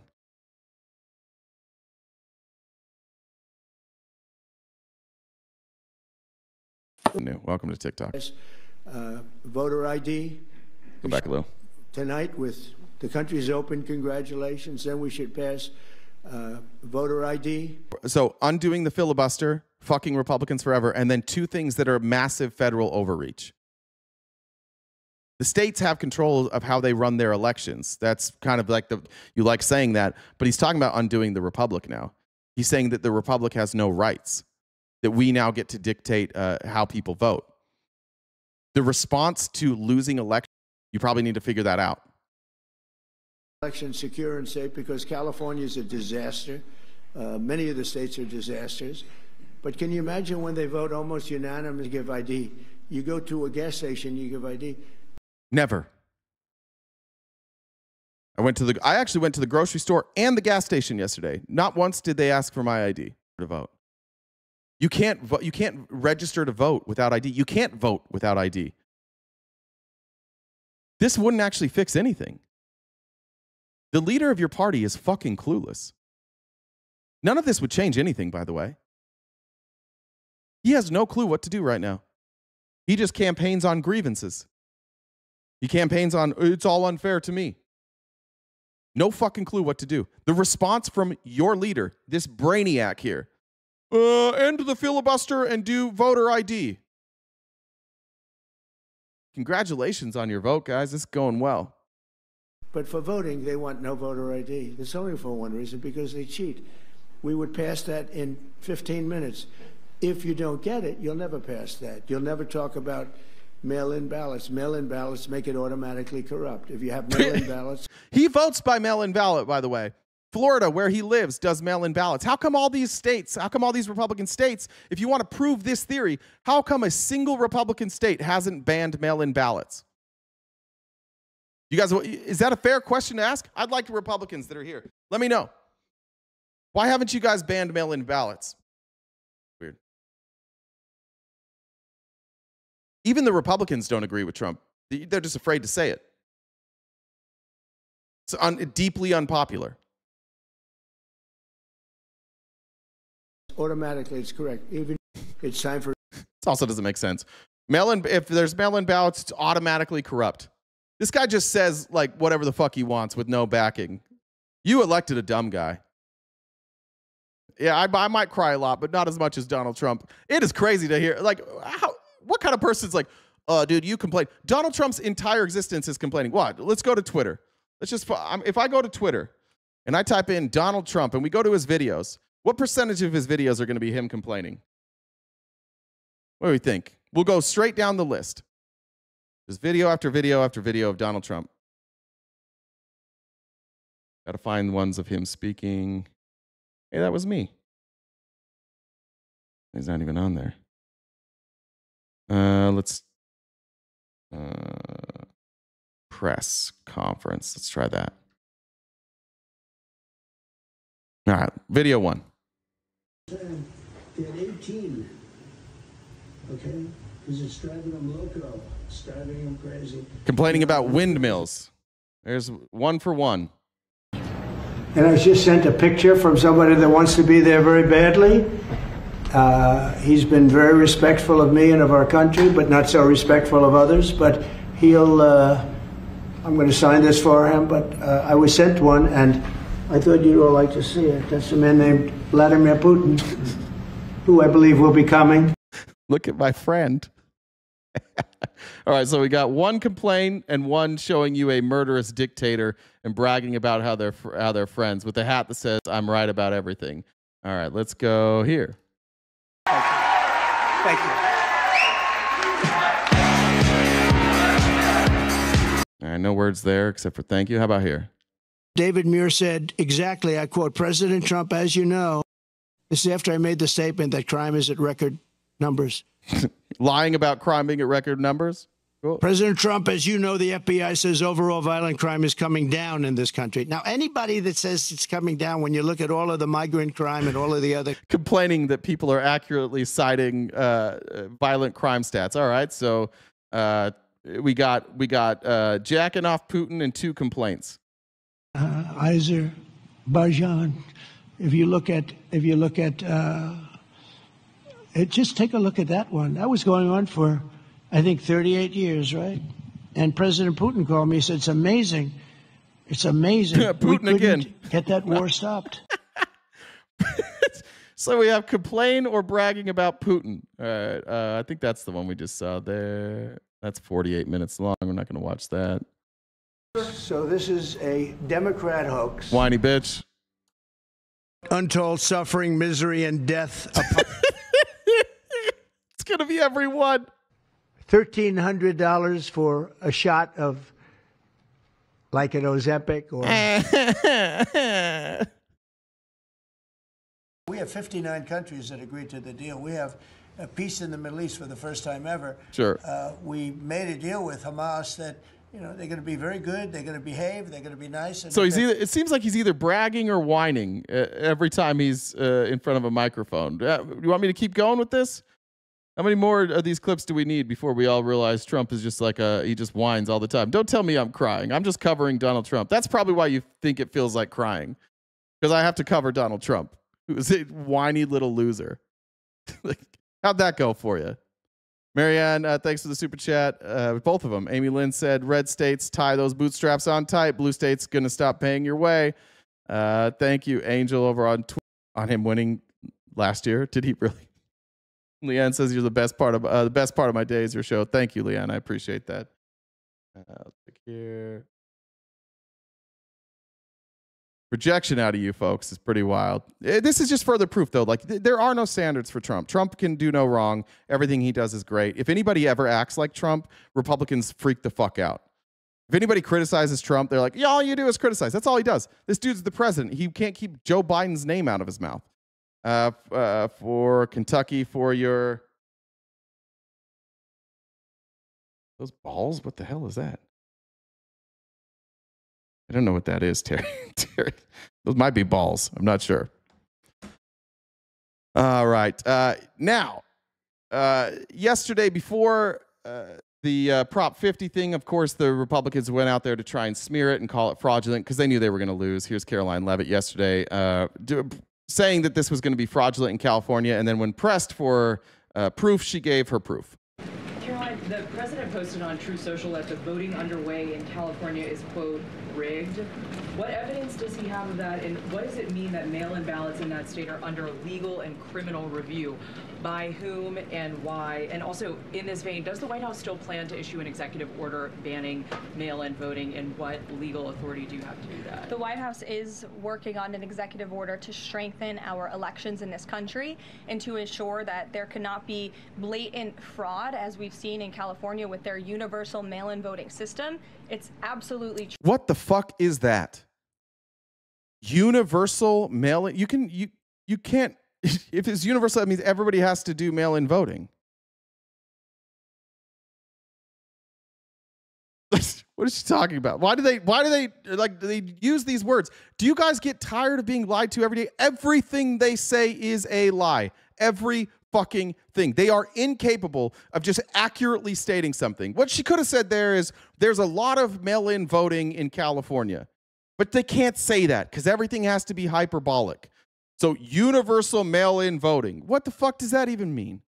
True that there's fraud in California's elections. It's just a fact.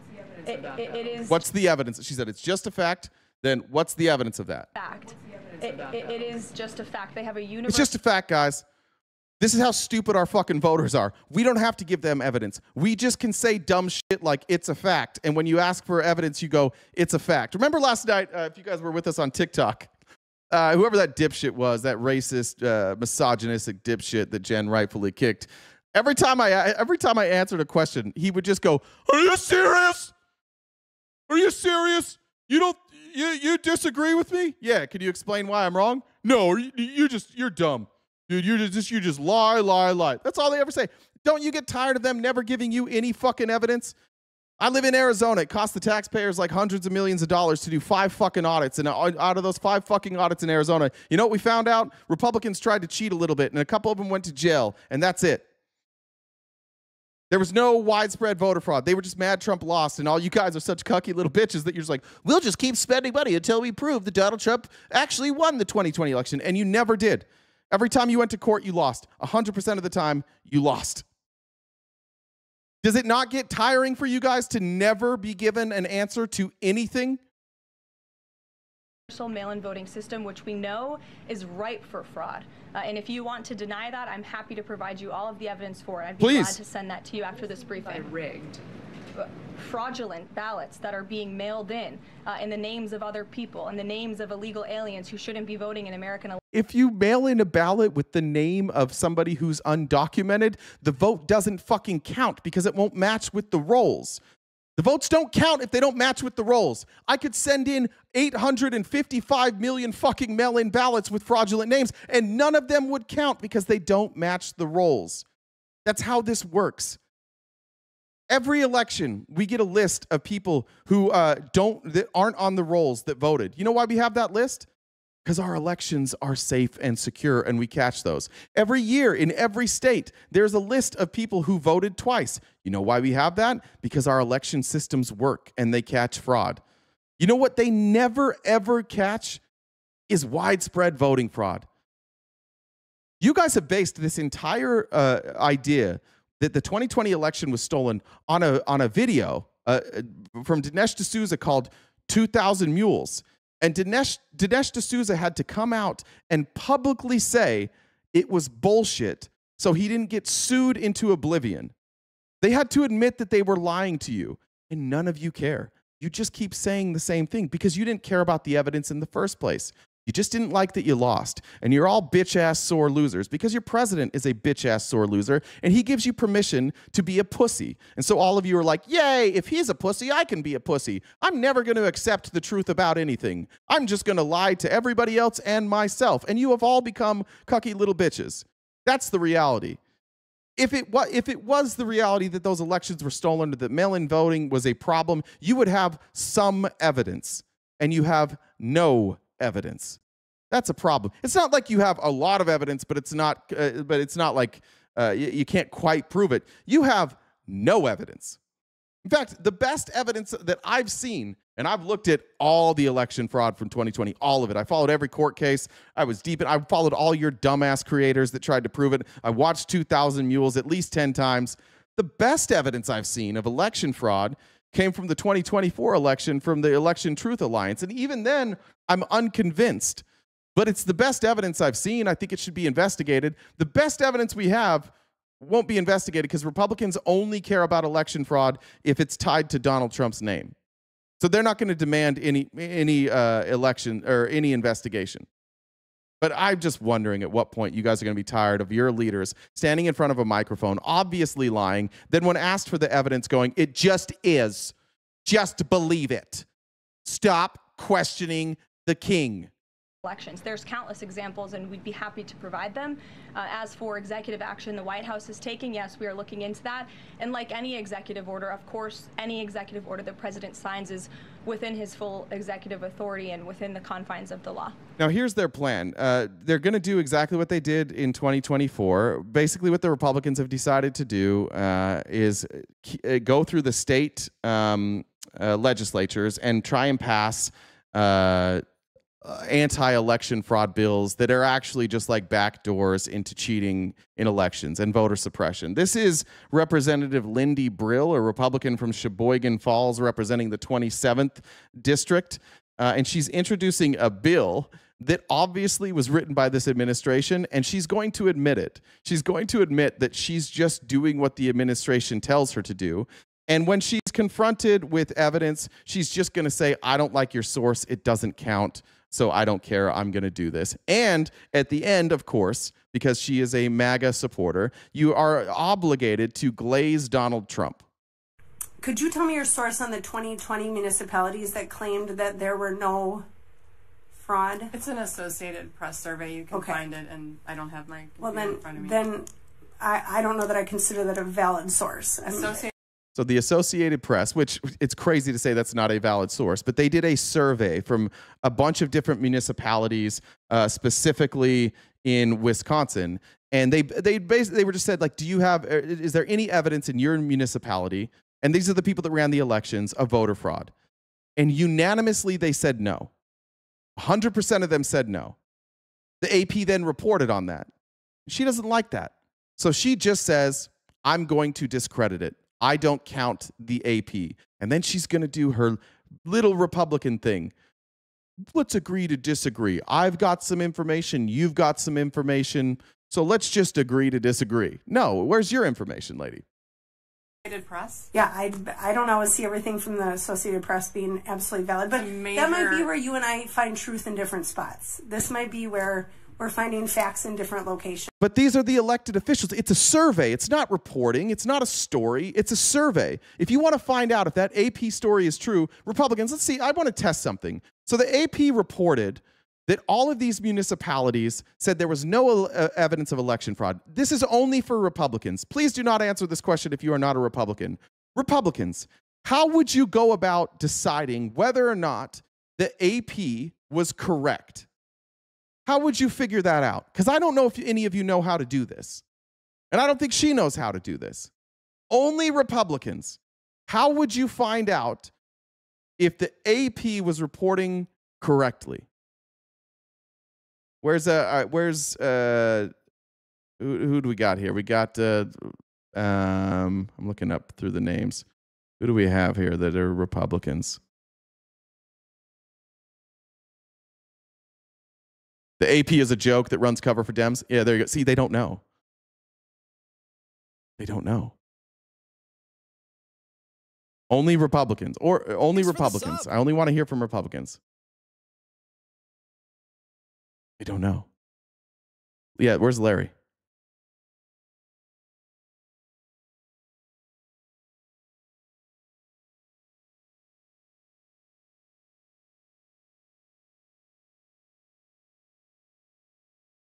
I'm looking.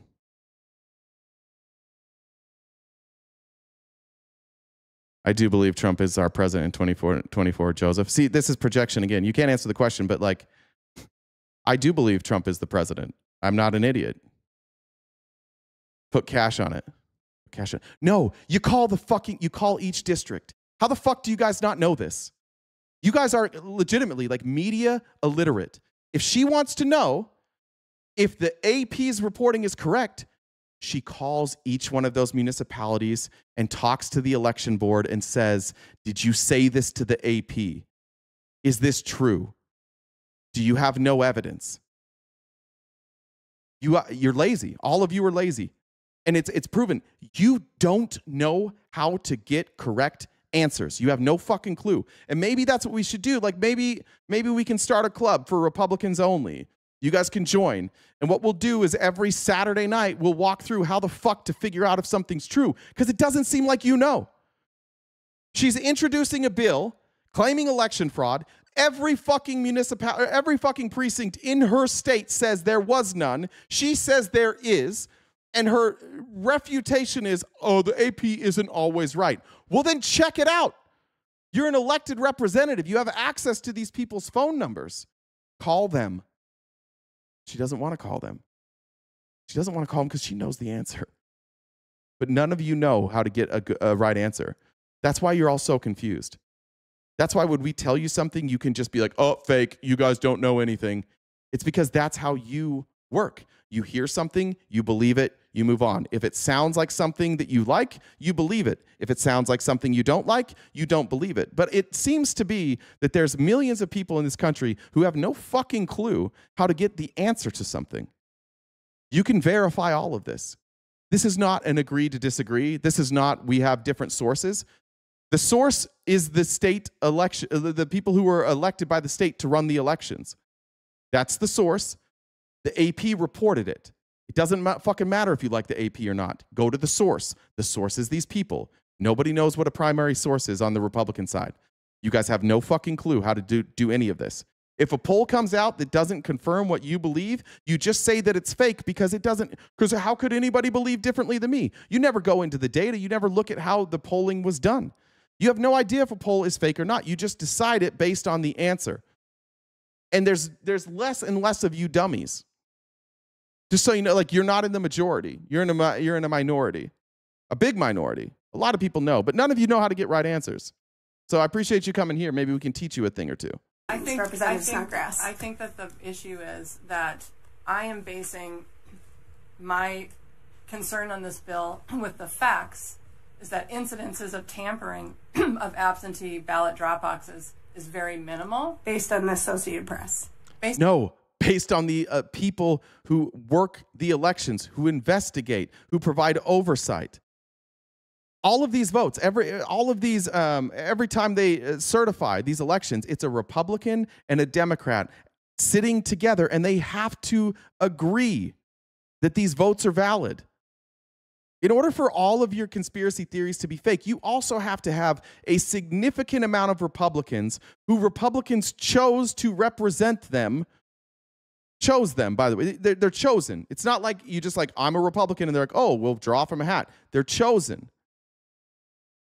You're telling me that the whole, like, every one of these states, the Republican Party worked with the Democratic Party to cheat so that Trump didn't win? Give me a fucking break. No evidence of that. Why do we have so many elected leaders on the Republican side that don't have any fucking clue how our government operates? On many things. I'm happy to provide you with a lot of sources after this. I'm answering your question that you provided just now. Great. And then I would just like to say at the end of everything, I'd like to thank our president for leading the charge on this. He was the one who introduced this in the first place, and I'm Glaze. Why? Why does every fucking person have to deep throat Donald Trump every single time? And they get this dumbass smile on their face. They're so proud of themselves. I'm so happy now that I get to praise dear leader. On this, he was the one who introduced this in the first place, and I'm thankful that I got to introduce it in Wisconsin alongside him. What a joy. What a joy. I get to introduce this bullshit legislation, and I get to say his name. And I'm saying this because somebody will clip this and send it to him, and he'll probably send me a nice text message. And then I'm going to flick the bean like Mean Joe Green. And I'm thankful for the opportunity to get to talk about it, because this is true election reform that our state needs. I think that says everything. Does say. I'd like to thank my Lord and Savior, Donald Trump, for allowing me to bring this piece of paper before you that I didn't write, that he wrote for me. And because I was elected to just do whatever the fuck he wants, I'm here today. And I could not be more grateful. Did I call it a Ray or Raymond? I don't know. I think I did, Jen. I can't remember. Why? Do we have somebody that wants to talk?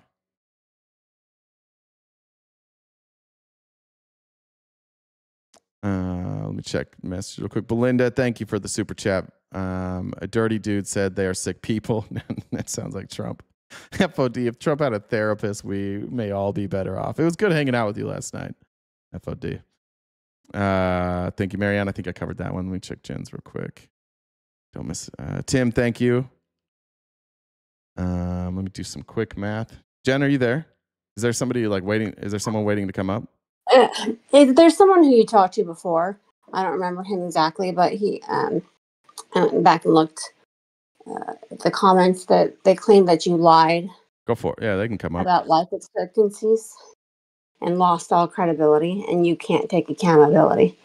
Oh, I remember this. I said that life expectancy had gone down in our country, and they didn't think so. Is that what the claim is? I'm guessing so. Like compared to Europe. So he wants to come talk to you again. From what I remember, that wasn't, I mean, a fruitful conversation, but I guess we have practice for. Yeah, we'll have a for later on. Yeah, we can have a quick short leash with it.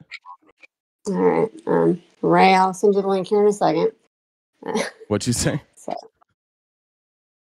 What did you say? I said I just told Ray that I'll send him the link. So to re-update the total. I'm doing it right. Everything. I'm doing it right now. Yeah. All right, guys. Do remember what it is tricky when we have guests. Sometimes we forget to remind people of the gift goal and the subscriptions. So if you like, maybe treat it like TikTok and you do it that way. If you like what you have to, what's being said, go ahead and gift. And we'll go a little bit later today. And then reminder, we just have date night with Admir tonight at 6 Pacific. Let me pull up some of these sources here. All right. And old boy will be here soon. Jen, let me know when he's here. We covered this. Welcome new subscribers. Then here's Trump, because here's what Trump really wants.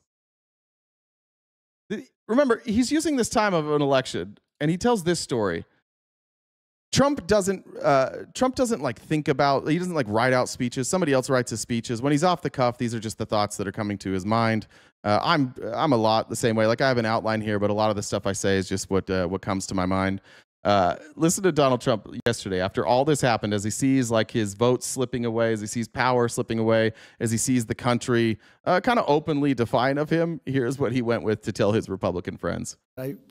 I put a 100% tariff on China. As soon as I heard it, within 20 minutes, I put a 100% tariff on China.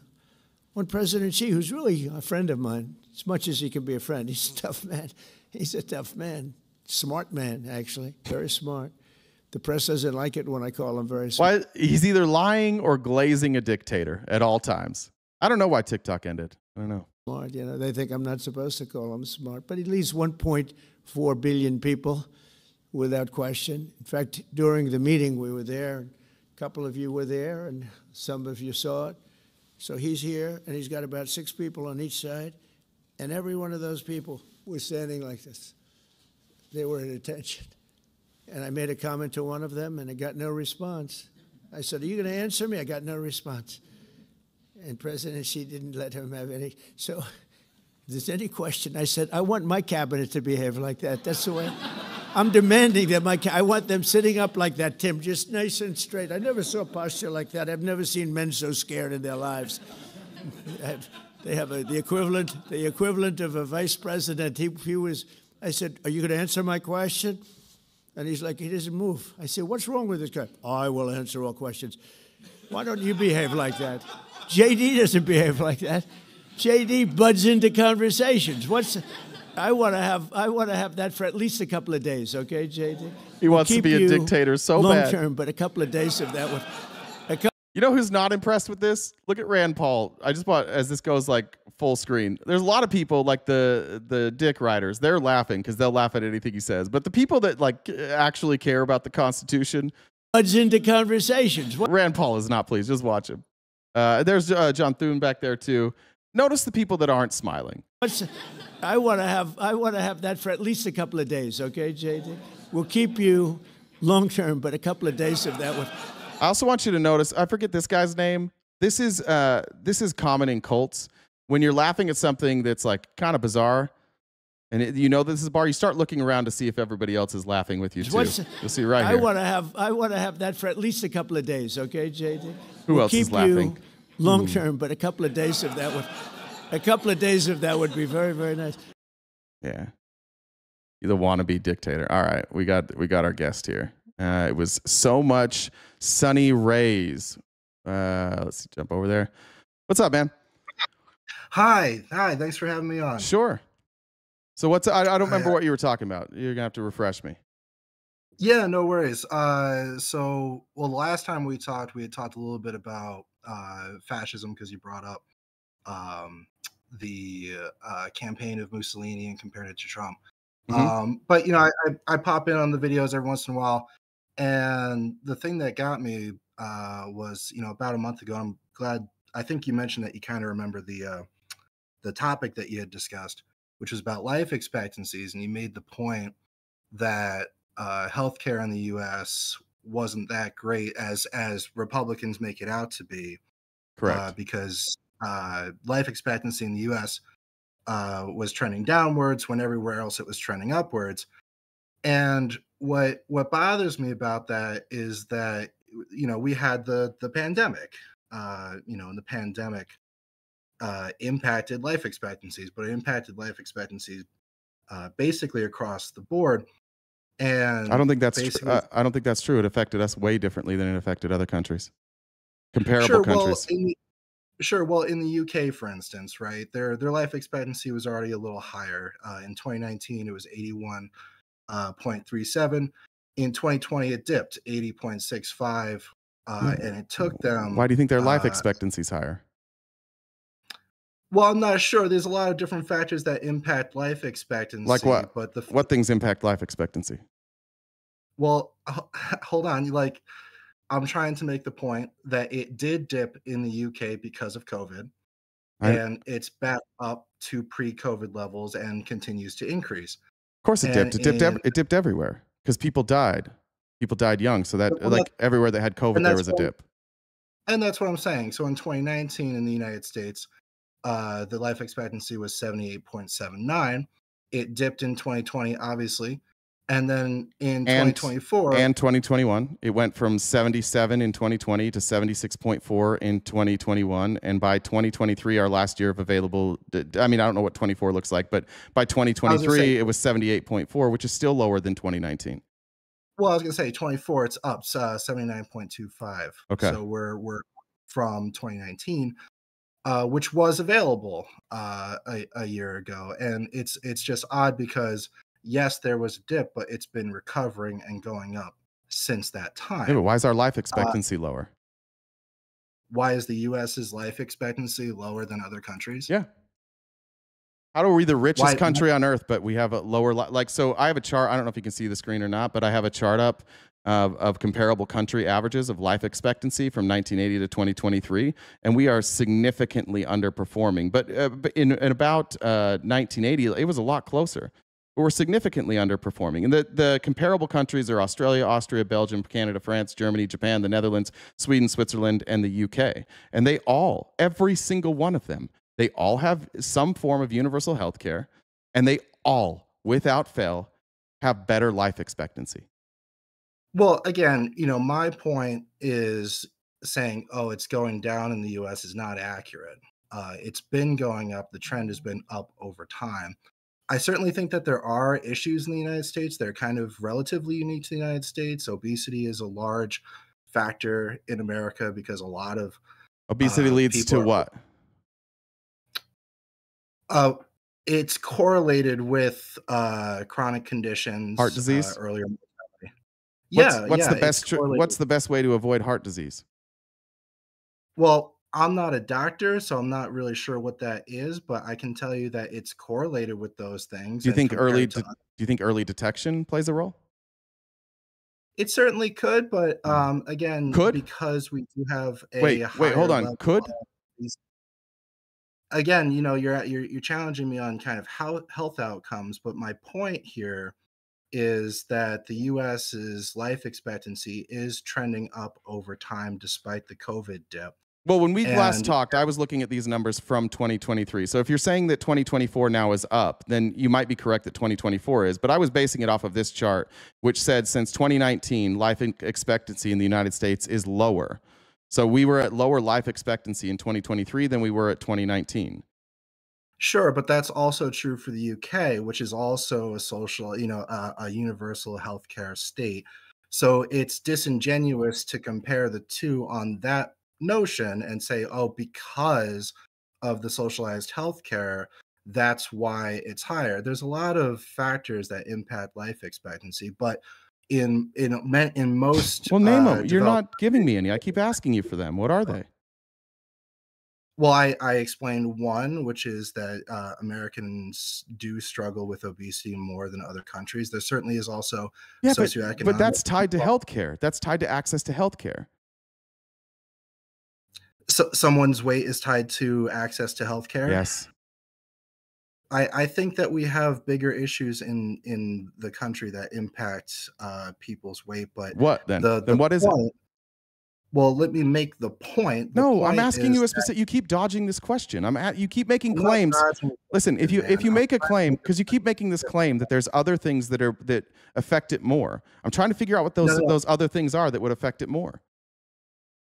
I'm backing this up to say that it's disingenuous to say. I don't care. I'm asking you to answer the question. I know you don't care, and that's kind of the point, man. Well, no, the point is, if you make a claim, I'm going to ask you what you mean by that. And when I ask you what you mean by that, don't pivot and say, never mind, I'd like to talk about something else. You're being disingenuous right now. You are. Dude, I came on to make this point that it's disingenuous to say. Listen, I just told you I don't fucking care. If you make this claim, well then why won't you answer the question? Why won't you answer the question of what leads to higher obesity? What do we have in this country that leads to higher obesity? So I'm saying that it's a lack of access to healthcare and screening and access to a doctor and access to like nutrition plans. I think that's what does it. Tell me something else then. If I'm wrong, tell me what I'm missing. So again, are you going to do that thing again where you're not going to answer my question and just go back to here's the point I'm trying to make? Because I'm not going to waste time if you're not going to answer this question. This is silly. I would like to have a conversation. Then answer the question I asked you. That's how conversations work, bud. So there's a lot of lifestyle differences in the United States compared to other countries. We do have less. So like the UK. Well, give me an example. I'm sorry, I didn't even finish my sentence before you cut me off. You've said that same thing. You've said that like 10 times now. I'm asking you for examples, and you just keep repeating a generic statement that there's differences. I'm asking you specifically what the differences are. I literally started saying that there's less walkable and less access to public transit. The people in the UK do walk more significantly than people in the United States, and then you cut me off saying that I'm talking about something else. So I'm giving you something specific. You didn't say any of that. I'm trying to have like a productive conversation. You cut me off mid-sentence when I was trying to answer your question. And again, so it's walking. So they walk more.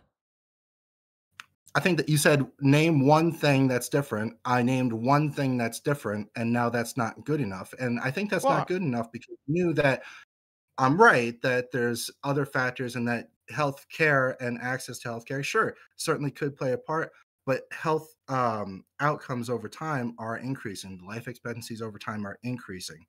That's the part. That's the main point. That's why I want to come on and have this conversation. Nobody's arguing that point. Say it again. Nobody's arguing that point. Well, I think that's important. I think it's important to make sure that the things are very detail oriented, that things are factually correct. Correct, but what are you correcting? Nobody said that life expectancies over the course of years hasn't gone up in the United States. Nobody said that. I said the last time we talked, I said we were declining, and that was based on this chart that I'm showing right now. Right, and the main part that I take issue with is that it declined due to COVID and then bounced up. It bounced up from the low point in 2021. It bounced up to 2022 and 2023. So that's not accurate to say that it was declining as of 2023. If it's down from 2019, that's a decline. Just because it didn't stay at the lowest point doesn't mean it's not a decline. I mean, this is semantics. It's silly, but like the greater point is that you're right. There are a lot of factors in why our our life expectancy is pretty bad, and all of those are just like literally everything we could talk about to make our lifestyle better or like our quality of life better. Republicans oppose all of that. They hate public transit. They hate asking people to walk. They hate giving people access to healthcare. They hate trying to regulate food. Everything, like our country could be great. We should have the best healthcare in the world, but we don't because Republicans exist. I do agree with you on a lot of points there. I certainly do. I think that it's very frustrating for me as someone who's more conservative to watch relatively common sense things. When I studied the Obama construction of what would become the Affordable Care Act, and learning from him was phenomenal, and understanding how the Affordable Care Act, Obamacare, sought to kind of bridge the gap between private insurance and access to healthcare was really interesting. Yeah, but we only have to bridge that gap because Republicans exist. We wouldn't have to bridge a gap if Republicans would stop advocating for the worst possible fucking policies so that their rich friends can run an insurance scam. No, again, I certainly agree with a lot of that. The Affordable Care Act was actually based on a program from Massachusetts that sought to do the same thing, that sought to bridge that gap. It was a negotiated agreement. Obama wanted universal single payer health care, and the Republicans said, no, we got to take care of our rich friends. And so they gave us Obamacare, which was only slightly better than what we currently had. And like, if you look at this chart, every one of these countries, they are significantly better than us, and they all have universal health care. It can't possibly be that it's not about universal health care. It can't possibly be. No, I think it certainly is a factor. I think that, we have a different food culture here, which is, something that I think needs to be addressed. Like you mentioned that, right? You mentioned regulating food. But don't you think our food culture would be better if everybody had access to a doctor and they were getting regular screenings, and the doctors were testing their blood and testing their cholesterol and saying you need to change your diet? Because a lot of times people don't realize that they have problems until it's too late. We hear the story all the time of people who seem relatively healthy, and then they go in, they haven't seen a doctor in years, and they go in and there's a blockage. Sometimes those people die because they don't have access to health care. No, I think that's certainly a factor. I don't think that the food culture in the United States would change overnight, even if we did switch over to single payer healthcare. Nobody's saying it would change overnight, but it would change. Right. I do think it would change. So then what are we doing then? What on earth, what in this country could possibly be more important than fixing our healthcare system? What single issue could possibly cause somebody to vote for a Republican when we have this glaring problem? On healthcare in particular, to be honest with you, I'm not a fan of the things that are shaking out on the national level right now. I'm not a fan. I know, but listen, I'm going to cut you off here because I keep asking you specific questions and you give me generic answers. What is more important than healthcare? What issue could possibly lead somebody to vote for a Republican that is more important than healthcare? I do not know. So, I think healthcare is extremely important. So why? I mean, you said you're conservative, right? Did you vote, or were you a Trump voter?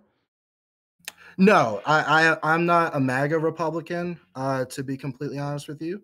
And I'm not a big fan of kind of the cult of personality surrounding Donald Trump. Would you support Medicare for all?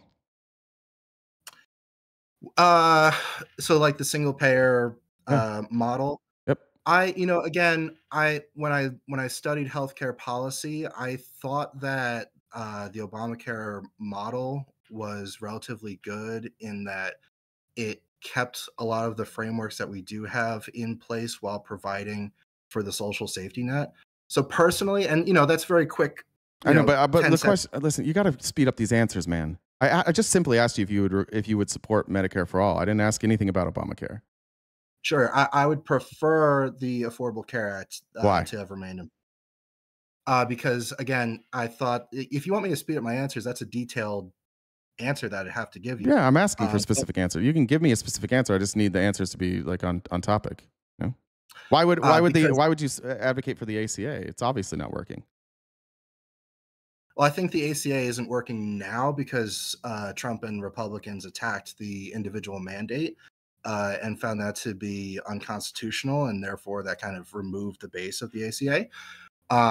But I would support that because I think that bridges a gap between the competitive model of healthcare, which we see in elective procedures. No, we're talking about health insurance. You're talking about procedures now. That's healthcare. I'm talking about health insurance. Right. Well, that's what I'm saying is that those kinds of procedures, are paid through, and some of them are covered by private healthcare. And I think that having a profit model certainly increases competition. Wait, what? Whoa. How does health insurance how does a health insurance model where it's private, how does that make care better?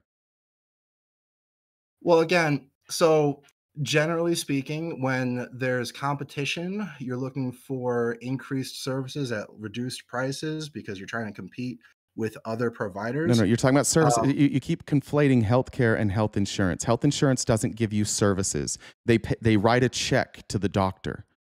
Right. What kind? Why do we need competition for that? Just have the government write the check. So there's just so many facets of healthcare and health insurance, and health insurance. But hold on, health insurance. When I pay money to a health insurance provider and they write a check to the doctor, the only competition that I'm having when I shop health insurance providers, I'm basically saying, if you're shopping for price, you're comparing like how much of my money are they going to keep for themselves? How about none? How about that thing that shouldn't exist? How about it's the dumbest fucking invention on earth? How about no other country does it this way? Because why in the world do we need an insurance company to write a check for us? The government is perfectly capable of cutting a check. And they don't have profit, so that's going to save us money. This is basic math. It is not complicated. The problem we have in America is we pretend that healthcare or health insurance is complicated. It is not. It is a bullshit scam that we have allowed to continue, and people are afraid to change things. But it's all they do is write a check. I don't need to pay them 20% of the money to write a check. That's an absorbent fee. 20% is an absorbent fee to write a check. I don't need to pay commissions for a health insurance salesman. I don't need to pay for a massive HR team. I don't need to pay for commercials on TV. I don't need to pay for company trips, company jets, company buildings. I don't need any of that shit. None of that shit benefits me in the slightest. It just makes everything more expensive. There is no excuse to have private healthcare insurance or private health insurance as like the model. If you want to have it as like additional insurance, fine. But it is the dumbest fucking thing on earth. It's so fucking dumb that no other country will do it.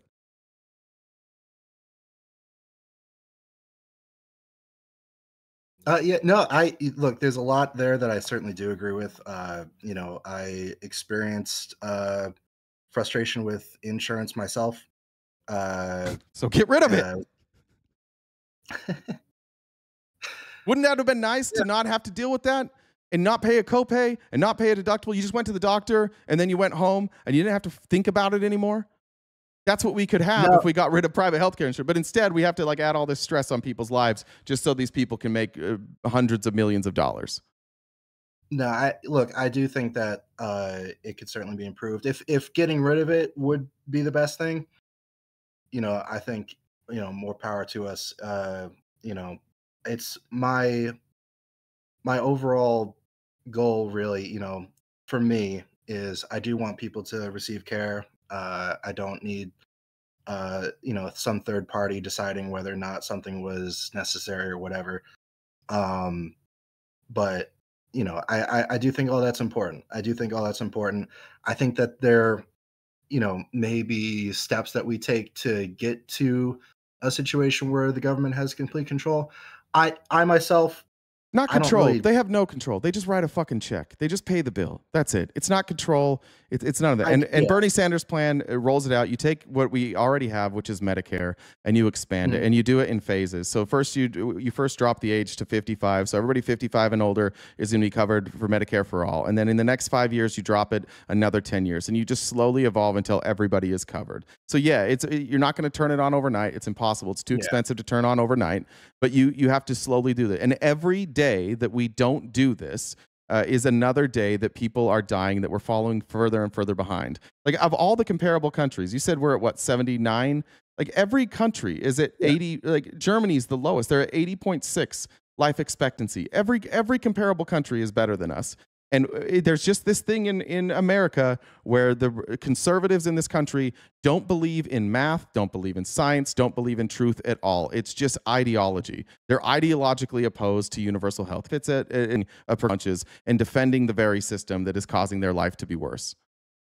Last thing I'll say, because I just got to get back to work. But yeah, I certainly do agree with a lot of that. And, for me, as a not MAGA, but typically Republican kind of guy, it is very frustrating to watch when I watch these talking heads get up and say nonsense, and I'm like, well, what is going on?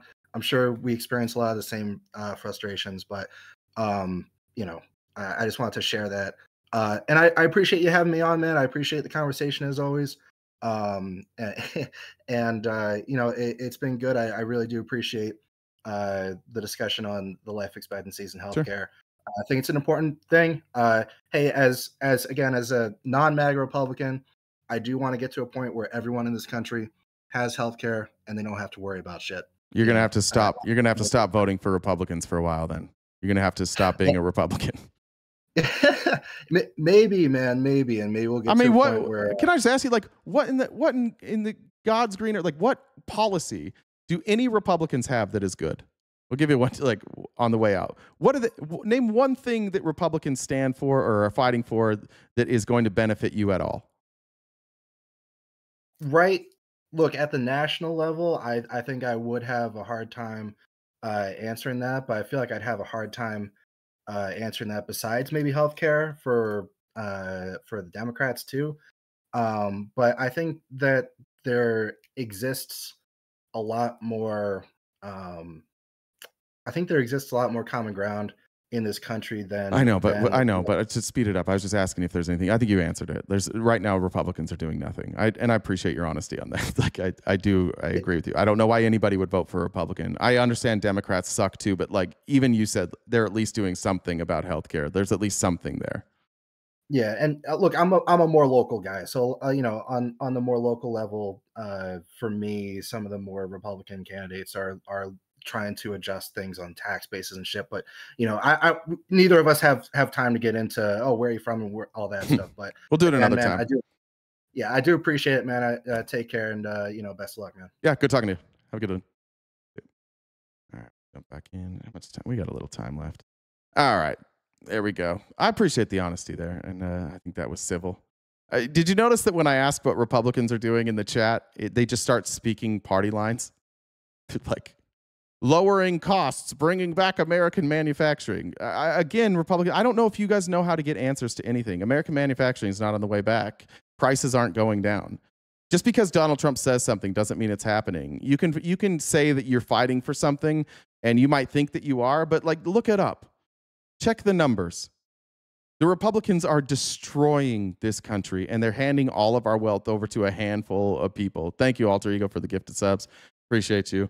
I'll finish the outline today. We got plenty of time. I don't have my daughter today, so let's keep going. Let's check on Jen's.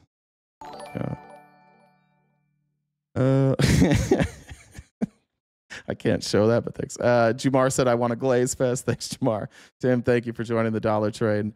And for everybody else, while we finish up today, we could knock out the dollar train in absolutely no time. If you're capable of joining the dollar train, we would greatly appreciate that. And then a reminder tonight with Admir, date night at 6 p.m.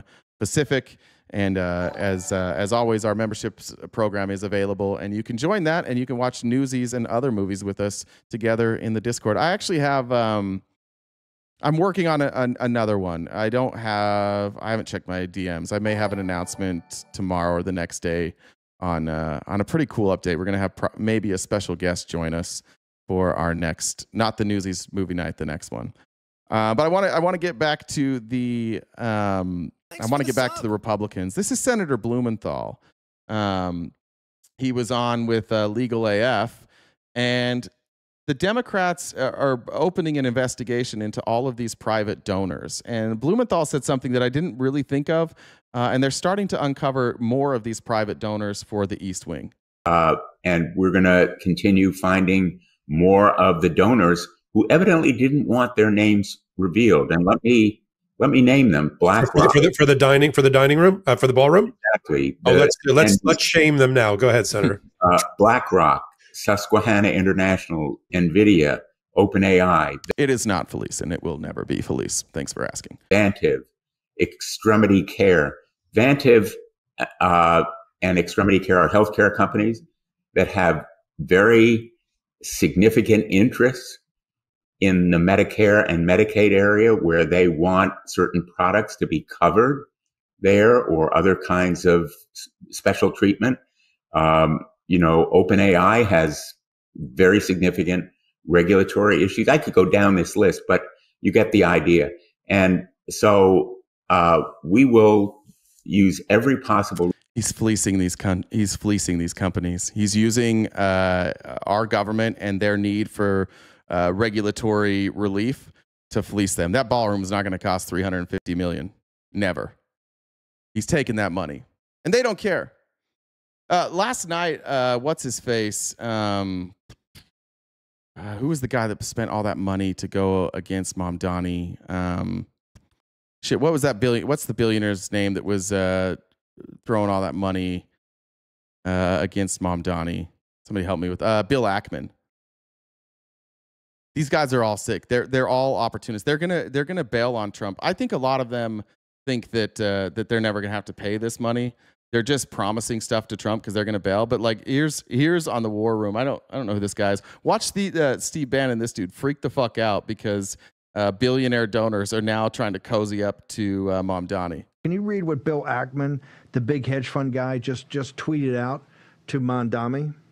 Publicly, again, folks, see at Zohran K. Mamdani. Congrats on the win. Now you have a big responsibility. If I can help NYC, just let me know what I can do. You believe this? I mean, of course you do, because you know, but I hope voters now see the scam. Yeah. All these billionaires, they're not with you. And Donald Trump's not with you either. It's so funny to watch like people like Steve Bannon who are just afraid to admit the reality. Donald Trump's not with you. He's not for you. Donald Trump cozies up to these billionaires and they're happy to do it. And he's happy to take their money. None of them care about you, including Donald Trump. But Donald Trump never gets any of the criticism of all these other people. How is it that they're corrupt, but Donald Trump's not corrupt for taking their money? The rest of the, the holdouts, maybe, what are you, 20% that aren't MAGA, see the scam. There it is. This is what Republican donors have been for decades. This is why your country has been crumbling before your eyes for decades, because your donors betray you. I want to be clear about the difference here. Actually, somebody said, and that was honestly a good point. I don't know who that was, but I'm assuming a Republican said that more billionaires supported Kamala Harris. I don't know if that is true or isn't. I've heard it a lot. I've never checked it because I don't care. But let's just assume that it is true. I agree. It's one of my biggest criticisms of Kamala Harris, and I think it was a problem for a lot of the protest voters that right before the election, she brought in all of these special interest groups and all these billionaire donors, and she had to sit down with them behind closed doors, and we never get to know what they say. So I agree with that. The difference between not Democrats and Republicans, but the difference between Donald Trump and every other president that we've ever fucking had is that Donald Trump openly takes bribes. Donald Trump is the first president in, as far as I know, to take money from private companies and take ownership in their company. He'll take private donations that go directly into his pocket, and we can track it. He's the only one we've ever tracked money to. And he's saying the government's going to take control of part of your company. We're going to own 10% of your company.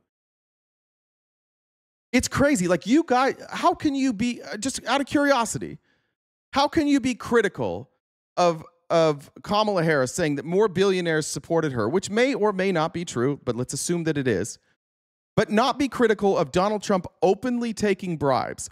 He has quadrupled his wealth in 10 months, all through companies that are openly taking bribes from tech companies and foreign entities. This is why I like, we're not the same. And your whataboutisms suck a bag of dicks. They all suck. Because, yeah, every president cozies up to rich people. Every last one of them. Only one of them created a company that they could funnel money through with no oversight. And we know how much money he's getting. We know that it's there, and we know what they're getting in exchange for it. They're getting pardons. They're getting chips. They're getting weapons. They're getting deregulation. We're watching in real time. You watch the money come in, and then 3 days later, Trump announces what he gave them. It's weirdly like kind of transparent, and you don't care about that. Which is, again, just one more time, you don't care about anything. You worship Donald Trump. You have no principles. You don't care about fraud. You don't care about fiscal responsibility. You don't care about America first. You don't care about transparency. They lie to you every day. They hide everything from you, and they're openly taking bribes. And I think we're just at a point of pride now. You guys just don't want to admit that you're wrong. Asshole James Comey said Felon 47 is doing it right out in the open, so it's fine. No, it's not. James Comer, I think you meant. Yeah. Not Comey. You don't think Trump's net worth has gone up more than 20% since his election? No, I said since he entered office this time. Wait, Trump's net worth in 2016. Let's do some fact checking. Trump net worth 2016. So in 2016, his estimated net worth, according to Forbes, was 3.7 billion. Trump said it was 10. Visual Capitalist said about 4 billion. Forbes actually took that number down. By the time he was took him to 1 billion. They said he was worth about 1 billion. Let's look right now. His net worth now is, Bloomberg has it at 7. Forbes has it at 5. Wion has it at 8.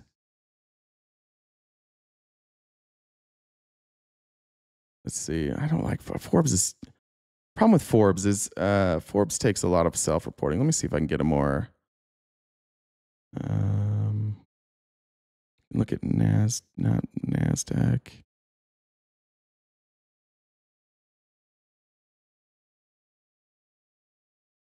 Oh, this says doubling. What's the source there? Let me get a good source. That was a Facebook meme on that one. That's a bad source. I mean, Forbes reported that he doubled his net worth in a year. So, I mean, I guess that's generally what Trump has used for his net worth. This is from Forbes in April. What, did we freeze? What's going on here?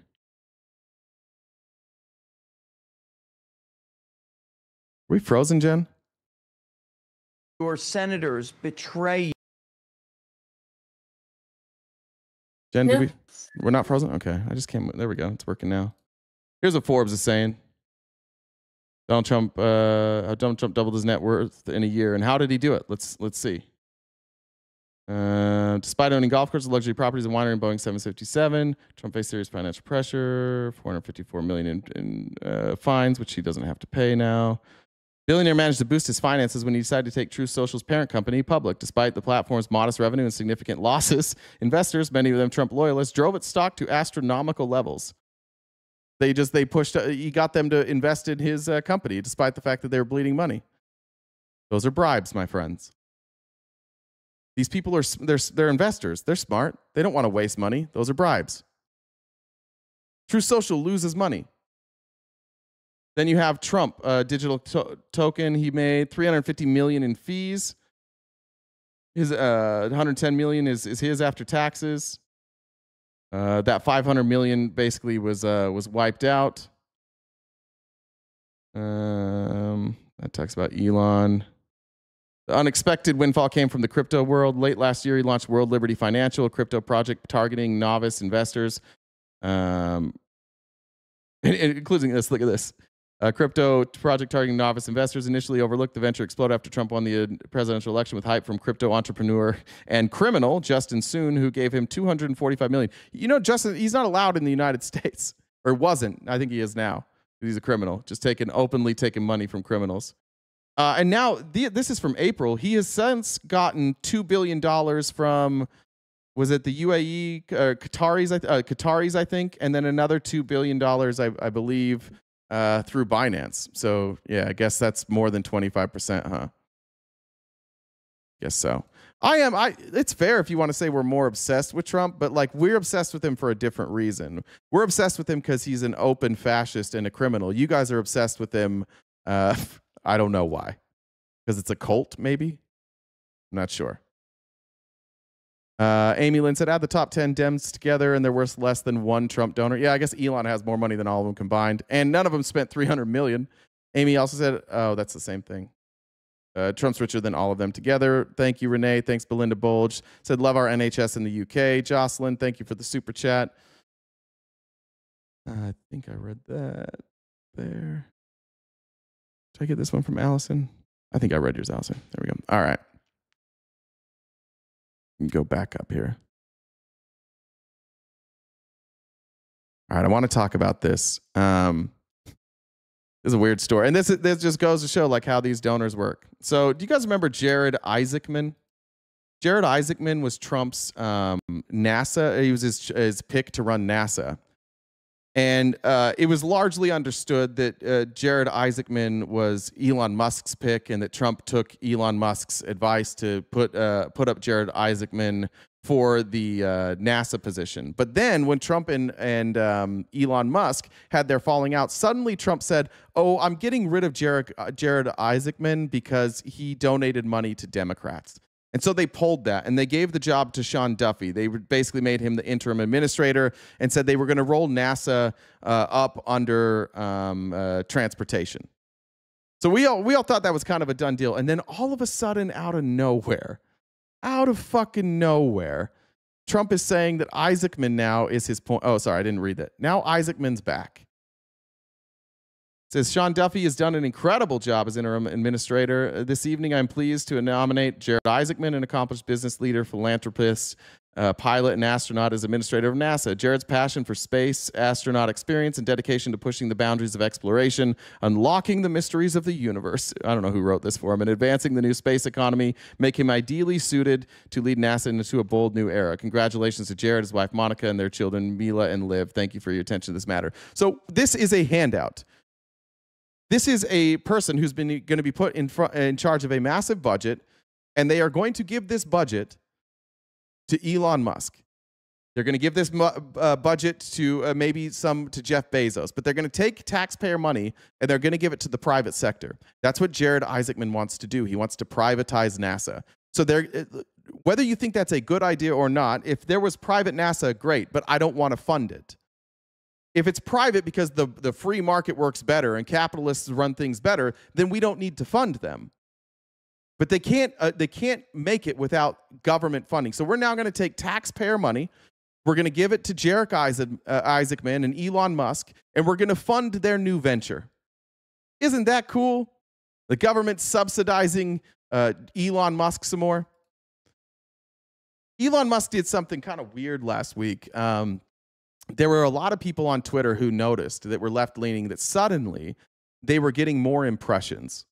There's a conspiracy theory that seems to be pretty true that Elon Musk unthrottled left-leaning content and throttled a little bit of right-leaning content. And it was his way of flexing his muscle to Trump saying, remember, I can control elections. Remember that. I think that Donald Trump right now, part of his defeat and this announcement is an acknowledgement that Elon can shape policy. He can shape the outcomes of elections, at least a little bit. And now we're back to being throttled. It looks like Elon told Donald Trump, look what I can do. You better put my guy back in there.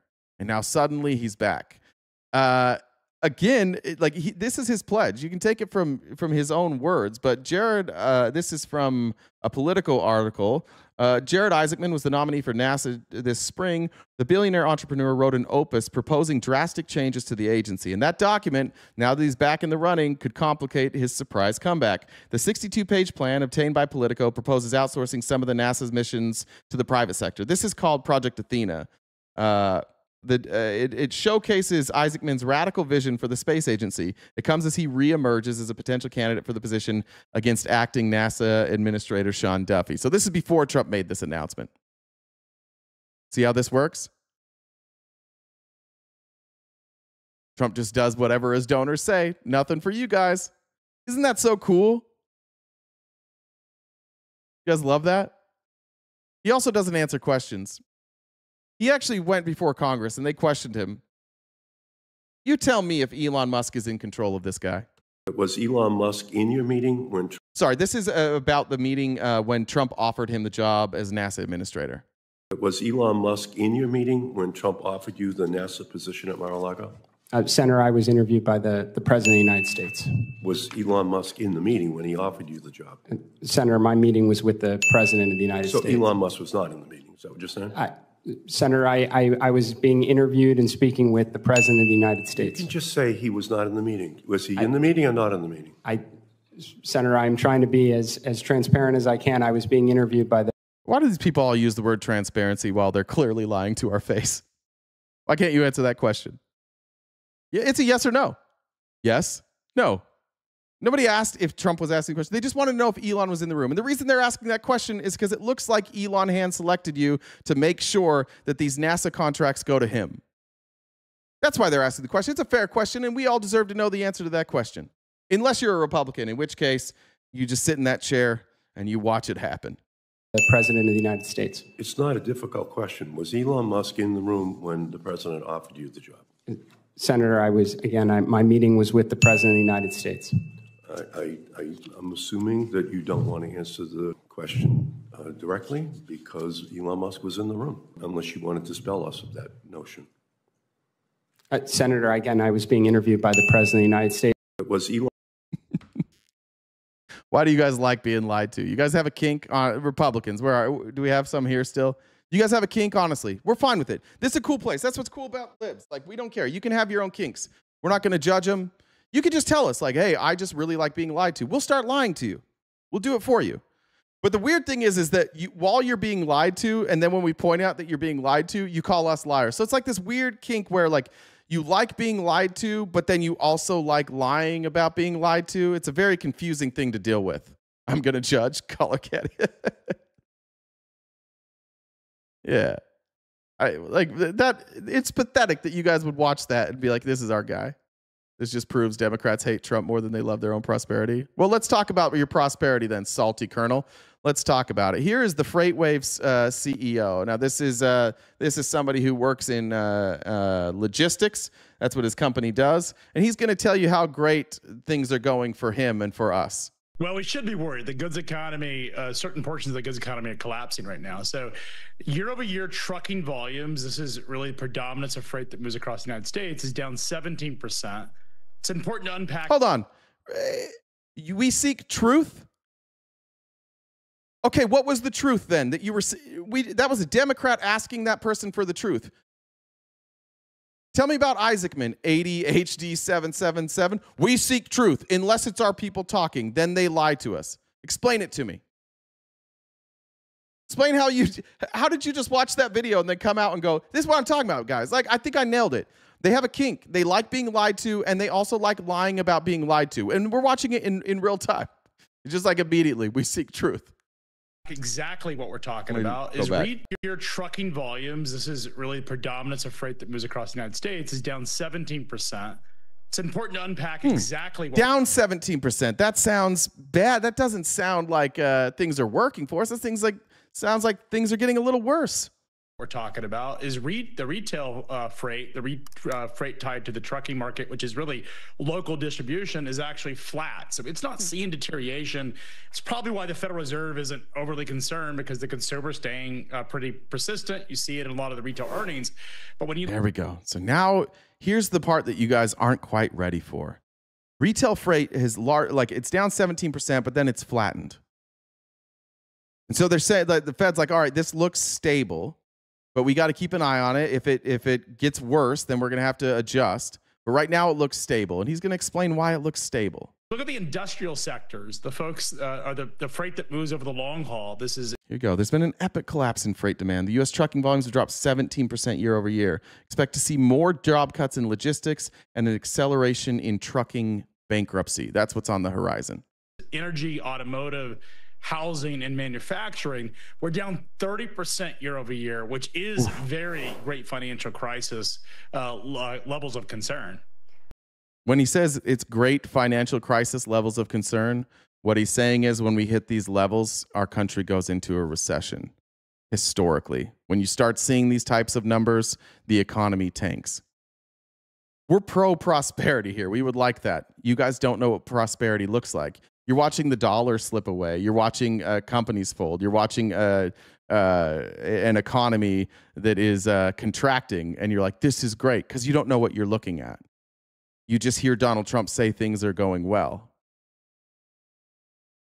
It's tough. It's tough. It's a tough life being dumb as fuck. Here's Rick Woldenberg. This is the part about the tariffs.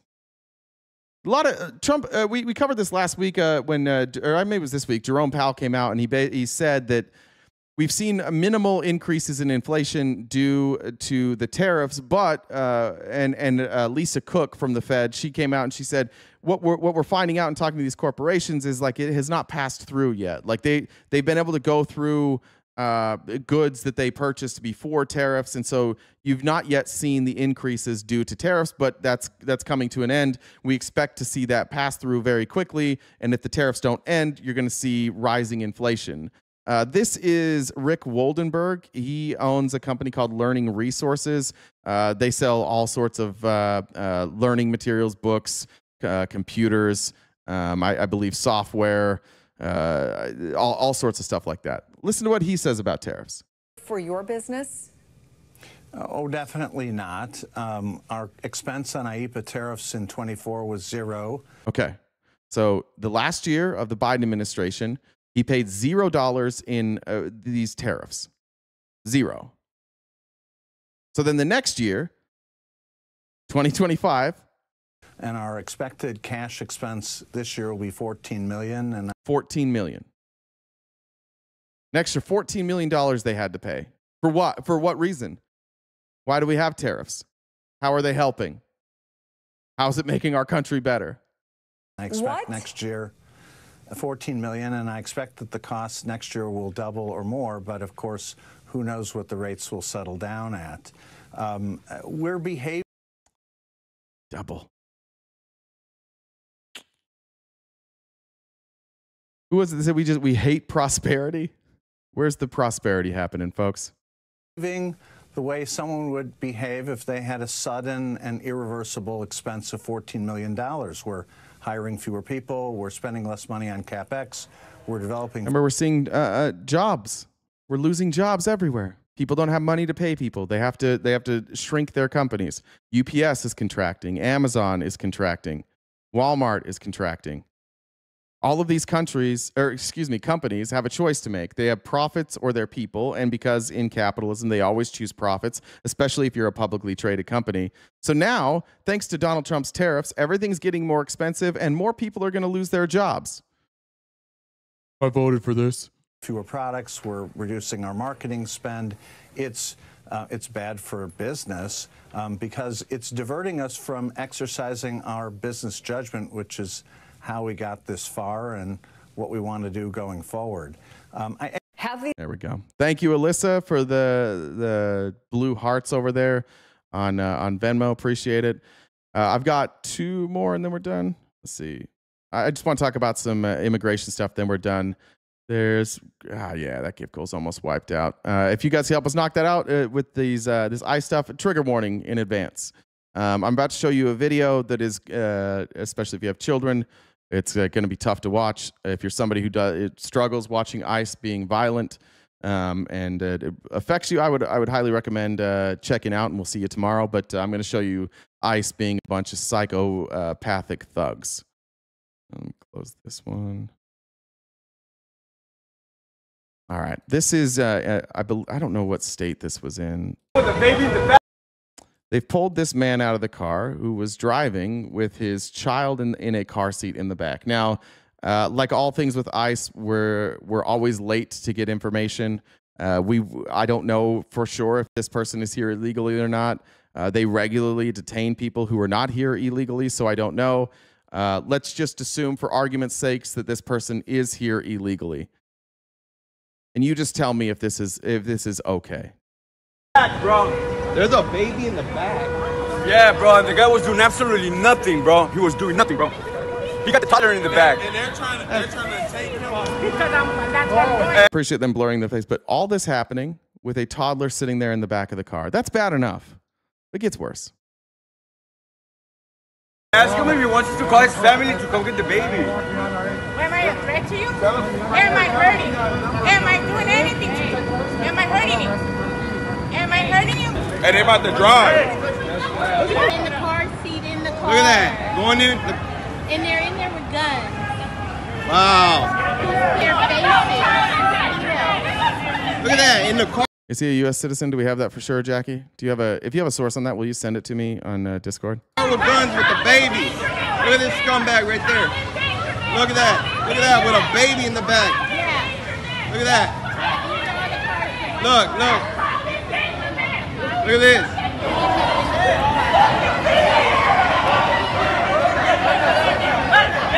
Let's make America. This is a third world. This is third world country shit, you dumb fuck.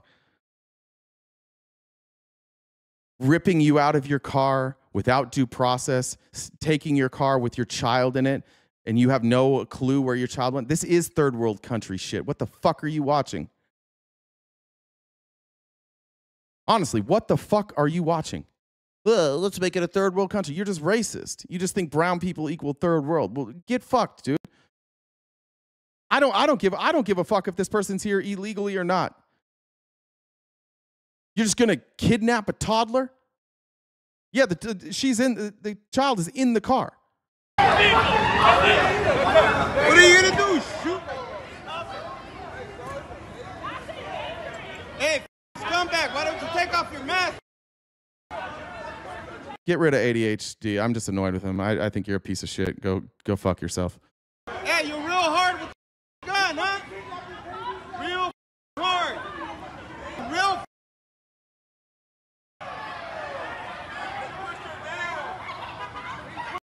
I don't want to hear shit from you guys. That's hard for me to watch, man. As a parent, I honestly, I can't figure out. I hope to God that you're just an internet troll, but I can't figure out how some of you guys can watch shit like this and just be like, yeah, I'm proud of this country. It's a 2-year-old kid. Thanks for the sub. You can't make sure that like a family comes. Let's say that person's illegal. Pull them away from the car. Sit there. Wait for family to come.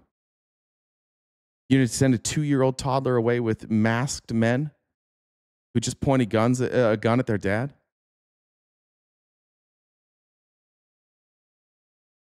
It's fucking sick. It's on it. Like it makes me legitimately sick. And I don't want to watch. I'm with you. Like I don't even want to watch this shit. But I almost feel like I owe it to them to watch it. You know, that's kind of what happens in these countries. People turn a blind eye. I almost feel like I'm obligated to air this and watch it every day. But these are fucking kids, man. And their parents committed a civil violation. A civil violation. Same as a traffic ticket. You heartless motherfuckers. Oh, they were here illegally, so now we get to abuse kids. Don't tell me you're not fucking racist. Don't tell me it's about legal immigration. It's not. If this happened to any of you in any other country, we'd have your back there too. And you'd feel differently. But since those are brown kids, we don't give a fuck. Pull this up real quick. I'm going to actually skip that one. I'm going to show you this one. This is another American citizen. I want to just preface this on the way out. The person driving the car who gets ripped out of her car, the citizen here, the American citizen, was released 2 hours after this incident and charged with absolutely fucking nothing. No charges for this. That's ICE in this Wagoneer. That's a citizen in the black car. Hit and run, hit and run. That's a hit and run. And you might say she ran into them. That's a crime. There's a different angle. She didn't. Hit and run. Hit and run. That's a hit and run. Hit and run. Hit and run. Bitch one. Gun. Gun fucking drawn. For a fucking fender bender. Watch out, what's wrong with you? You hit it. You hit Gun. her. Yo. Gun. What's wrong? Gun. You hit her. They have no authority to do this, by the way. You cucky fucking bitches. They have no authority to do this. This is ICE. They are not allowed to touch United States citizens unless they are being, unless they're like in their way, impeding their investigation. They can't arrest. They can't detain. The Constitution's very fucking clear about this. They have no right to arrest any American citizen. They don't have a right to pull them out of their car. They don't have a right to ask for ID. They have no right to do any of this shit. And yet here we go. You guys hit her. You guys hit her. What's wrong with y'all? Y'all bust a whole U-turn in the middle of the street. Y'all hit her.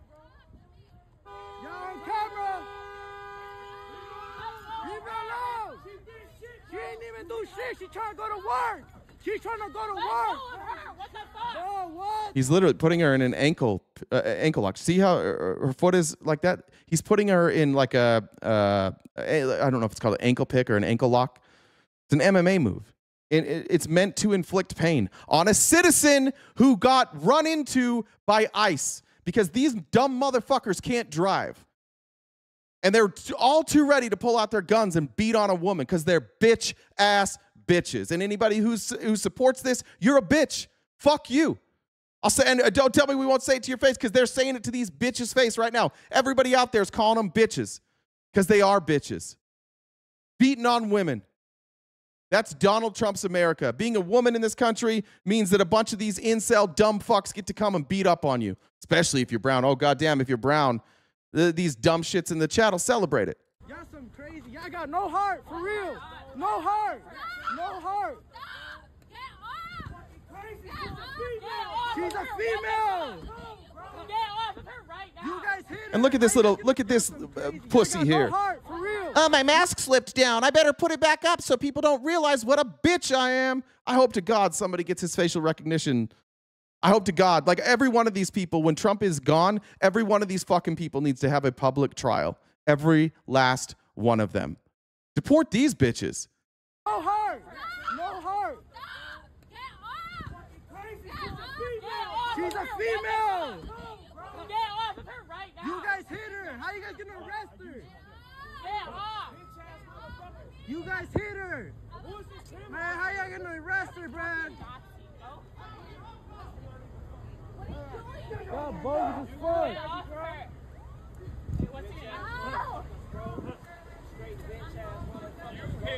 You hit her. You guys hit her. You guys hit her. Whole lawsuit right there. Believe that. I'm telling you. Don't get your issue. Keep fucking around in Chicago. Keep fucking around in Chicago. Hey, baby girl, you good. Don't worry about it. Stop resisting. Don't worry about it. We need that information, bro. That's called kidnapping. Bogus as fuck. It's hit and run. It's kidnapping. It's assault. How many crimes is that?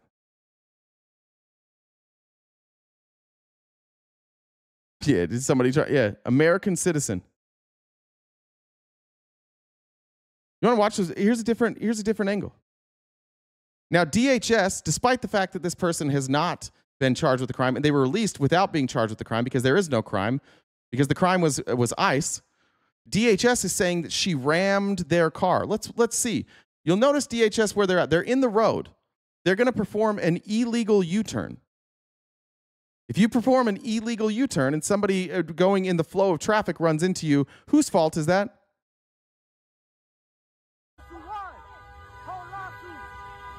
They just crossed the line.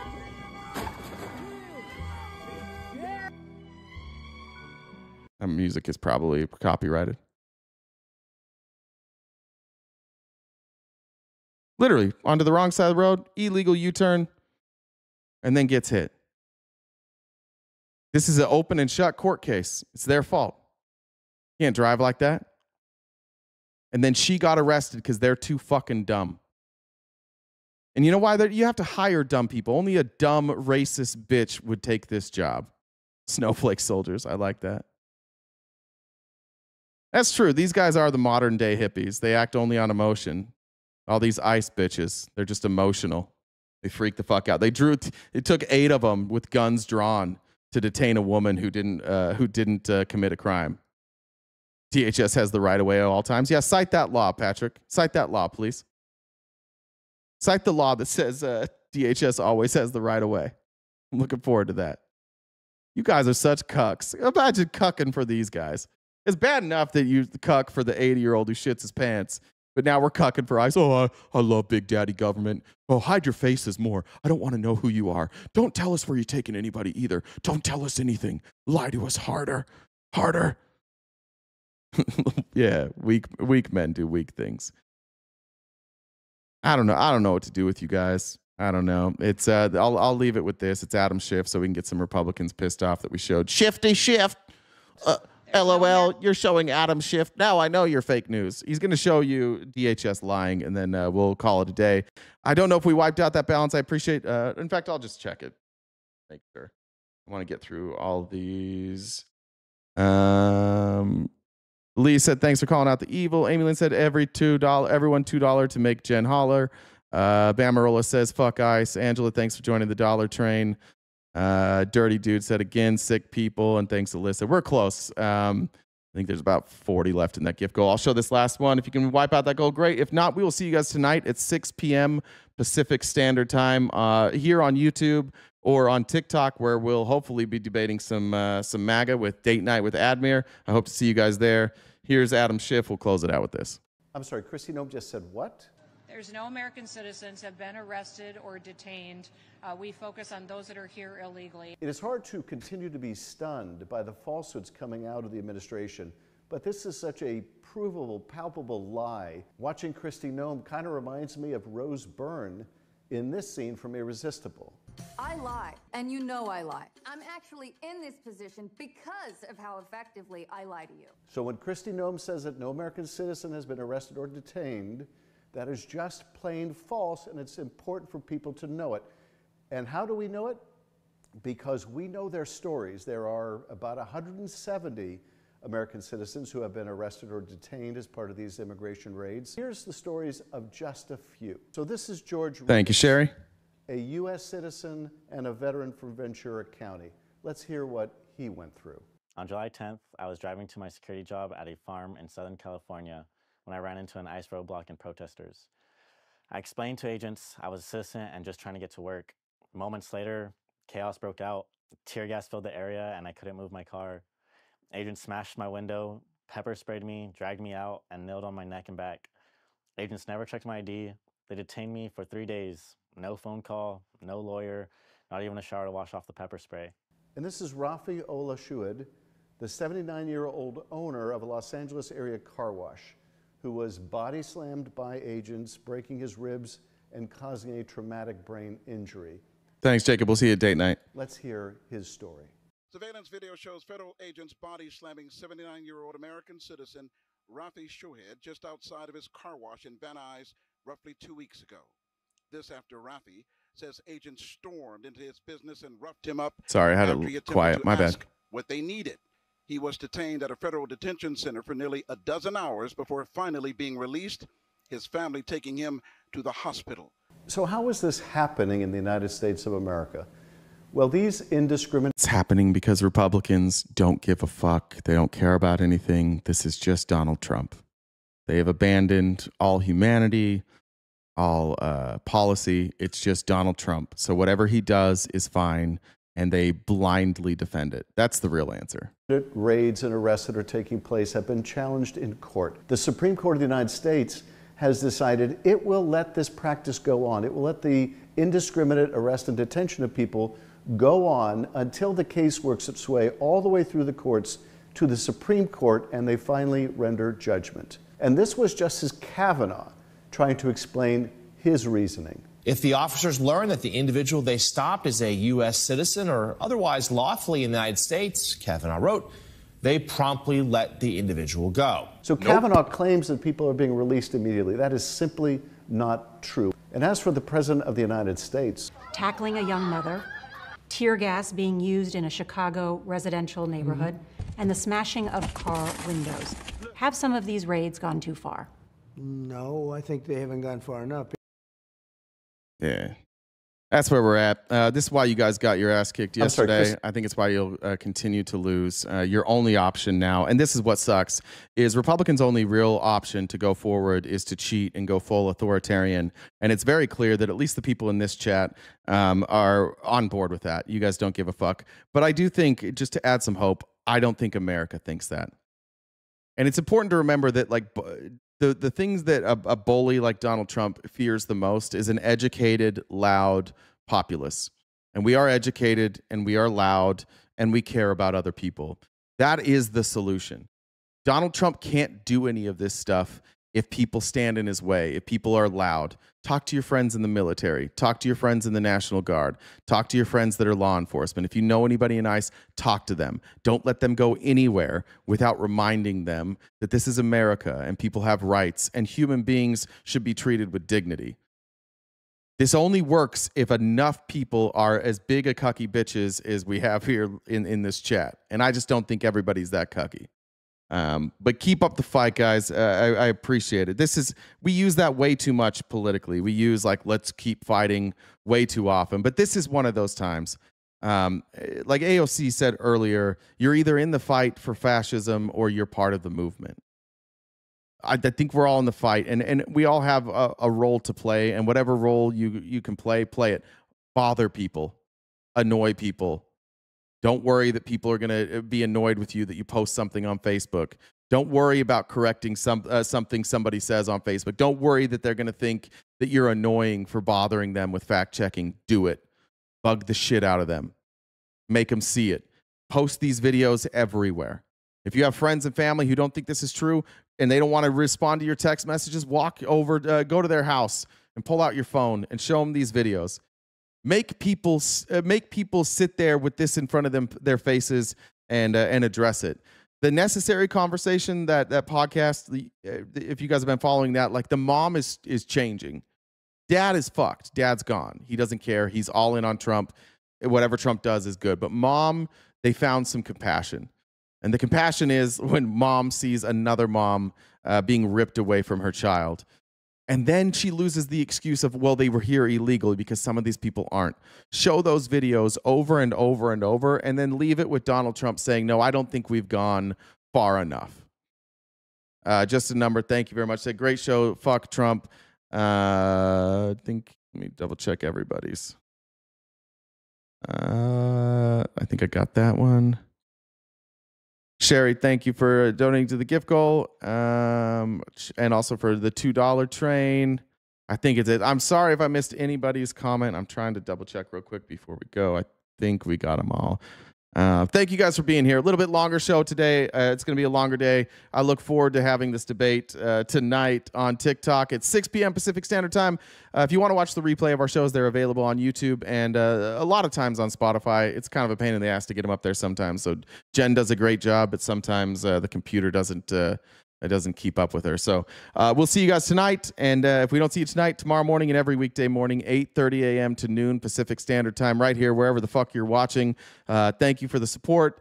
Thank you for the laughs. I love you all very much. Mods, great job today. Everybody take care of yourselves. Stay cute and cool, and have a great summer.